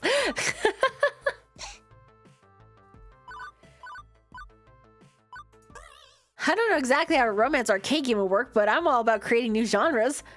I was thinking some sort of game where you can date and romance people. Yes! Also takes place in an arcade. A game about arcade romance in an arcade. Yes! Really, the core of the game would take an in-depth look at the different aspects of arcade communities and how they function and interact with each other. Yes, a bit slow for a coin-operated arcade game, but also plenty of kissing and touching butts. Get to the real meat of it! Okay, now you're speaking my language, which is the language of love. Too easy. I like it. All right. Well, if you ever get super bored of being an arcade event manager, I can hook you up with all the proper people to launch your second career. What do you mean? Oh, I have some friends who make arcade games for a living. Some friends? As soon as I said it, I became overtly aware of the situation. Since we stepped foot into the indie mega arcade, people have been waving and nodding to Teo, not to mention all those people stopping us on the way to get over here. Well, I'd say more than some friends. You're a popular guy. What? Come on, that's silly. Bro. He waves his hand, waving off the very notion that I know to be true. Everyone knows who he is, and I had no idea. I'm learning how to make games for unrelated reasons. It's very hard. Godspeed. I wish you all the best in your creation.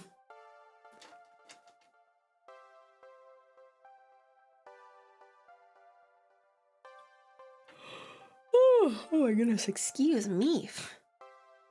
Whew. Teo's always been such a crowd pleaser at Showtime stage, but I guess his popularity spreads to all facets of life. Or his life, I guess. Dance champion and indie arcade scene champion, huh? I try to keep my friends' circles pretty separate. Sometimes it's not always perfect, and they tend to overlap. You know, like a Max. Well, yeah. But hey, it's got upsides. All my friends are here. The biggest downside of Max is just so hard to see everyone. I never get to spend enough time with them, you know? I got friends here in the Indie Mega Arcade. I got my Funplex crew. I got the dancing community. I just can't see them all. And when I can't see them, I feel like I let them down. I hate having to choose between them. Once again, I've failed my friends. You know, it's a surprise anyone still talks to me anymore. Teo sighs heavily. His mood shifted from excitement to utter solace. The cool, collected Teo is showing a side I've not yet seen. I guess he's able to experience emotions other than joy. Confirmed, Teo is not a joy robot. But this isn't right. Sad Teo is worse Teo. As his friend, I must fix this. Teo puts too much pressure on himself. With the amount of people he knows, it's physically impossible to see everyone. There's literally no way you can meet and hang out with every single person you know. If you had given 15 minutes to the amount of people I've seen you say hello to, it would take you an entire day to get through them. You exaggerate. Teo, if there's one thing you can be sure of, it's that Stories does not exaggerate. In this universe, Stories does not exaggerate. Maybe a little bit, but not. This Stories, I very much do exaggerate. All the time. It's part of my brand. I only observe and state the objective facts. Usually. It's tough only seeing the people you care about every once in a while, but you've been doing a great job. I've seen so many of your friends stop and say hello to you. Plus, they completely understood when you told them you were busy. Not one left without a smile on their face. I really care about you. You know what, Stories? You're right. The more I hang out with Teo, the more I learn about him. It's always something new and something unexpected. Let's bring this back around to why we're here. How'd you get involved with the indie arcade scene anyway? Through Michelle, the indie developer I want you to meet. I met her a few years ago at a previous Max. I was hanging out with my crew near the dance games and she stepped by to play around. Since she was new to the scene, I struck up a conversation with her. Much like when I met you. So there was plenty of flirting then. I cannot help myself when surrounded by such beautiful, wonderful people. And Michelle makes indie arcade games? She's only one of the coolest and most prolific arcade developers in the industry today. She worked on several big-name indie games, and when she's not working, she's speaking all over the world about arcade development. Color me impressed. Sounds like Michelle is the sort of influential person who could really help with Game Start. She really is. I'm what now, Mateo Alvarez? Oh, Michelle, only the worst person I've ever met. That's to be expected from somebody of your caliber. Touché. I was just looking for you, by the way. Well, I'm glad I found you then. What's on your mind? I wanted to introduce you to Stories. Nice to meet you. The pleasure is mine. It took me a second, but Michelle totally looks like... Uh-oh. You aren't perchance a federal agent? This is it. I'm doomed. It was a setup. I'm about to be renditioned to the CIA black site. Who, me? No way. Although my sister...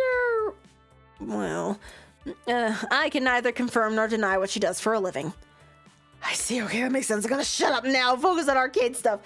I have 3 bands. Nor read, exaggerate, adorable.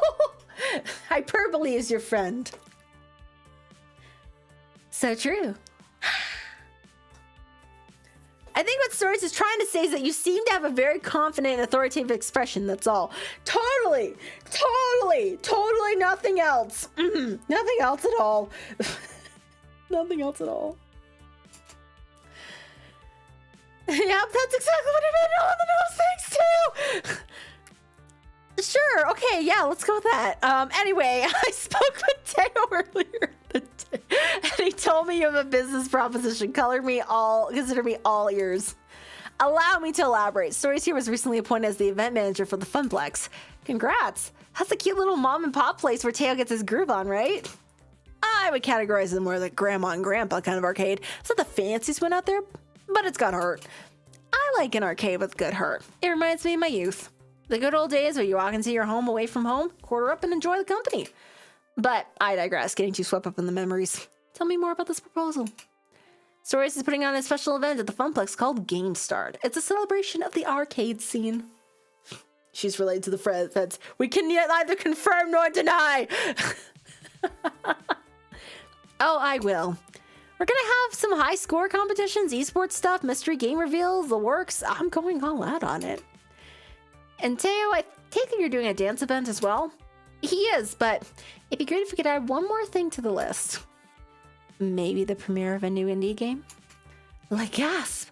Could you possibly mean my game, Magical Moon Cuties? If you'll allow us the honors. Have I given you the elevator pitch yet? All I know is there are magical schoolgirls and I'm intrigued. It's a competitive cooperative puzzle game where people have to work together to match all the magical orbs before their opponents can. I think 3-player magical drop, but with combo attacks. Everyone plays as a different adorable magical schoolgirl, hence the cuties part. That sounds better than the last time I heard it. Right? I'm pretty excited to share Magical Moon Cuties to the world. I've mostly been doing some very selective demos for media outlets today, but so far the general public hasn't been allowed to play it. I'm looking for the perfect place and time to release it. Big publicity would mean I might land a manufacturing contract or a publisher, so I could do a wide release. GameStar might be a good choice for that, but I'm gonna need a little more convincing. What else you got? Okay, Stories. Don't blow this. Think of all the exposure. No, not the exposure. That's the worst thing you could say. It's about the heart. Michelle had mentioned earlier she likes an arcade that has heart and soul. I should appeal to that. You aren't going to find an arcade that has more spirit than the Funplex. Everyone who frequents there, employees and patrons alike, want nothing more for this event to succeed. This is our chance to show the world our dreams. We've been pouring all of our combined energy into making GameStar victorious. Teo, myself, all the staff, all the gamers. With Magical Moon Cuties on our side, we can just bring even more heart to this affair. It's the perfect fit for the kind of friendly atmosphere we want, bringing people together. Oi, you got me right in the feels. Plus, I really want to play Magical Moon Cuties too. Fair enough, I was just sassing you anyway. After I discussed it with Teo, I already knew I was going to show Magical Moon Cuties at the Funplex. Love the enthusiasm, though. Really? Really? I mean, it's either Funplex or Deco's Palace, and while Deco is the heavyweight champion of the arcade world, it's not a good fit for my dreams. Great, so it's settled? I think so. I know so. Magical Moon Cuties will have its first playable showing to the public at Game Start. I'll haul my prototype cabin over to your arcade the day before so you can get it set up. I'd appreciate you keeping it hidden until the event, though. Already bought a mystery concealing tarp for a rare games release. Heck, what's one more mystery concealing tarp between friends? This will be an event to remember, and I'm thrilled. I can't wait to share the news with everyone. Stories, thanks for the support. I really appreciate it. Oh, but I should really be thanking you. Sorry to cut this convo off, but Michelle, your next interview is here. It's Mark from Hexagon. Hexagon, you say, not a gon of polys, perhaps? Mark, Hexagon, got it. Ugh, it's so hard to keep track of all these different media outlets. Stories, it's been great. My people will call your people, or whatever they do these days. Oh, expect your social media to explode later today. Ta-ta! In a flash, Michelle wanders back into the crowd of people, her friends lending her into the next interview. Leaving me standing in shock, unable to believe what had happened. A top indie designer premiering at my event. I imagine the adorable smiley faces of anime magical girls, schoolgirls. I can practically hear them cheering me on. I knew everything would be okay. This is my life. Huh? Oh, nothing. Sorry, just moving to myself. Out loud, nonetheless. No worries, I do that all the time. Mostly when I'm alone, though. Love it. But overall, that went really well. I'm glad that Michelle was really excited to bring her game to Funplex. Me too. Honestly, I feel like a weight's been lifted off my shoulders. With Ashley helping me with the hype of the cosplay contest, I feel like GameStart is going to be amazing.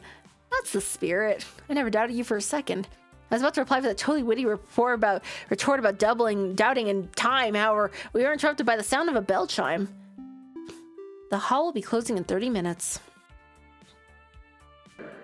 The hall will be closing in 30 minutes. It's over already? I'm just getting started. I've barely seen anything yet. I could do this for at least another 4 hours. I am frightened and confused as to how you still have so much energy left, Teo. I amaze myself, even sometimes. As for me, I was exhausted. Oh my god, to escape my mouth. Well, I'm officially pooped and ready to go home. I still want to squeeze in a couple more games before the hall closes. They're gonna have to drag you out of the hall once it closes, aren't they? Kicking and screaming. Thanks for your help with GameStart today. That's what friends are for. And I'm glad to have you as a friend. Ditto. See you back at the arcade stories. With our pleasantries exchanged, I left Teo to finish the dying seconds of Max in the Indie Mega Arcade.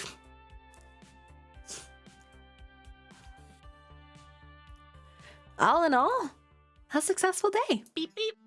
Stories, you have a new text message.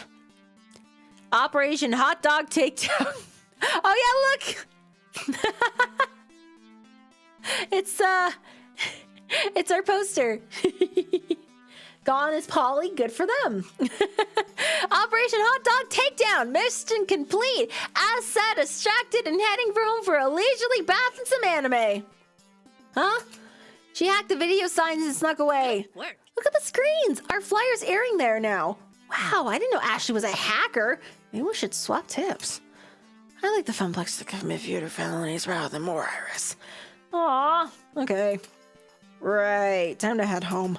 I promised I'd meet Juniper just outside the main exit of the hall, and that's exactly where I was headed. The rush of fresh air hits me as soon as I push the double glass doors open. It was nice, refreshing, and had a much better smell than when I had been around all day. I didn't have to wait long until I saw Juniper. She bounced happily up to me.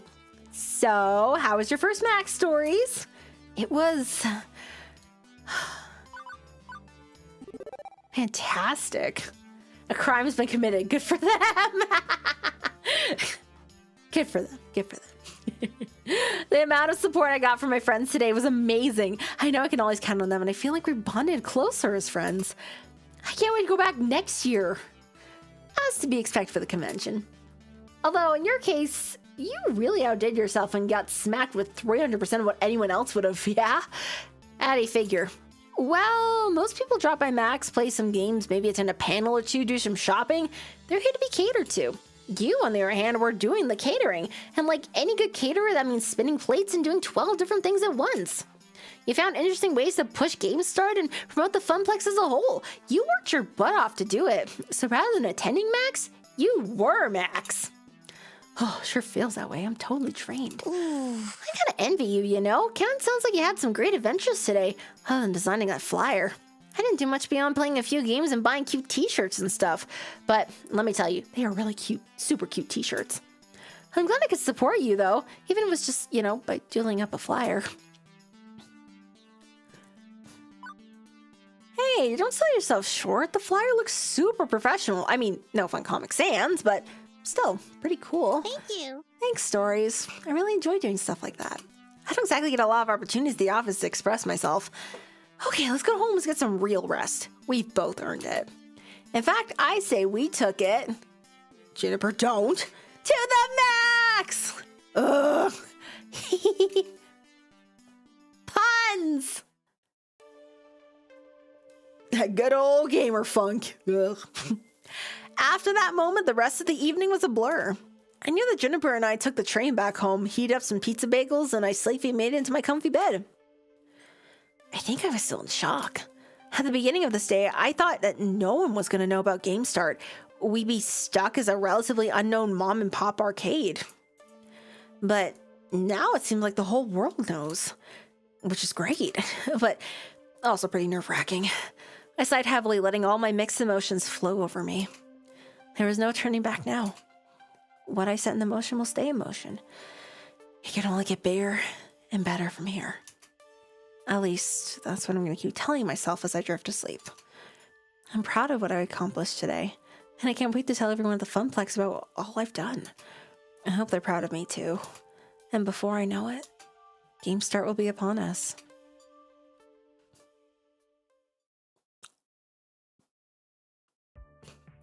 That was level 3! Wow! Gavin seems to have taken a shine to you, and I'm proving to be a gentle, sweet, compassionate soul. Wow! Also, I've scored a lot of points. I don't know what the high score is, but hey, go for it anyways. Thanks. Third. Chapter the Turd. Billman's having a little trouble. It's okay. Take your time.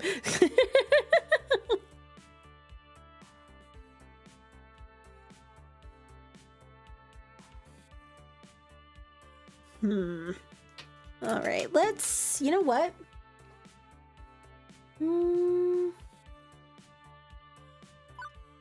Let's go onwards to level 4. Why not? And we'll go for as far as we can until I get too tired to keep going.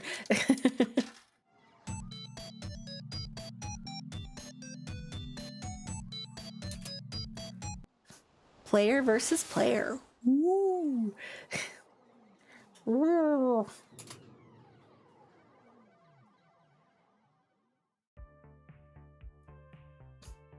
It is the future year of 20XX. Billman's having a Billman moment. This is fine. Before the sleep consumes me. Exactly.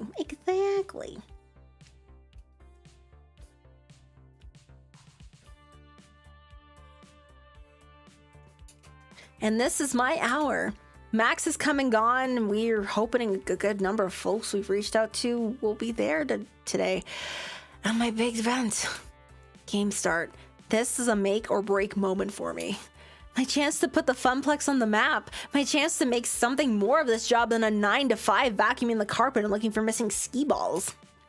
My chance to prove to myself that I can do this. Everybody's counting on me to bring in the customers and keep them coming back for more. Without that, we're constantly at risk of the Funplex shutting down. So, no pressure or anything. Here I am in the break room, psyching myself up, watching the clock. Once the little hand hits the 10 and the big hand hits the 12, game start is go. I don't want to be nervous. I don't want to be freaking out like I was at Max. I want to face it with absolute confidence. But, well, sadly I'm me and not someone else. And those old instincts to assume that everything will go wrong, those feelings are still hanging on. Almost time. Are you ready? No? Yes? You know what? Let's go with yes. Even if it's no.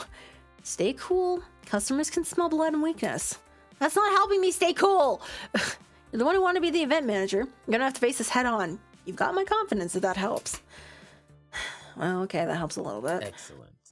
You continually impressed me since day one of working here. Not just as a model employee, but as a genuine human being. I'm proud of you stepping up here. That's a lot of back patting. No more than you deserve. Now let's get moving. I'll meet you out there. 10 o'clock. Time to do this. You can do this, Stories. You know what? Even if the family curse makes you feel as a brain crash and burn, at least you can say you took an honest whack at it. You'll never succeed if you don't at least take a few whacks. Whack 'em up. With that settled, I pushed through the door and out into the arcade.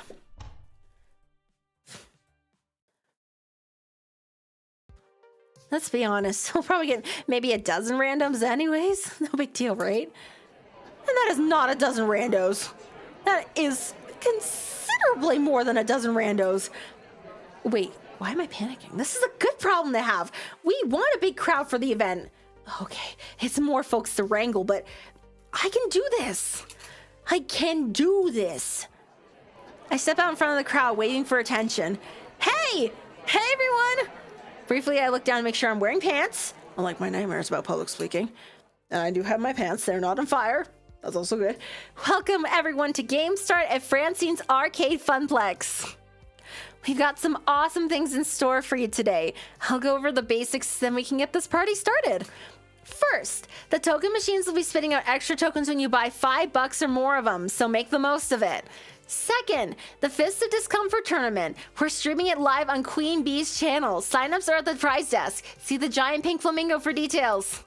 Third, a high score contest for nearly every other game in the arcade. Register your 3-letter initials with Gavin at the desk to join in. Whoever holds the top score at the end of the day gets a trophy and tokens. We're planning a monthly high score challenge leaderboard, so let's get that started. Fourth, for those of you who participate in the cosplay contest, your outfits look great, and check in with Ashley about the details. Fifth, I can confirm the rumors. We're going to have Magical Moon Cuties playable on the floor today. The Funplex is home to the indies. Finally, in a few minutes, I'll be revealing our new rare game. Only a few prototypes we've ever made, and today you'll get to play one of them. All those things are on the flyers and the promotional website and so on. And being the point by point was kind of redundant. They're ready to go. But I should pump out the crowd a little bit. Get them excited. Can't half-ass this either. Time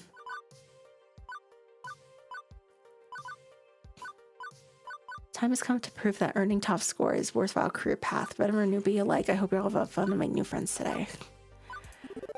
The Funplex is meant to be fun for all. Casual gamer or core gamer, young or old, retro or modern. We want everyone to have a blast. Even if you don't walk away with a trophy, you'll be walking out of here with memories of time well spent with these great games and the great people you'll meet today. So anything we can do to make sure you're having fun, you let us know. And we hope you come back to the Funplex again to recapture the magical moments you'll experience today. On behalf of the Funplex, thank you for joining us at the Game Start. Now let's get gaming! I got him excited. Right. Okay. Now it's time to reveal our new rare game and get this show underway. Gavin and Naomi wheel the tarp cover game out from the back room. Excitement builds in the crowd as it pushes into place. My friends, I give you Wyvern Keep, a rare laserdisc-based game where you're a daring princess rescuing a prince from the clutches of an evil lizard. And the crowd goes mild? I thought laserdisc games played like crap. Isn't that why they stopped making them? They're not all bad, and they make kitschy nostalgia at least. Yeah, it could be fun. Random is okay with this. Maybe I'll give a shot after I'm out of the FOD tournament pools. Not the outburst of joy I hoped for. But I thought this game was really sought after by collectors and stuff. That's different from being popular. I suppose. I wouldn't worry though. Today's crowd is fairly hardcore. Once more casual players are wowed by the animation, it should pay for itself. And stories kind of get it for free. My point stands. I'm about to give up on this for now and move on to other things when I spot something out of the corner of my eye. Very hesitantly, a young girl approaches, eyes full of wonder at the cartoon playing before her of the daring princess. And after dropping in 2 tokens, she starts to play, standing on her tiptoes to do so. Games are meant to be played and loved. The players that grow to love them, players like me, always find them in the end. Hopefully that girl will have cherished childhood memories of Wyvern Keep, just like I did. My nerves unwind somewhat. I'm seeing everybody ready to go. Maybe today will work out just fine after all. With the event underway, folks head off to sign up for the high score challenges, the FOD tourney, or just to go play some games. As for me, I work my way through the crowd and check back to the desk. One last thing to do, check in with our VIPs before they dive headfirst into the storm. Into the storm. Teo's managing the stage to encourage folks to get silly on the dance floor. Percy's prepping for his movie run. Queen Bee's ready to face her first opponents. I know I can rely on the staff, but in a lot of ways, the gamers are our star talents for the day. It's their event. I need to support them. For starters, I wave over Teo. Everything set for today's dancing, Teo? In Teo Fashion, he winks and gives me a thumbs up. I don't have a thumbs up asset, but just pretend I'm giving you a thumbs up. Absolutely. Ready to rock, but can't stop to chat. Running the stage is my focus for the next few hours, and it's going to take every ounce of social juice I can squeeze out. If you need me, check me out during the lunch break, okay? Phrasing! And, okay. I am a rando who's okay with this. Hell yeah. Put me in the fighting tournament, boss. Hell yeah. Percy, roll record time. You up for this? Absolutely. Whoa. Okay, he's definitely looking focused today. Not his usual soft, smiley self. Now we set up a little camera to record the whole thing. When I get the record, I'll submit it as a new high score to defeat. The culmination of years of effort all coming to a head. The pressure's well and truly on, isn't it? I can't always try another day, yes, but this isn't for me. I mean, it never was for me, but today it's also for you. For the Funplex, you mean? For you. This event is more than a way to put the Funplex on the map. It's like your own personal high score attempt, chasing a dream, always grasping just out of reach. I'd hate to let you all down. Morale improvement systems online! Aim the encouragement cannons! You bungled. Hey, look, Donkey Kong!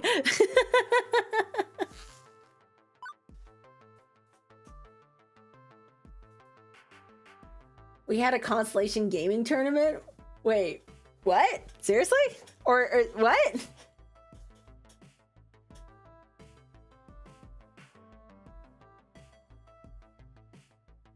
I can't tell if you're being serious or not, but if that's something you guys have done in your own spare time, that's pretty sick. Speedrunners are a very dedicated bunch, indeed. Indeed. They scare me. Oh, what if we? Oh, okay, I see. I'm like, wait, did this happen? That'd be pretty sick, but that would be awesome. I don't know how I'd organize that. Or how you guys would organize that. I don't know how that'd be organized. But if there is a way to organize that, that'd be pretty sick. Oh. Excuse me.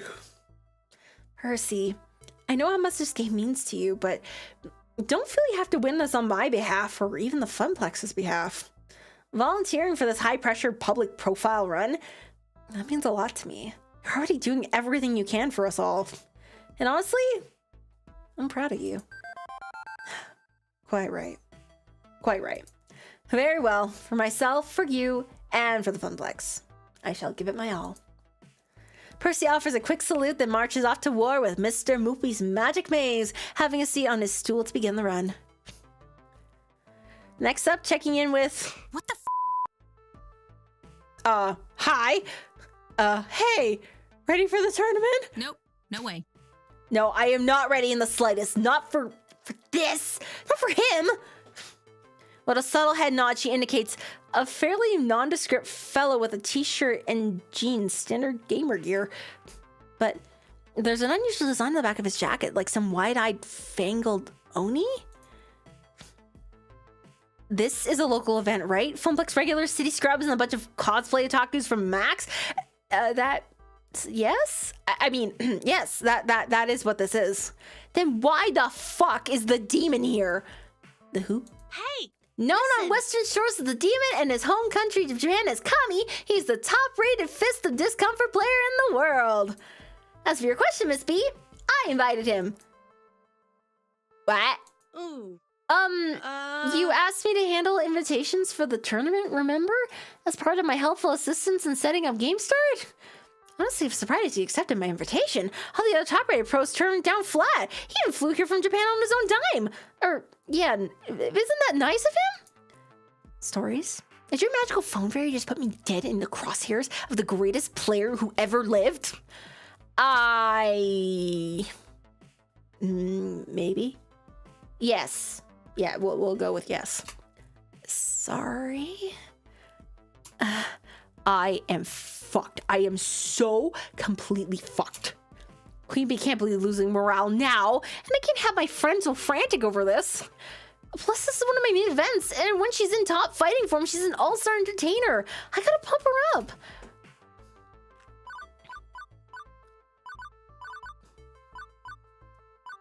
It's gonna be 0 to 3 GGB.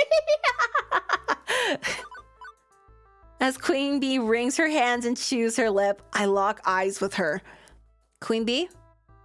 Yeah? Destroy him. This is your shot at taking down the demon. Fate dropped this in your lap. This is fucking Umeda. Now get to do what you do best. Fucking own it. She squeaks out a smile, but it's not her usual radiantly confident grin. Thanks. Thanks, kid. I'll give it a shot. As she marches off to join the tournament, I'm getting a sinking feeling. Did I make a mistake? Oh, she's got this. My calculations estimated that having a top player would bring in at least 150% more attendance. I mean, I was just trying to help this event be the best it could be.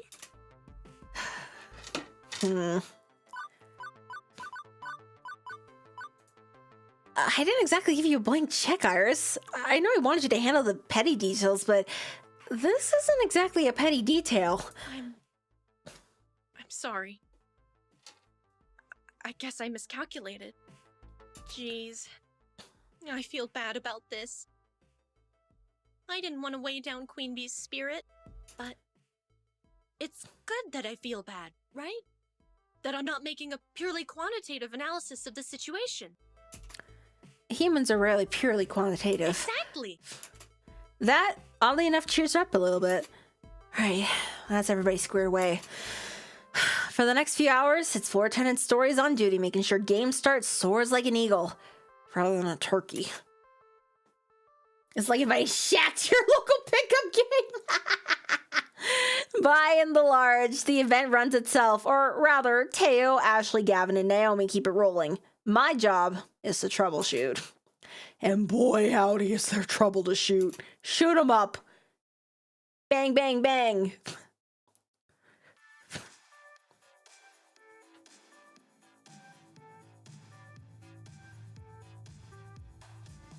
Not 1 hour in and we've got problems.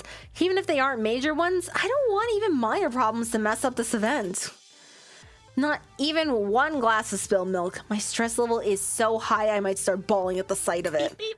Stories, can I be of assistance? I'd like to make some things up after the invitation snafu. Currently undertaking 3 problems for you to solve. Excuse me.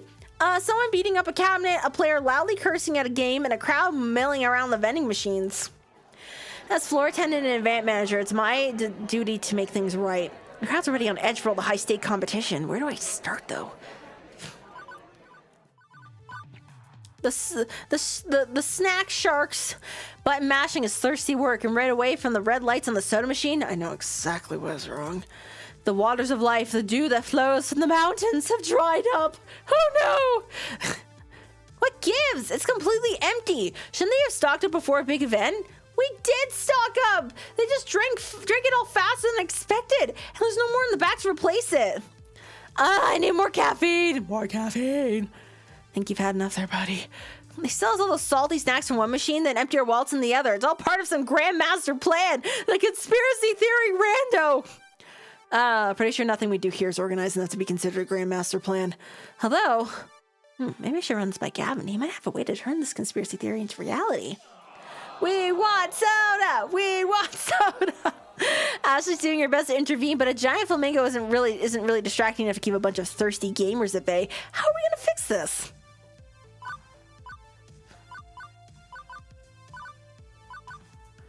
We don't have enough stock for this rabid crowd. It's time to loot and pillage our neighbors in proud Viking tradition. I carefully slip around the crowd and out the door, trying not to be noticed. Fortunately, the morning crowd at the whole story largely consists of avid readers, not soda addicts. I quickly rush to the counter, putting my best sad puppy face into play. Hello. Hello. Story's taking an early lunch. To what do we owe the pleasure? Guys, you gotta help me. I'm desperate. Can I buy any cans of soda you got lying around? Oh, I get it. Running on your vending machines. Huh. Gotta keep those gamers well lubricated with sugary, syrupy soda. Ooh. You think what I think about it? I think so. Go ahead and take a few cases Stories on the house. Seriously? We're neighbors. We of the Twin Pines Mall must stand side by side in this world. You two are the best. I'll make it up by buying enough donuts to give myself diabetes. It wouldn't kill you to have a healthy sandwich or two when you pop by Stories, even if the pastries are perfection. Here, let me help you. Matt leaves his post to help me haul a bunch of soda cases next door. Entering with armloads of aluminum cans, the crowd goes wild. To keep thirsty gamers at bay is a wild sentence. It really is. But it's so literal, though. It's just literal. A few of the friendly ones step right up to help us carry the boxes in, setting them up in the snack area. Soon we got the whole load transferred. Matt offers a quick salute before returning to his cafe. Thank you, Matt! Crisis averted. Glad we got such helpful neighbors. Now what next? Who's punching the cabinets? This gamer's busy smacking the side of a Wild Rider cabinet. The fake plastic motorcycle handles on the front of the game rattle each time. No, no, no, this can't be happening. Sir, you're not allowed to hit the games. Listen, I only saw this because excommunicated. Oh, you're the gal that got mad at when the fat dude wouldn't stop playing Moopy, right? Oh, this dude.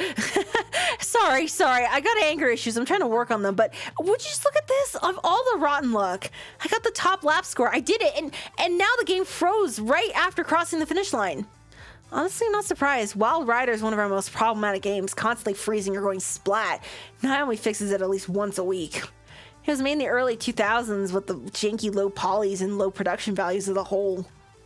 I'm sorry for hating the game. I guess that was pretty rude of me, but is there anything you can do to help me keep my score? I got a real shot at winning this one. This guy rubs me the wrong way, but he seems sincere in his apology, and he's a paying customer too, despite claiming he'd leave forever, so I should keep that ball rolling. Let's see. Have you tried plugging it and plugging it back in? Sorry, this is a good time to bring up the Constellation break room. Vending machine is broken. We have a break room? Why didn't nobody tell me? Here I am spending money on like buying soda, but it was all the way in the back there? But apparently it's broken?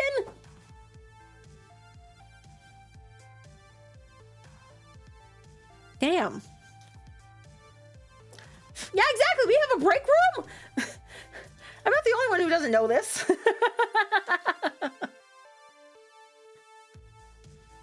Oh, man.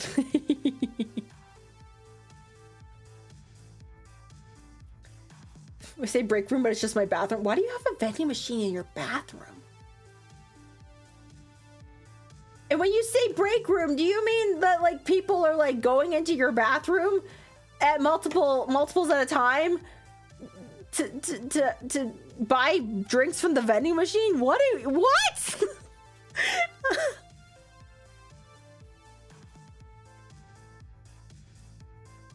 I don't want to think about this anymore. You crossed the finish line, right? Yeah. Okay, maybe root the score of the disc then if we reboot the game. I reach behind the game, pulling the plug from the power outlet. After waiting 10 seconds, I put it back in. Both of us wait nervously as the creaky old game does through its boot up sequence, and... Oh, it's gone! My laptop, it's gone! Well, crap. You know what? Go tell Gavin at the prize desk. Tell him Stories confirmed your lap time. He'll register it for you even if it's not going to appear on the in-game leaderboard. Okay, I think I better stick around all day, make sure nobody tops my time, thinking that they're the new number one. Hey, thanks. I guess you did all you could.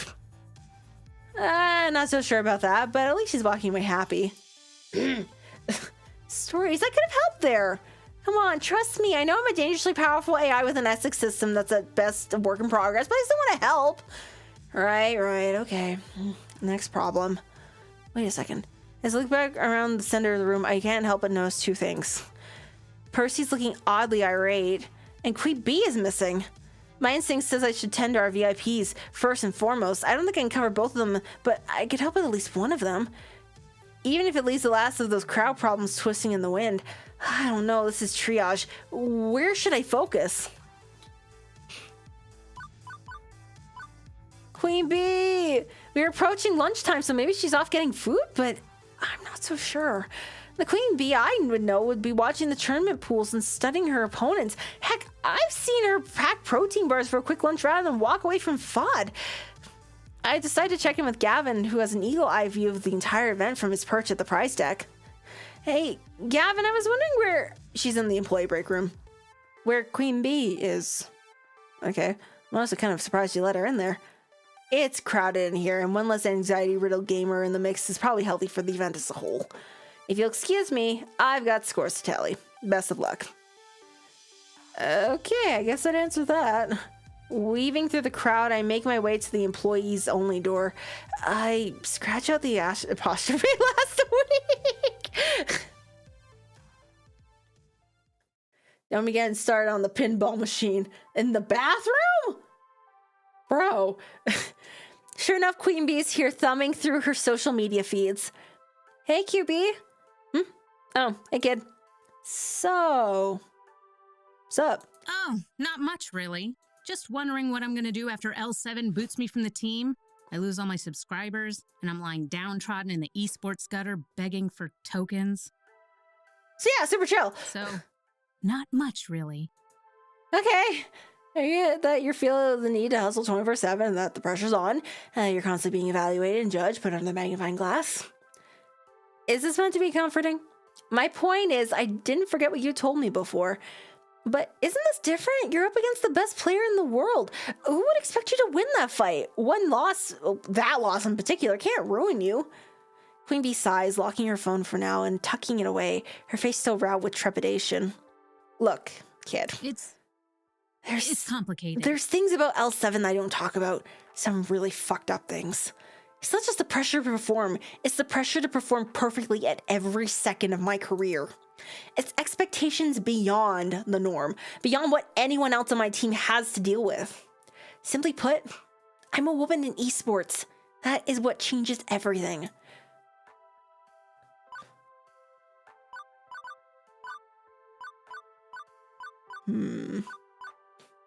Top players lose all the time, they do. It's anyone's game.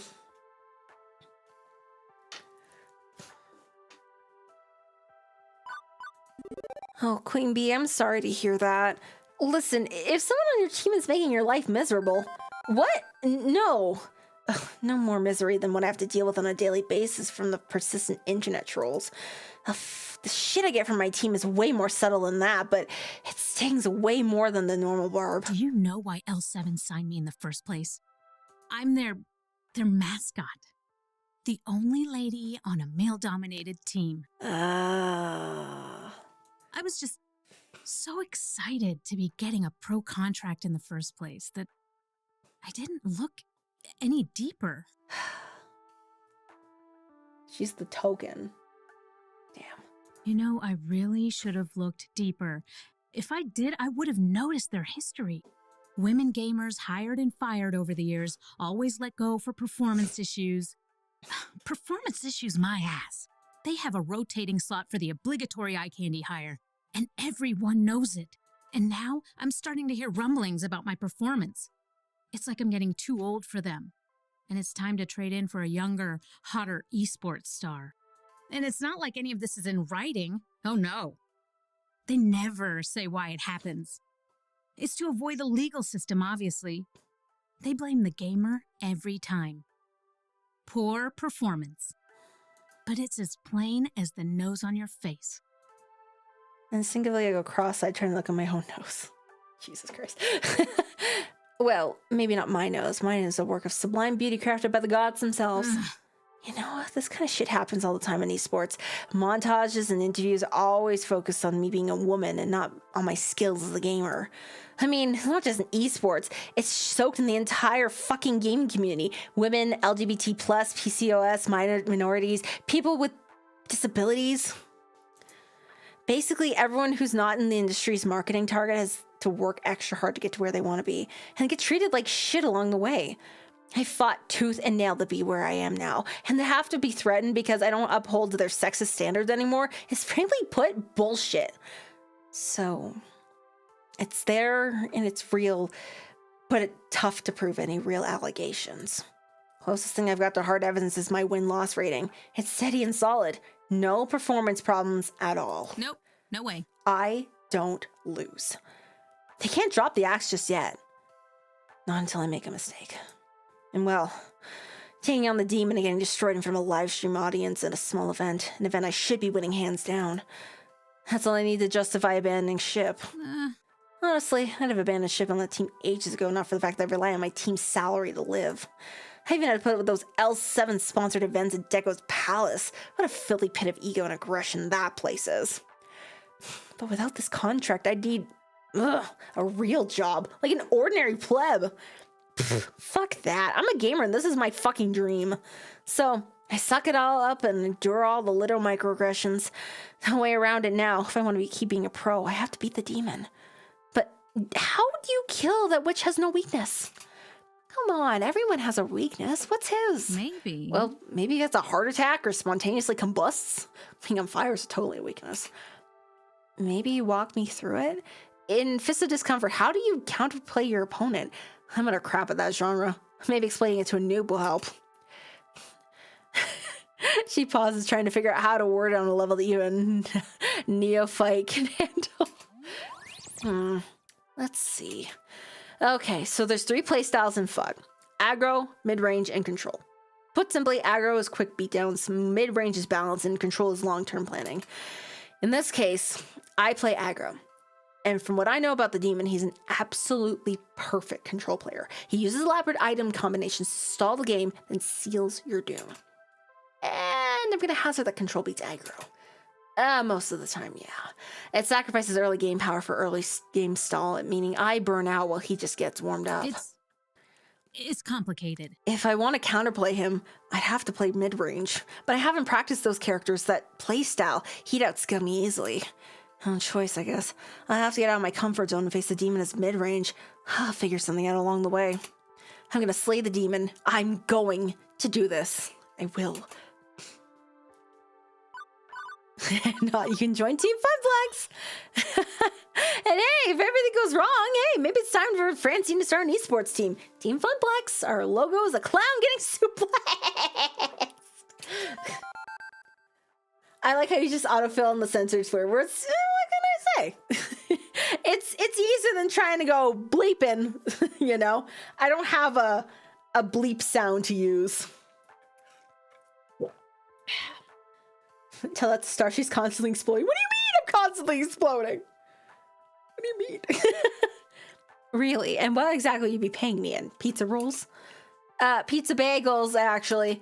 Yeah, hard pass. The only way out of this is through. That means facing the demon. Hey, thanks. This helped.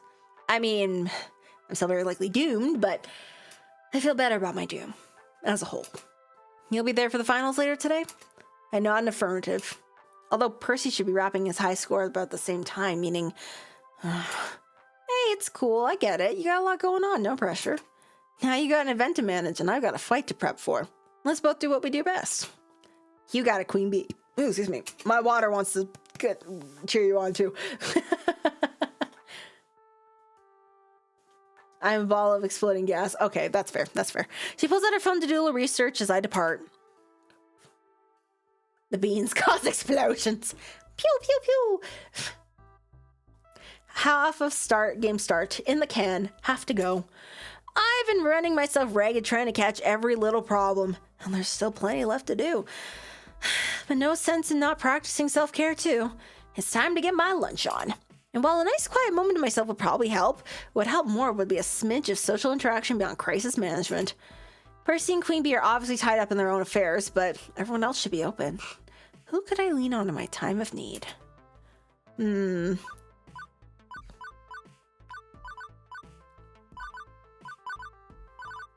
tell you with Naomi. Naomi's been hiding away in her workshop all day, coming out only for spot repairs on games. I'll go see if she wants to hit a whole story or something for lunch. I turn the handle wide to the double doors of her workspace and step inside. Hello. As expected, she's busy tinkering with a circuit board when I arrive. Hey, hey! Oh, Stories. It's good to see you. How's the event going so far? It's a bit rocky, but we're making it happen. And right now I need to make lunch happen or I'm gonna pass out. You wanna go to the whole store to get some chow? No need. I came prepared. And prepared a little extra if you'd like. She unpacks a pair of wooden boxes from her backpack, each one a classic Japanese bento, enough rice and Munchables for one person. Sweet. I figure you might be too busy today to go out, so I planned ahead. For me? Dang, Naomi, that's so nice of you. Her workspace isn't exactly a 5-star restaurant, but it'll do. We crack open our boxes and get to work on them. Seems she's just as hungry as I am from the way she chows down, but there's enough room between bites to chat, so... Okay, so I gotta know. Why the fixation on retro games? I'm not saying they aren't cool, it's just not something folks our age are usually into, right? I can test that with posts by 20-somethings on classic game collector sites. But you're really asking why I'm into this stuff. That's true. An LPC monitor is awesome to see. Mm-hmm. And hey, what's not to love? Oh yeah, one of those like Glow, way a back in the cathode ray day. Tube, blooming color through the scan lines, the simple and clean pixel art style. One stick, a few buttons, easy to learn, hard to master. You can keep your crazy networked real-time strategy beat-em-up esports fighter thingies. Give me a maze or a spaceship or a bunch of dots any day. Or princess to rescue and turtles to jump on. Stopping Koopas! Right, well, more the jumping than the rescuing. Although I do like the princess rescuing the prince in Wyvern Keep. Good pick, Stories. Weren't you pulling for me to pick Phrase Invaders? Well, yeah, but I can dig Wyvern Keep too. So how'd you get started with retro games? Well, I know the cliche answer is I had an older brother who introduced me to games, but yeah, that's basically the truth. Sort of. Well, indirectly, I guess. For a whole summer, my jerk of a brother was in charge of babysitting me, and being a teenager, he didn't want to bother. He wanted to go to the arcade and hang out with his friends. So he dragged little old me with him to the arcade, gave me a fistful of tokens, and told me to go keep myself busy. At first, I played what all the kids played, ticket games, prize games, but I got bored with it fast, realizing I wasn't winning much of anything. Honestly, kids are smart, right? They gotta realize they're being scammed.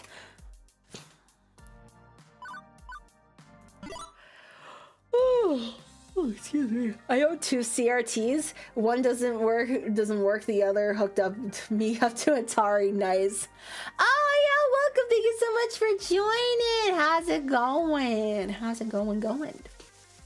Played ET on that Atari. Oh my gosh. Amazing. Some games are more obvious about the scam than others. Which games were you playing back then? I kept moving from game to game trying to find one that was actually fun. I never did. I guess I'm lucky I clued in quickly that I was a pointless token sink. Plus, well, there was one other problem with the ticket game area. Too many kids, just way too many kids I didn't know from schools I didn't go to. I was too timid to ask someone to leave a game I wanted to play, or even to hover around them worried they might talk to me. Oof, I feel that. I'm really not good with strangers. Huge crowds of them. Once I get to know someone, well, they're not a stranger. That's different. Like you. I got to know you quick enough. Yesterday, she gave me your lunch on day 1 and made me a lunch for today. Quickly, indeed. I played ET on the Atari. I own 7 copies of it. Billman, are you slash J or slash S? Because what the fuck? But there was one area of the arcade which had next to nobody playing games, where I didn't need to put a quarter up and wait in line, where everything was fun. Retro games. Exactly. Only a few older guys back there. I could play anything I wanted. Every game was a single token. It was all so amazingly cool and flashy and colorful, and oh, it was paradise. Those games were my new best friends. Now I look forward to my jerk of a brother abandoning me in the arcade to go play fighting games. Eventually, summer vacation ended and it was back to school, but I kept visiting arcades, especially ones with cool, good retro collections. So that's how I got into classic arcade games. That's how you caught Pac-Man fever. The only prescription is more Pac-Man. No, I own 7 copies of each for Atari. Jesus Christ. Oh, Billman Jones. You never cease to surprise me. Nothing better than a 12-hour coma. Hibernate for 12 hours, I regret nothing. Hell yeah, let's go. Somebody call a doctor. This girl's got Pac-Man fever. Sadly, it's an incurable condition. Oh, I bought that album. Buckner and Garcia. Amazing stuff. It's got all sorts of songs in about Donkey Kong, Centipede, Frogger. Well, you can borrow my copy if you want. I got on vinyl and tape. I lack any hardware whatsoever which can play those. Really? The vinyl's so much better than MP3. Ladies and gentlemen, Naomi Fairchild, the hipster who could fit in your pocket. I know it's a little weird for me not be interested in newer games, and it's not like newer games are universally awful, but I like what I like. I love what I love. I do what I love for a living. How cool is that? As long as the Funplex stays open and keeps its retro spirit bright, I'll be happy. Well, event manager Stories will see to it that we keep our doors open. Today's event will go a long way to keeping your dream alive. Thanks so much for that. I know I'm kind of quietly hiding in the back today, but I'm really proud of you. I want you to know that. I think we should go back to what we do best. For the glory of the Funplex. For the glory of the Funplex. After packing up the remains of the lunch, she gets back to her work and I get back to mine. But I can certainly say my day's a little brighter now. Ah. I own 3 copies of Sonic 06. I can't wait for life of me to figure out that. I think I remember you mentioning that during the watch along. That's hilarious. The next few hours pass quickly. With renewed confidence, Percy's deep into his world record run and performing admirably. He's intensely focused on that score, inching ever closer, while Queen Bee effortlessly destroys locals on the path to her inevitable showdown with the demon. Myself, I float through it all, taking care of little problems while keeping an eye on both of them. But as the event winds to a close, all eyes are on our 2 main events and the very real possibility of our local heroes falling apart at the finish line. My favorite was Pong. I've never played Pong, like, originally. I've seen it, but I've never... Yeah. Technically, the arcade-wide score competition is still on, but the crowds are ignoring the games in favor of crowding around Fists of Discomfort and Moopy. Percy's been on a solid run since his earlier fumbles. Queen Bee's been effortlessly destroying all competitors, as expected, but the demon has been matching her game for game, destroying all his opponents as well. And as predicted, grand finals will come down to Queen Bee versus the demon. And as for the magical world of Moopy, Percy's closing in on that world record with the tape rolling and ready to submit to the Twin Galaxies. The pressure's on. It's so cathartic to play. I highly recommend. I know someone who owns one of the original cabinets. A Pong? Bro. That's a find. That's a keep. I got Queen Bee through her worries, but that was just the prelude. This is the main event. But Percy's not looking great. Hunched over his joystick, he might need me. I can't be there for them both as much as I want to. Who do I focus on?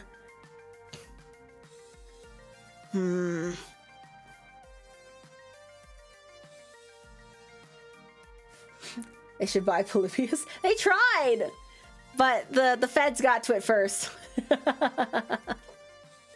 Oh, no, you're talking about the person who owns the original Pong cabinet. I see. I'm sure the feds got to it first too.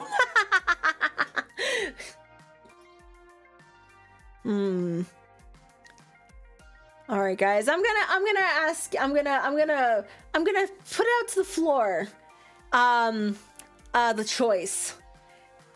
Who should I be there for? Should I be there for Queen Bee or Percy?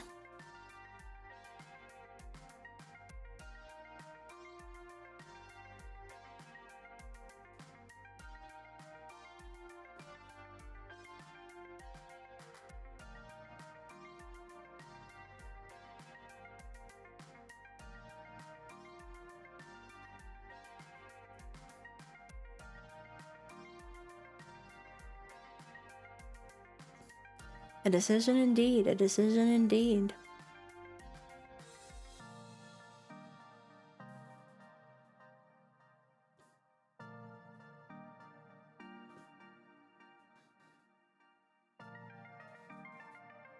Oh, poor Starbro. He's hacking up a storm.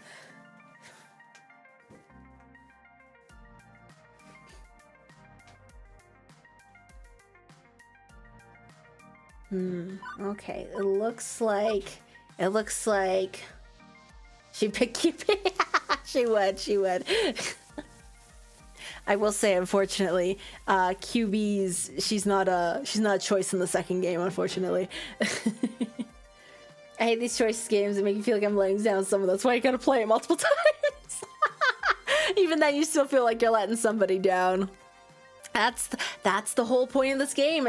That's what they were talking about. The compromises, the choices. You have to make compromises sometimes, but it's what you make compromises for that shape who you are.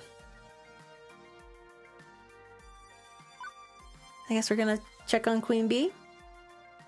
Speak now or forever hold your peace if you want to go see Percy. But I think we're gonna go see Queen Bee. Does that sound good?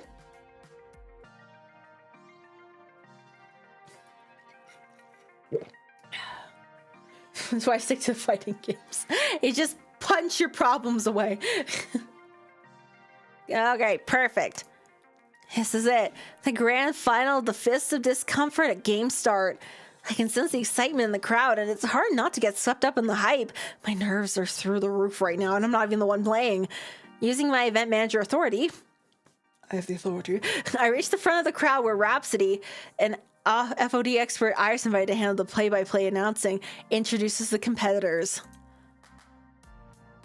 On player 1 side, the rising star of L7 Gaming, local Funplex champion, internet sensation Queen Bee.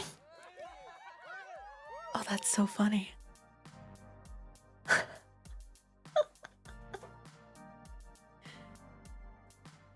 Maybe keep the name Rhapsody in your mind as well. Just in the back of your mind. A few folks in the crowd, locals mostly, cheer Queen Bee on. I recognize most of them from her crew and a bunch of Funplex regulars. On player 2 side, 5-time EVO champion and Fist of Discomfort, known as Kami in the home country of Japan. Here we all know him as the Demon. Uh-oh, the crowd's picked their favorite, clearly. And not saying it doesn't make sense, the Demon is known by casual and hardcores alike, but I was hoping for a little discrepancy between the two. I look over to Queen Bee. She's keeping it calm. She's keeping it cool. A true mask of the competitive gamer. After a quick handshake, it's off to their joysticks, quartering up and getting ready to battle. My fellow gamers, this is the grand finals here at Game Start. Let's hear it for our competitors. Oh god, not the Evo champ. As they shuffle through the character selection screen, the crowd wakes in anticipation, eager to see who will be chosen. The announcer takes that momentum and brings it back twofold. Queen Bee is sticking with her pride and joy, the fast, deadly Tomokaze. From what I've learned, Tomokaze is a light and fast character suited for Queen Bee's aggro style. It's her favorite character. And as for the Demon, who's been playing a staple heavy-set controlling samurai all day, selects a similar speed attack ninja?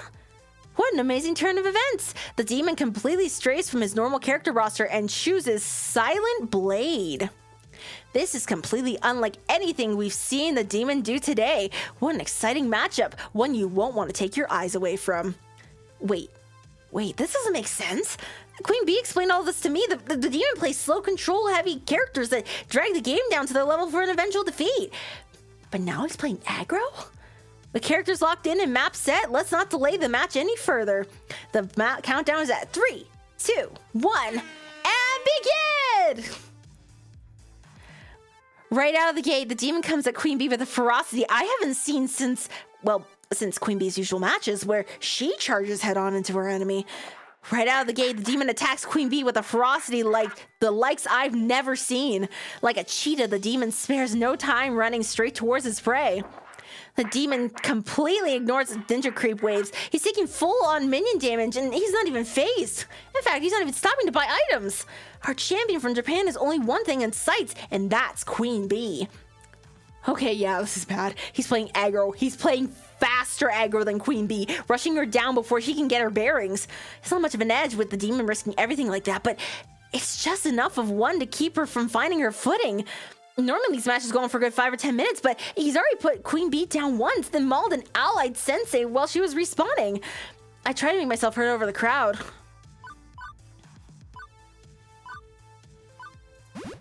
Kick! No, it's no good. She can't hear me. Even if I was able to shout louder than the crowd, her attention is so focused she probably wouldn't register my voice. I can do nothing but helplessly watch as the Demon pulls her apart again and again. The onslaught, the Demon lives up to his namesake, is not showing an ounce of mercy for his competitor. But what's this? Queen Bee is switching things up. She stopped the item store, completely ignoring the attacks on her sensei. What could possibly be buying at a time like this?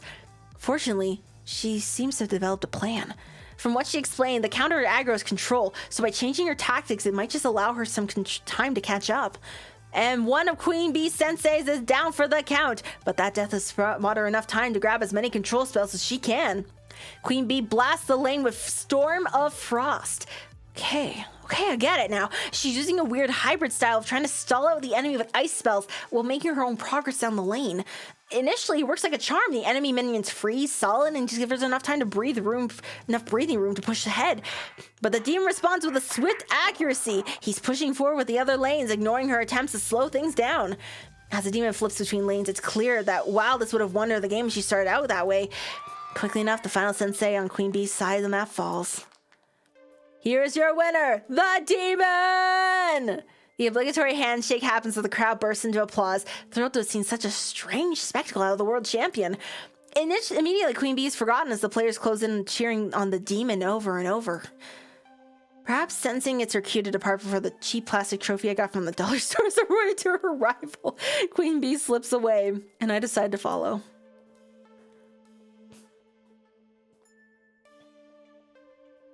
I find her in the break room collapsed in one of the folding chairs, face in her hands. Quietly, I take a seat next to her. I don't know.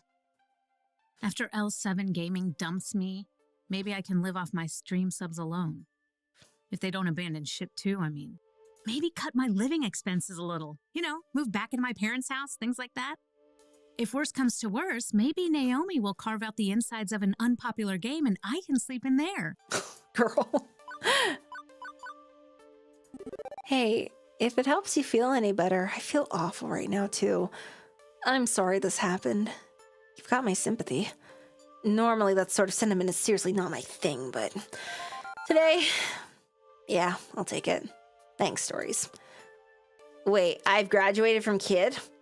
Thanks, Kid. Ah, that's better. And hey, maybe your team will just be as understanding as me, right? Well, gave it my best, crafted with you, sorted out my plan, even changed up on the fly when he surprised me. Hey, thanks. I can honestly say I did my best. And that's thanks to you. Helped me pull my shit together this morning, you know? Happy to help. This is my fault, isn't it? I'm the one who organized the event. I'm the one who pushed everyone past their limits. I'm not even making my dream a reality. I've been working so hard to make what should have just been another temporary job into a long stream of temporary jobs into something more, something I can believe in, but I didn't stop to think of what that would cost me and everyone around me. Fuck. Whoa. Wash that filthy mouth out with some soap, Kid. Question is, now what? Where do I go from here? Well, thankfully someone's knocking at the door, interrupting me before I need to provide career advice to someone whose career I just indirectly destroyed.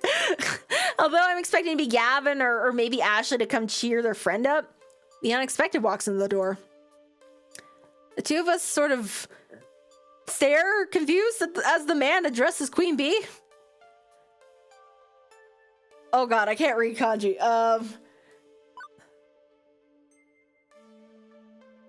That's shimasu ka?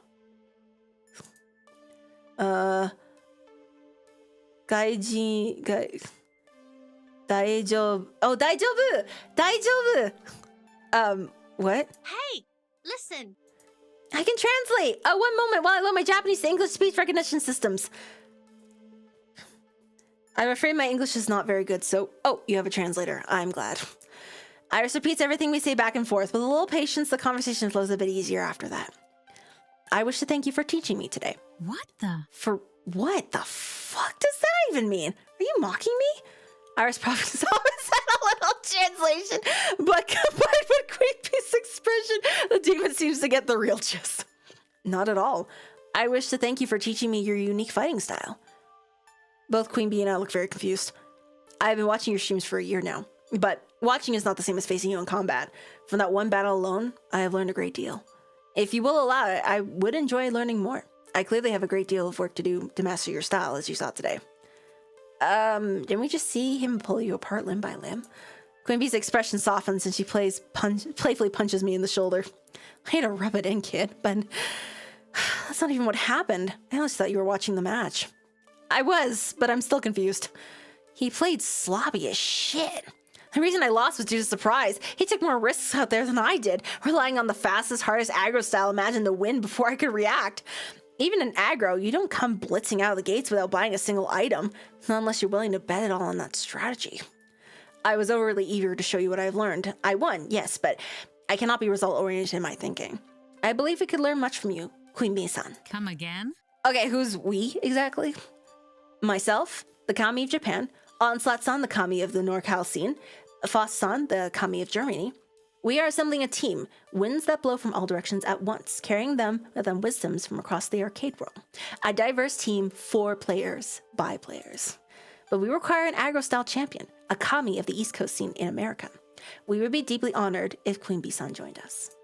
As he offers a deep bow, neither of us know quite how to react to that. Queen Bee speaks up first. Hold on. You're offering me a job? That's why you came here? Hi. I've been scouting for talents to complete our team, but we have yet to meet anyone quite like you. You are intense, wild, daring, and exactly what we need. But I could not know for certain until I attempted to surpass you in direct combat. I attempted, and I failed. Winning the match is irrelevant. My play was insufficient. However, if you wish to remain loyal to L7 Gaming, I will understand. Fuck them! Right in the ear. Let me look into my contract situation and square things away first. Fuck them! You know, I'm interested. Hell yeah! Interested. I almost barely saw the hint of the possibility of a glimpse of a smile on the demon just now. And now it's gone. Thank you. Please take all the time you require. Fate willing, we will welcome you as one of our 4 heavenly kings. We will at last have found our queen. With that, he offers one more bow and promptly turns to exit. Whoa. Holy fuck. Kid, do you know what that means?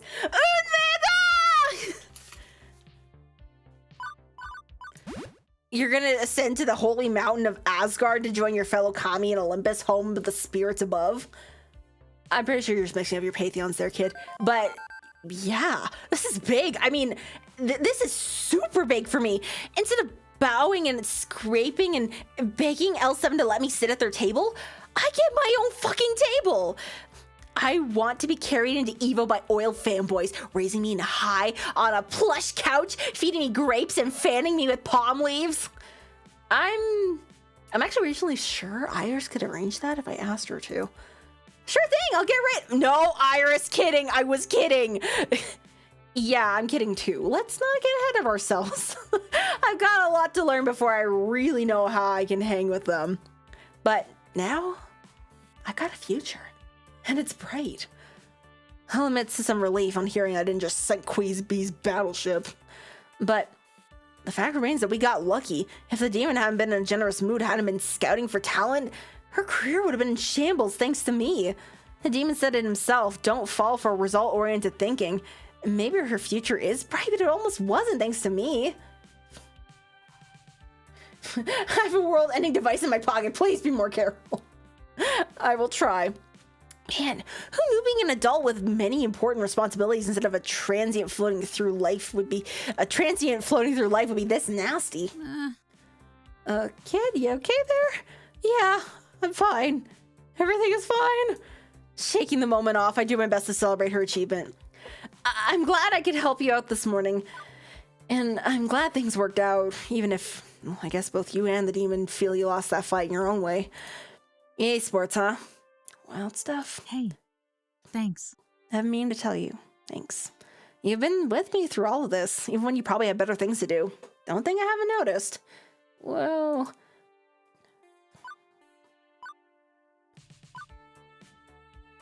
I'm ready to enjoy that ride. If you'll have me along, I'd love to spend more time with you. I'm drawn to you, Queen Bee, and your adventurous, carefree attitude. I just hope you'll entertain the thought of including me on that wild ride. Oh, well. This is an interesting development. Is it? I was wondering when you'd find the guts to flirt with me properly. Oh shit, she's been waiting. Oh no! I'm glad to see my patience hath been rewarded. I'm sorry. I don't know how to do this. But really, we need to work on that delivery. It was cute, but wild ride? Honestly, I think you would have done better just looking up cheesy pickup lines on the internet. Queen Bee smiles and laughs happily. This is the first time I've seen her genuinely relax and be at ease with herself all day. It warms my heart, and I smile along with her. You could think Stories and flirting is not a comment. It really isn't. I don't think I've ever flirted like, on purpose in my entire life. We can talk more later about the complexity of emotions and proper conduct, but for now, let's just enjoy this quiet moment between us. It's been a hell of a day, and I could use a hug from someone I care about. Aww! She looks towards me and gently closes her eyes. I can tell how poop she is. I open my arms, and with the utmost grace, Queen Bee crashes into my embrace. For a long moment, it's just the two of us, enjoying the silence and each other. All right, I should go rejoin the party. I do need her royalty to grace them with her presence. Will you escort me, Stories? I stand up and offer her my arm. You got it, my queen. Oh, don't tempt a lady like that. I like the way it rolls off. I might be able to do it. Ow! Really get used to that. Even if I wanted to, there's nobody I want to flirt with. She takes my arm in hers, and we return to go back to the arcade. Real quick, before we return, thank you. Aww. Seriously, thank you from the bottom of my heart. That's so sweet. We stroll to the door, Queen Bees and my confidence restored, and return to the game start crowds. Stories can fly about as well as she could fly. But I can't fly. Well, okay. As we re-enter the arcade, I instinctively size up the crowd, looking for trouble, but there isn't any. Good. Don't think I could deal with another crisis. Wait a minute. Where's Purpur? Percy? I don't know. He's gone. Nobody's playing Moopy. In fact, he's already drained out of extra lives and gone back to the attract mode screen. With a score just short of the world record.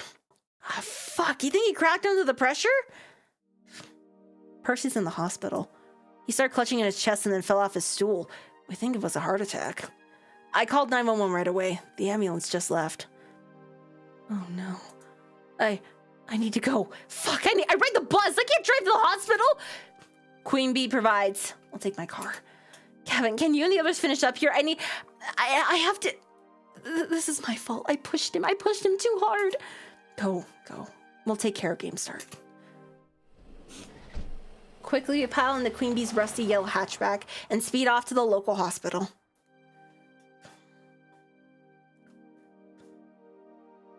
The hour is growing late, but we managed to find his room just before visiting hours are over, and lying lying in a hospital bed. Oh, hello there. Wasn't expecting visitors. How do you do? Is the event going well? How do you do? Seriously? How do you do, Percy? Exactly. What's going on? Are you okay? Oh, Tosh, it's nothing. Just a heart tremor. Wasn't even a full arrest or anything. They're keeping me overnight for observation. I'll be back at the Funplex before you know it. Still have a high score to defeat after all. Are you fucking kidding me? Purpur, come on! You're hooked up to an ECG! I can see your heartbeats! It's not nothing!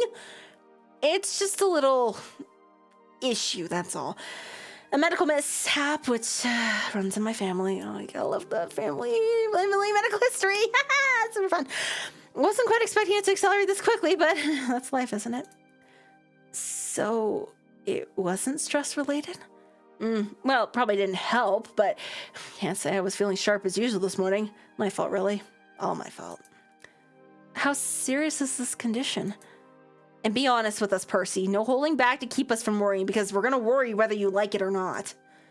Yeah, what the kid said. Well. They said I've got 2 years left to live, but science isn't exact science, I suppose. Fuck! The hospital PA system chimes, grabbing my attention. Your attention, please. Your attention, please. Visiting hours are now over. Visiting hours are now over. Suppose it's time for you to head on home. And don't you worry about me. I'll be out here in the morning. Probably take a break from Moopy for a time, but I'll pop by the Funplex all the time. All the same. Only if you're sure, Percy. You know me, I'm an optimization expert. And my way of keeping calm through the silliness is to optimize the happiness I can find in the time remaining to me. And that means the Funplex. The Funplex. Queen Bee offers me a ride back to the Funplex in her car. I've still got an event to wrap up and then a bus to catch back to my apartment. Neither of us really feel like talking on the way there.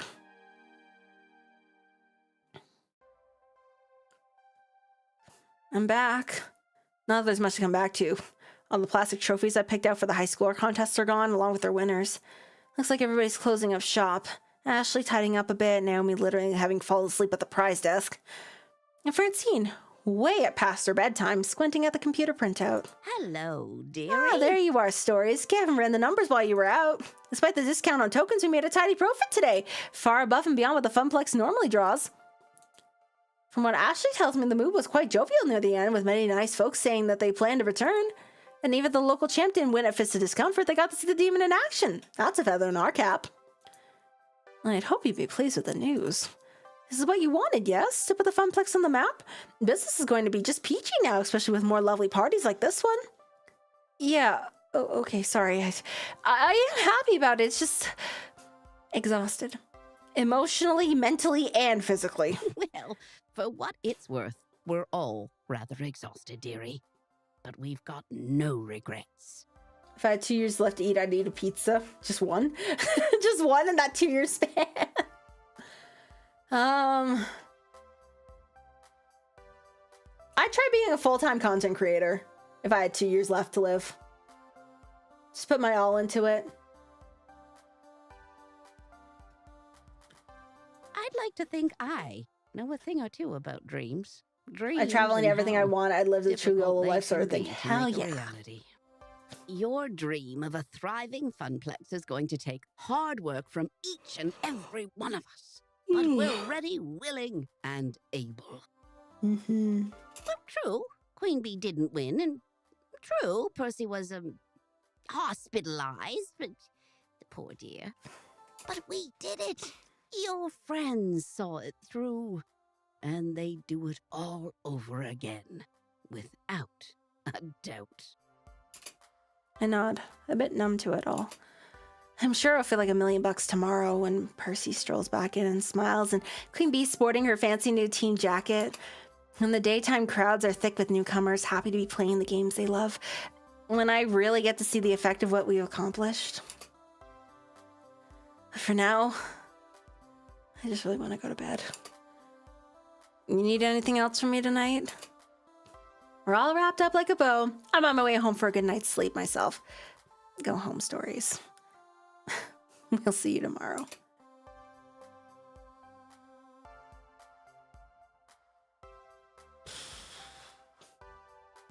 I turn the key in the lock, slumping into the apartment. Hi! Hi! So, how'd it go? Was GameStart every bit as awesome as the awesome poster I designed for it? The players went home happy and business is booming. Hooray! Why don't you look happy? It's been a long day. Well, okay. Honestly, Stories, you're an inspiration to me. You had the guts to chase your dreams. It's tough work, but I knew that Iris could find something you love. And I've been wondering if I should follow in your footsteps. You want to become an arcade star? No, silly. I mean, just trying to find something to do with my life other than make coffee for executives and file their paperwork. I got it! Like that poster. I could try being a graphic designer, maybe. I've always loved doing stuff like that. What do you think? Except that following your dreams can run you ragged like it did for me today. It can nearly torpedo your future, could even kill you. Is it worth it? Is it really worth all the trouble? You know what? Be independent. Francine's right. I chose this path. I chose to make my life difficult in order to make my life into something. Juniper's helped me out along the way, and I should help her in turn. I'm not gonna lie, it won't be easy. Not by a long shot. But yeah, I think you should chase your dreams. Become an artist on your own terms. Thank you. I knew I had the right idea. Thanks, Stories. You need to go to bed and sleep. Tomorrow I'll make you pancakes. A reward for my hardworking arcade czar. You used to have pancakes every morning during those summer trips, right? Your mom made them. That was ages ago, Juniper, when my folks could afford the trips to the shore. And pancakes. And Juniper gets a wry smile. I think I know exactly how we can celebrate your newfound success. How about a beach vacation?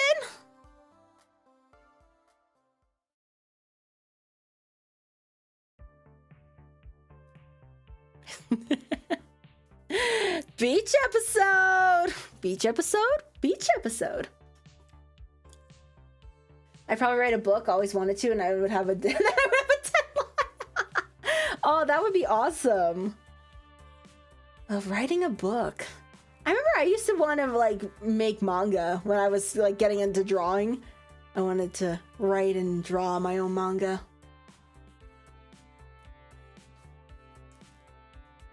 Let's see my score. I'm on Queen Bee's good side. Beats being on her bad side. Yay. A gentle, sweet, and compassionate soul.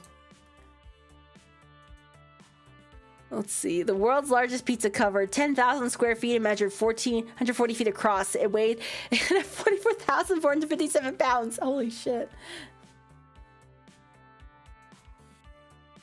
All right. Well, I think it is time to wrap up. We've gone through a lot today. We got through a good chunk, and hopefully, maybe I'll have to see what scheduling will be. Everything's gonna be a guerrilla, like unplanned this week. I'm not gonna make up a schedule until maybe next week at the earliest. We'll see. But yeah, hopefully I'll get to play some more of this, and then once we get to the end, we'll get to play the second game with Eliza. Yeah. Monkey streaming, exactly. Monkey streaming all week. Thank you everybody so much for joining again, and thank you for waiting for me. And I know I shouldn't. I'm not going to apologize for not streaming this last week because I've been going through a lot. But I appreciate that y'all took the time out of your day to hang out with me for a little bit after all this time. So take care. Have a great rest of your day. Get some water. Hydrate yourself.